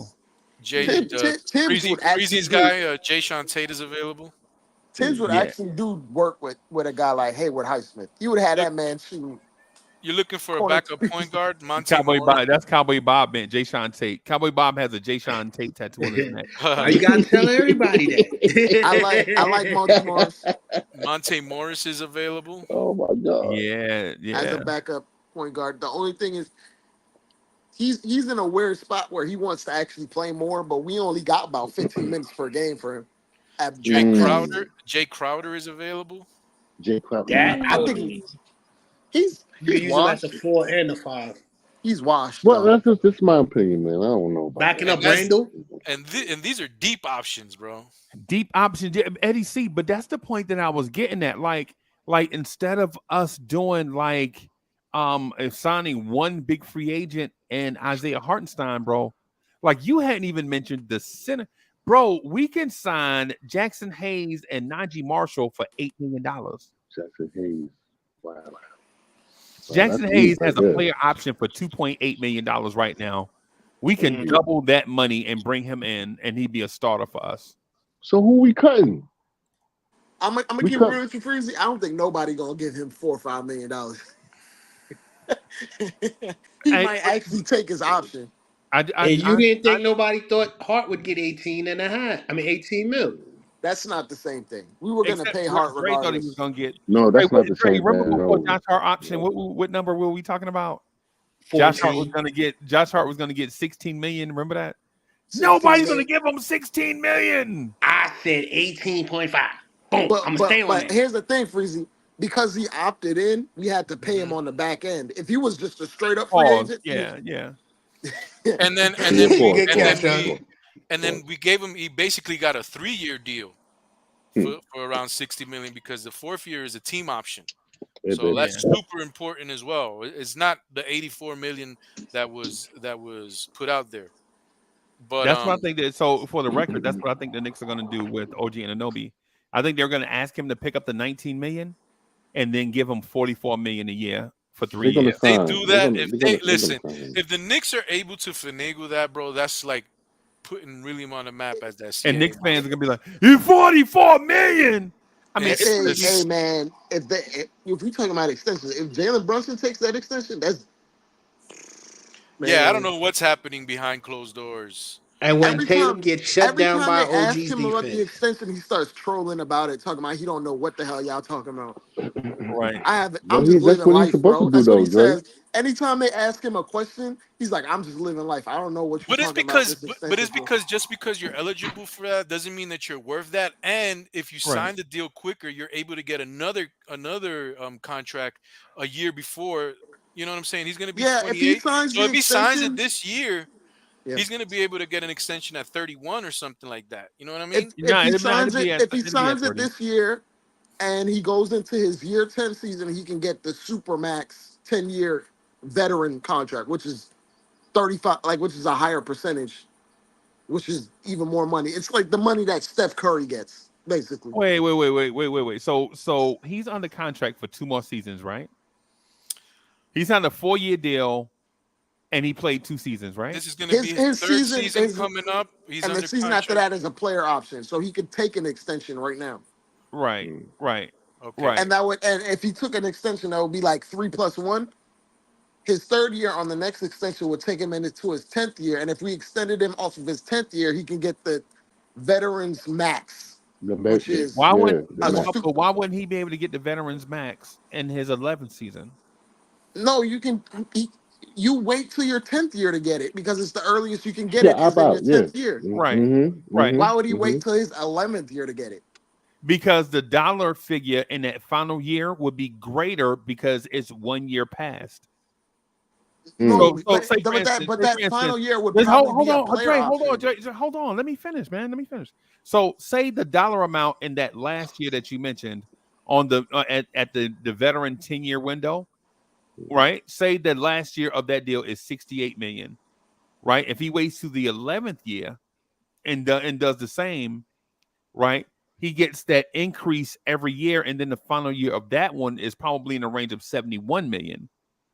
He would get that increase regardless because he's taking the extension earlier. It goes by percentage. Whatever the money, whatever the number is No, going it to be the won't be. It number. won't be the same, Drake, because if it goes by, see, because he won't reach that year, right? You're saying year 11, 12, 13, and that 13th year he'd have like the 68 million, right? What I'm saying is No, in Freezy. It goes Dre, by what percentage of the cap. Dre, He would get that anyway. but nah, Dre, yeah, I think you hitting me with the Terrence Howard math, bro. Yeah, What I'm No, saying it's is, not the Terrence Howard math. yeah, If you bro, get what I'm saying, 35% of the cap, that's what you're gonna get. 35% of the 35%. cap. If he gets 35% of the cap, and the cap goes up in year 13, then 35% is a greater number than the year before. But he'd What still is be that? getting paid through that year. Like if he took a 4-year extension on his 10th year, he'd be getting paid the 35% on that 4th year anyway. It's the 30 on that 14th season anyway. That's a It's the 10%. Yeah, same okay. percentage. I went to Hudson County Public Schools, bro. I Yo, you promise. know what's the most beautiful part of this conversation? You know It's what's the most it's beautiful part of this percentage based, conversation, Dre? not a number. Yeah, Tomorrow we can be finding out. yeah. And tomorrow we That's can a find fact. out, That's right? a fact, We NC. can wake up to breaking news. Breaking Stephen news. Bondi breaking news. Oh snap! Yeah, Jay Boogie. That's gonna Breaking hit news. different, bro. It's gonna hit Yeah, different, bro. breaking news. And Word. Hold his on, I'm about to extension go would to be Twitter like right now. his extension would probably be like 3+1, $150 million, something like that. But Dre, let me ask you. That's like a what is that? Like a 5% or 10% increase in his salary? I couldn't give you the actual number. He's getting an increase, but he's not getting what he could get if he was a straight up free agent the following year. Because Okay, like gotcha. you can only get a percentage amount upgrade from what you're at Yeah. unless you're a straight up free agent. It's like the reason why Zach LaVine didn't take his extension and became a free agent to get the max because he was making $20 million a year originally, and his max would have been like 225%. And you can't go above like I think 170% of your contract Yeah. in an extension. So you have to basically be a straight up free agent to sign that money outright. Yeah. 10-4 But copy. Jalen Brunson's not going to. And man, if you're Jalen Brunson's handler, you tell Jalen Brunson you made one All-Star team, you made one All-NBA, right?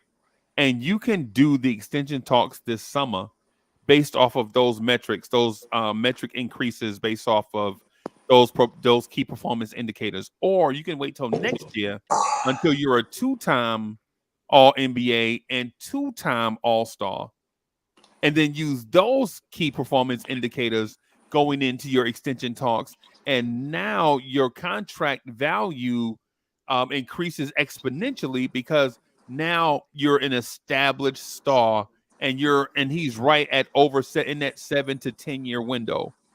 right? If you're Jalen Brunson, and you take the extension this year, right? They definitely giving you Powerball money under the table because Oh, it oh, makes zero sense. it would be like Steph taking that 4 year, 44 million, and then the next deal that Steph got, I think he opted out and he got Yes, he paid did. his actual max, Right. He and then got the they full extended max. him off of that again. He got the full max. Right. And Right. when you get your actual max and then you can extend off of it, it's not that big of a dip in the price. It's not that big of a pay raise where it's not legally allowable by the CBA unless you're a free agent. So Mm-hmm. he's gonna make a ton of money regardless. Right. So Right. actually, everybody's gonna do good. If How they he sign? accepted it, it would help out the franchise immensely. Mm-hmm. Yeah. But like They definitely paying him money under the table if he accepted Mm-hmm. it, bro. they Mm-hmm. giving him 1% of MSG. Yeah, because financially it don't make sense when it benefits both parties for Jalen Brunson to have a repeat or greater season this year coming up for multiple reasons. The Knicks want to win a championship. Jalen Brunson gets bigger and more key performance indicators that he can because he'll be negotiating from a position Mm-hmm. of strength, Mm-hmm. right? Mm-hmm. So it benefits everybody for Jalen Brunson to be a two-time All-Star, two-time All NBA. Financially, it helps the Knicks if Jalen Brunson takes this money earlier, Facts. right? Because the thing that we don't talk about is if Jalen Brunson takes this money and plays out this contract and he hits a ceiling, the Knicks aren't necessarily looking to guarantee that man. He doesn't have a lifetime contract with no paperwork, right? Right. He's got to perform at a high level for the next 7 seasons. If we're talking about, the 2 years of this and the contract extension, he's got to play at a high level for the next 6 seasons, right? But that means into Jalen Brunson's 34 age season, Mm-hmm. right? But if you're a Knicks fan and you know Jalen Brunson's going to turn 28, right? His extension is going to kick in his age 29 season, right? Can Jalen Brunson be a star from age 29 to 33 years old? Right? I think the Knicks are going to be talking to him about taking a cut because there's going to be some shrinkage in his production at age 33. I'll And say the this, way that Freezy. these young guards are entering the league, and I'm just going to say this, and I'm just going to use the Mike Conley example as an example, right? I think Mike Conley has never made the All-Star team, right? Yes, that's One true. time, two Even times, two though That is times, true. two times, two times. No, it's one time one this time year. One time? He made it I this believe year? it's Mike this Conley year. made the All-Star team No, I this thought he made it 2 times. I thought He he made made it it 2 this Nah, times. he never made it before this year. I Him thought, He and made I thought Jamal they, I Murray. thought they gave $225 him million. one. Oh Can my I just God, say I'm something right quickly now. about that, about what you're just saying, Freezy? I think that if he does sign this sort of contract, it's going to be knowing that we're going to get some help from him. And if we're able to get somebody that can relieve some of the offensive pressure from him, then I can see him playing those years. If he keeps on playing at this rate for the next, I don't think he's going to make it. But if we get 32. somebody to help him, What you say, 5 years? 4, if 5 if we years? get if we get that next star that's going to alleviate the pressure, the ball handling pressure, the shot making pressure from him, and he can be, a 1A 1B with the other guy, then he can probably make it. Yeah, I'll say this, So Freezy. obviously If he's he going to if he do this. brings If he does if this, he's doing it knowing that they're going to bring somebody else in. It's not just because he's going to take this right. money and Yep. he's going to keep on doing the same thing he's doing for So the you're past 2 saying years. bye-bye to Julius then? He got to go. no, not necessarily. I was gonna say Freezy. If they I give mean, him I mean, who else you gonna bring in? You got to say bye-bye to Julius or therefore Mitch. if you're That taking brings a in pay cut, Giannis. that means you can pay Julius, hypothetically speaking. I don't know Yeah, if they okay, I would, got you. But we but you got to could. understand where his injury is. I mean, how he's going to recoup from the injury that he sustained against Miami. That eventually he had to have surgery on, right? So Yeah. if he comes out and messes up and stuff like that, then you're going to have to pay the next dude that's coming in, right? Am I correct? No, that's not fair, bro. Because Okay. and the reason why it's not fair is because you point out Julius Randle getting injured and having surgery, right? But guess Well, I who else should say got all of them. I should say all of them. I'm right? sorry, Because Freeze. Jalen Brunson Hmm. also Right. got injured and Yep. required He broke his surgery. hand. He broke it. Right, Yep. He Bogey broke his hand. Bogdanovich also got He injured broke it. and The ankle. Yes. required Yes. Yes. You're surgery. right. You're Mitchell right. You're right. Robinson also got hurt and required surgery. You're right. You're right. Charlie Brown also got hurt and required surgery. Dwayne Washington Jr. also got hurt and required Who is surgery. that? Hey, bro, I don't. It's got. Hey, Freezy, I was gonna say to your point, like if Brunson by any chance wins a championship in his age 32 year, they gonna back up the Brinks truck regardless, even if he had decline in play. They were just gonna pay him. I just By want to chance. say, about Mike Conley. He had one All Star appearance in 2021 and two All NBAs in 2019 and 2024 this year. Mm. So he only And how had much one you All made? Star break. Okay. How much you made? Oh, and remember, Mike Conley. He's in his Mike 14th Conley. season. But you see your boy up in Boston that made $238 million won a championship. I was All gonna right. say Mike Conley. Remember, Mike Conley was the highest paid player in the NBA That was for a the point split that I was second, getting at, Dre. Like what and Dre people got said is pissed the off. reason why I brought it up. Mm-hmm. Dre's absolutely right. The reason why I brought it up is because Mike Conley at one point was the highest paid player in the NBA, and he had never made an All-Star team. Mm-hmm. At the point $30 million. when he was the highest paid player is the point that I was getting at. Yep. Mm-hmm. Mm-hmm. Right. Okay. But also to further that point, if he had made all NBA and All-Star teams at that point, the money he made then would have been dwarfed by his earning potential if he had the key performance indicators, but he didn't have them. He just had a franchise. He was on a franchise that never had a franchise point guard. And for that reason, they paid him all that money. Gilbert Arenas with Washington. Oh, Gilbert Arenas was crazy. $210 million, I right? don't understand that. What Cowboy Bob, why is Gilbert Arenas? No, because you said franchise paying a superstar point guard. So I was like, I think it's similar to Gilbert Arenas. Washington needed to get a superstar outside of Jordan when he retired, and they gave him a boatload of money. Even though, don't get me wrong, Gilbert Arenas was nasty, but for the amount of money that he gave, for how long he gave, I don't think he was worth it. Nah, he got hurt. That's But why you it know wasn't what? worth it. But he I was. know. I'm not saying it was. I'm not saying. Look, if he played the full season, it's okay. The only thing I'm saying is, yeah, he got hurt. I could say the same thing about Grant Hill and everybody else. They lost What's the because of the difference? injury. But to me, go ahead. Cowboy, what's the difference between where everybody getting their contracts? They all negotiated their own contracts. They individually negotiated their contracts, and they got the big money and stuff like that. And they all, I'm not saying they all wound up to be trash. I mean, Gilbert's anyway.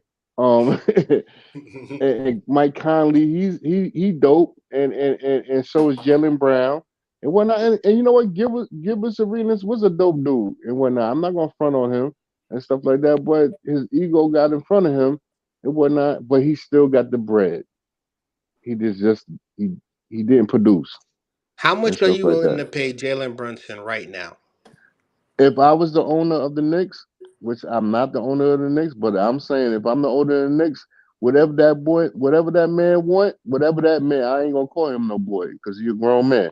Whatever that man want, I'm not saying I'm gonna give him anything that he want, but I would give him near to less or more than what is needed to sustain the team. And we could get other players like we talking right now. We talking about Uber and we talking about Giannis and we talking about all these other players and stuff like that. I'm willing to run it back and stuff like that. But if I'm the owner of the Knicks, I'm gonna give that man what he want, and I'm gonna say, listen, man, I can't give you all of that, but I'm gonna give you this, and hopefully we can meet in the middle and say, But yo, you know what I'm saying? We gonna do our thing. I'm sorry, Uncle Bull, but I think that's a bad business move right there. You're Oh gonna pay man. that man all this money, but then don't give him no support. That's why I use Gilbert Arenas. Yeah, Did He he you never had not man hear what I margin in he the just never said? beginning. said that, bro. Did He you never not hear said what that. I just said? No, I'm saying no. That's what I'm just saying. I'm bringing it up like to let them know. This is why I said we need to go back with the changes and upgrades because if we're gonna pay Brunson all this money, how are we gonna know that if he doesn't have the proper support, he's gonna give us the longevity? Mhm.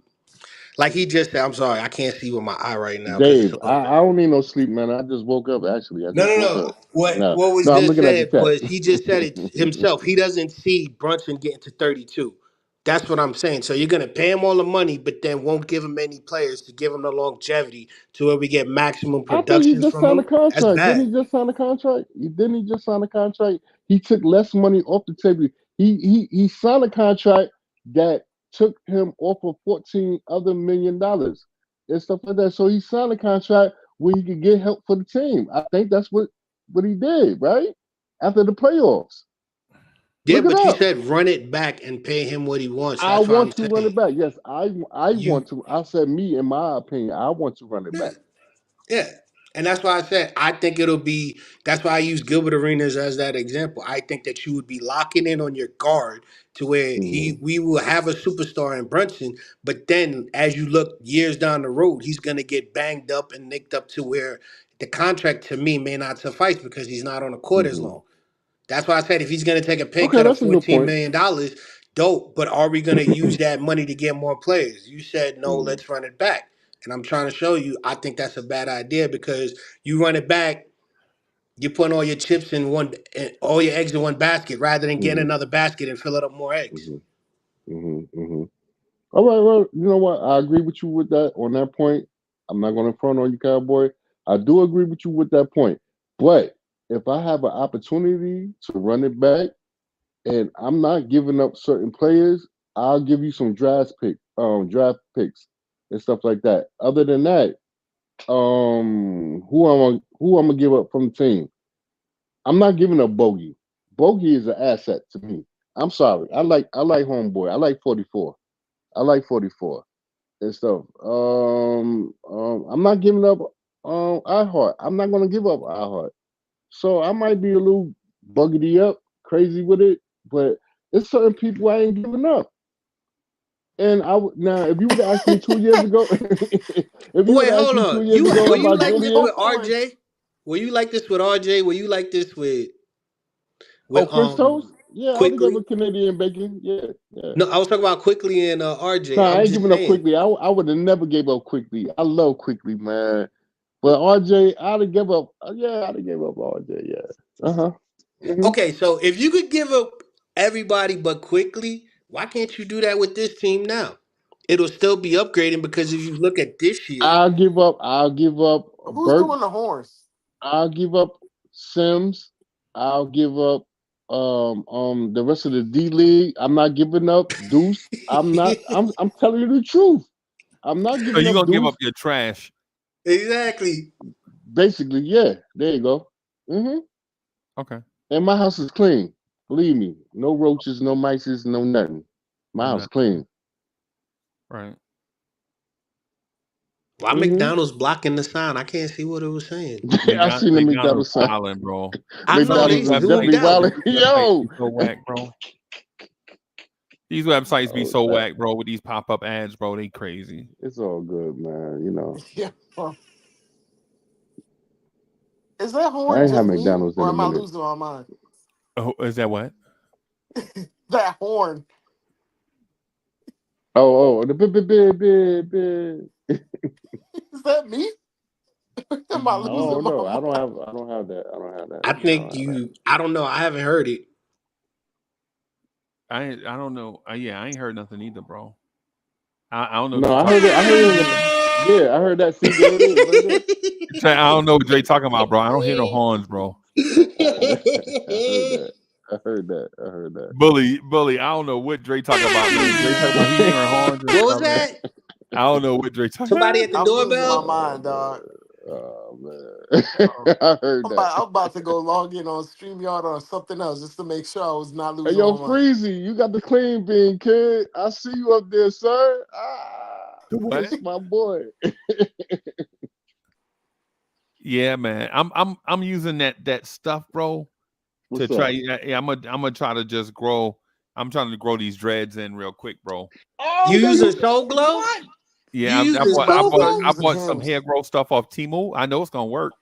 I'm Gonna sorry. pop up in here looking like a chia pet, man. Nah, what got me the most was I remember Unc said he bought something from Yeah. online for his beard, and it Oh was a my Yeah. rolling God. pin with spikes on it. I started laughing. Yeah, I'm gonna Yo, buy some. Freeze, Yeah, I'm coupling that with soursop. You ever had soursop before? I got sour sop right now. That's what I drink that every day. Sour sop. Thank you, Dre. Dre, you need Thank to you, get Dre. on that soursop, bro. And the What bitters. is that? And the bitters. That's the sour sop bitters. And them bitters, yeah, with the tea. Yo, you Wait, need to get on that, Sourreal bro. ginger, like the Sourreal from Jamaica, or Yeah, from the Caribbean, man. oh, Oh my God, okay. it works. When you guys It are works. saying, I thought y'all was saying something else. It's Sourreal ginger. Okay, I know what you're talking about. No, it's That stuff, soursop. No, please. sour No, it's sop, soursop. sour sop, SOP. sour sop. SOP. Mm-hmm. SOP. I gotta look that up. Yeah, look it up, man. Dre put me on, and I put Freezy on, and I Yeah, remember. I put Dre on. I put Dre on, then Dre put Bully on, and then Bully tried Yes, to he put me did. on. Yes. Dre put me on, Is and I that thank how you, it Dre. works? I feel good. I feel so good, man. I feel so strong, and like, yo, I'm ready. Listen, what was his name? Tank, knocked that boy out this weekend. Man, I'd have did the same thing too. I'd have knocked the Tante Wilder out. Wilder. Right. Mm-hmm. Good luck with that one. Now, I'm messing around, man. I'm trolling. I'm trolling some people that be watching that be wanting to be right about everything. They don't never want to give people credit for nothing. Never admit when they wrong. You know what I'm saying? Cats be watching. They be like, "Yo, I told you about Ryan Dunn like 4 years ago, son. Ryan Dunn, You yo, ain't Ryan tell me Dunn. about Ryan Dunn no he was shit, a bro. Ryan he's a Dunn. freshman in college. Yeah, Yeah, you ain't tell me Ryan about Dunn. it. I'm like, yo, I saw him when he came out when he at the hospital. You ain't saw Ryan Dunn He's though. like, I got his And how towel when will they gave nephew. birth, when they wrapped him in. Mm-hmm. Yeah, And man. how will nephew Castle. Word. Yeah, man. What else y'all got, man? Y'all want to congratulate the Boston Celtics? No. No, they're only good for toilet paper. Anything from No. Boston is only good for toilet I paper. will I'm acknowledge garbage they won a bags. No, championship. I I just will want the not tea. congratulate them. I just want the tea from Boston. That's and clam chowder. That's it. Nah, New you know England what I clam want? chowder. You know what I want to do next year? Next year, I want to congratulate the Celtics by punching them in the mouth in the Eastern Conference I Finals want to just and real quick. sweep. I want to say this thing about the Celtics, man. I think the Celtics have been the model franchise over the years. They built their team the right way. They basically moved out. Like Brad Stevens, legit is the new age Danny Ainge, but they saw Danny Ainge at age 65 was not the Danny Ainge of age 45. And so they transitioned from Danny Ainge to Brad Stevens, and they got them a young Casey Jones on the bench. All he think Rest about in is peace. basketball and the Lord, bro. That's all he do is think about basketball and the Lord, bro. And Jay Dilla. That's it. That's all he thinks about, bro. Freezy, you know what's funny? They asked that man, what are you gonna do in the You said Jay offseason? He Dilla. said, I tore my meniscus in Oh March, so I'm gonna no. probably recover. I didn't hear you. I'm sorry. What you say? They I'm asked sorry. Joe Mazzulla, what is he gonna do in the offseason? And he said, I tore my meniscus in March, so I'm gonna probably recover. It's crazy, right? What's my Wait, man name? what? That All he think about is basketball, the Lord, Jay Dilla, and Godzilla. That's all he think about, bro. That's all he Dre. think about, bro. Dre, who was the Yeah. dude that was there before Boston? I mean, before Ime Missoula. Udoka. Childish. Udoka, yeah. First of all, I'm already talking to his ex-wife or his ex-girlfriend, which is Nia Long. Nia, when I see you, I'm along you. For real. And I'm telling you right now, that's the Have only you air reason why. fighting in the living room by yourself? She gonna have you punching the air in the living room Oh my God. after I'm sick of after these your dudes. man. Yeah. I'm boys in the hood. Yeah, I'm Yeah. boys in the hood. And my father's name is Furious. I Yeah. thought she was going with Friday, but Yeah. Oh, Friday. What? yeah, Oh, that was good one. Friday. that was the best Yeah. one because he saved her He from was She in gonna hook beat you up up with Friday. her that beat friend. up Her friend Debo. cute though. She gonna hook you up with her friend. Her friend cute. Ooh, no, I She feel look like like Janet control. Jackson. Yeah, She looked yeah. like that from the back though. Yeah. From down the street. Yeah, Rest she in look like peace to her. Rest in peace to I forgot her name. Forgive me. Yvette Rest in peace Wilson. to Yvette Wilson. yeah, Yeah. Wilson. Yeah, rest in peace to you, Shorty. I know she passed With away. all due respect, I know Ime Udoka mad as hell right now. Yes, he is. He is mad. Yeah, Dre. He mad. Like, That was his how do you team. ruin that? Once I saw what the woman looked like, I was like, come on, bro. Yeah, and yo, she wasn't that. Oh my God, I'm like, she Nia wasn't Long all of right that, there, and you kid. doing that? Oh Hey, my look, god. Oh my God. sometimes And things you know don't the Mm. always but look in like the way They had they a seem. relationship though. It wasn't a one-hitter quitter. They She was was up going and together. down. She was up and down that like was the 6 work o'clock. wife. She was up and down like 6 o'clock. That means she was flat everywhere. Yeah, and she looked now she looked like what's her name, man? Who that? Now she looked like Vivica Fox now, right? Oh my Yeah, god. Oh, like yeah, Vivica Vivica. It's fell too late now. off. Vivica, it's too Yeah, late. Don't be yeah, it's too trying late. to It's pick too me up late. now. Yeah, And yeah, go when on I was get trying to now. pick you up 30, I was trying to pick you up 35 years ago. You know what I'm saying? You turned your nose up. I Go didn't on even get want to now. pick her up when she did What's Love Why Do Fools Fall in Love? Like when she did Why that do movie, that fools was when fall she in started love? falling off for me. Yeah. No, when she was Why in Do Fools Fall Independence Day. Independence Day, she could have got Nah. in the Independence Day, man, for sure. Nah, the second Yeah. did you see her 96. in the second one? That was even worse. I'm like, why is she in this? I would have preferred The Will. second, oh yeah, the second She looked Independence Day, she was bad. in there. Yeah, she was terrible because Will had died and she survived, and then Hmm. the son was the hero, but he Yeah. was, you know what? I can't talk too much, man. He like Yo, a rainbow. but yeah, now yeah. I know Ime mad because now Mm. she looked like Jada Pinkett look now instead of how Jada Pinkett used to look in Jason Lyric. Mm. Oh, Ooh, I thought you were the one freezy, with a low down dirty freezy, chain. freezy. Yeah, Yo, she do look like a. I'm not gonna talk about the lady like that, but I know one thing: if I was 10 years old, I definitely would have fought her. It wasn't that because he looked like a yeah. little 10-year-old All boy. I'm saying is some women age like fine wine, and some Yes, people age like Thunderbird. yeah, Oh yes, my god. yes, yes. Mad I Dog agree. 22. You I know. agree, big bro. But anyway, I'm gonna get out of here real quick, y'all. Thank y'all Yes. for coming through and rocking.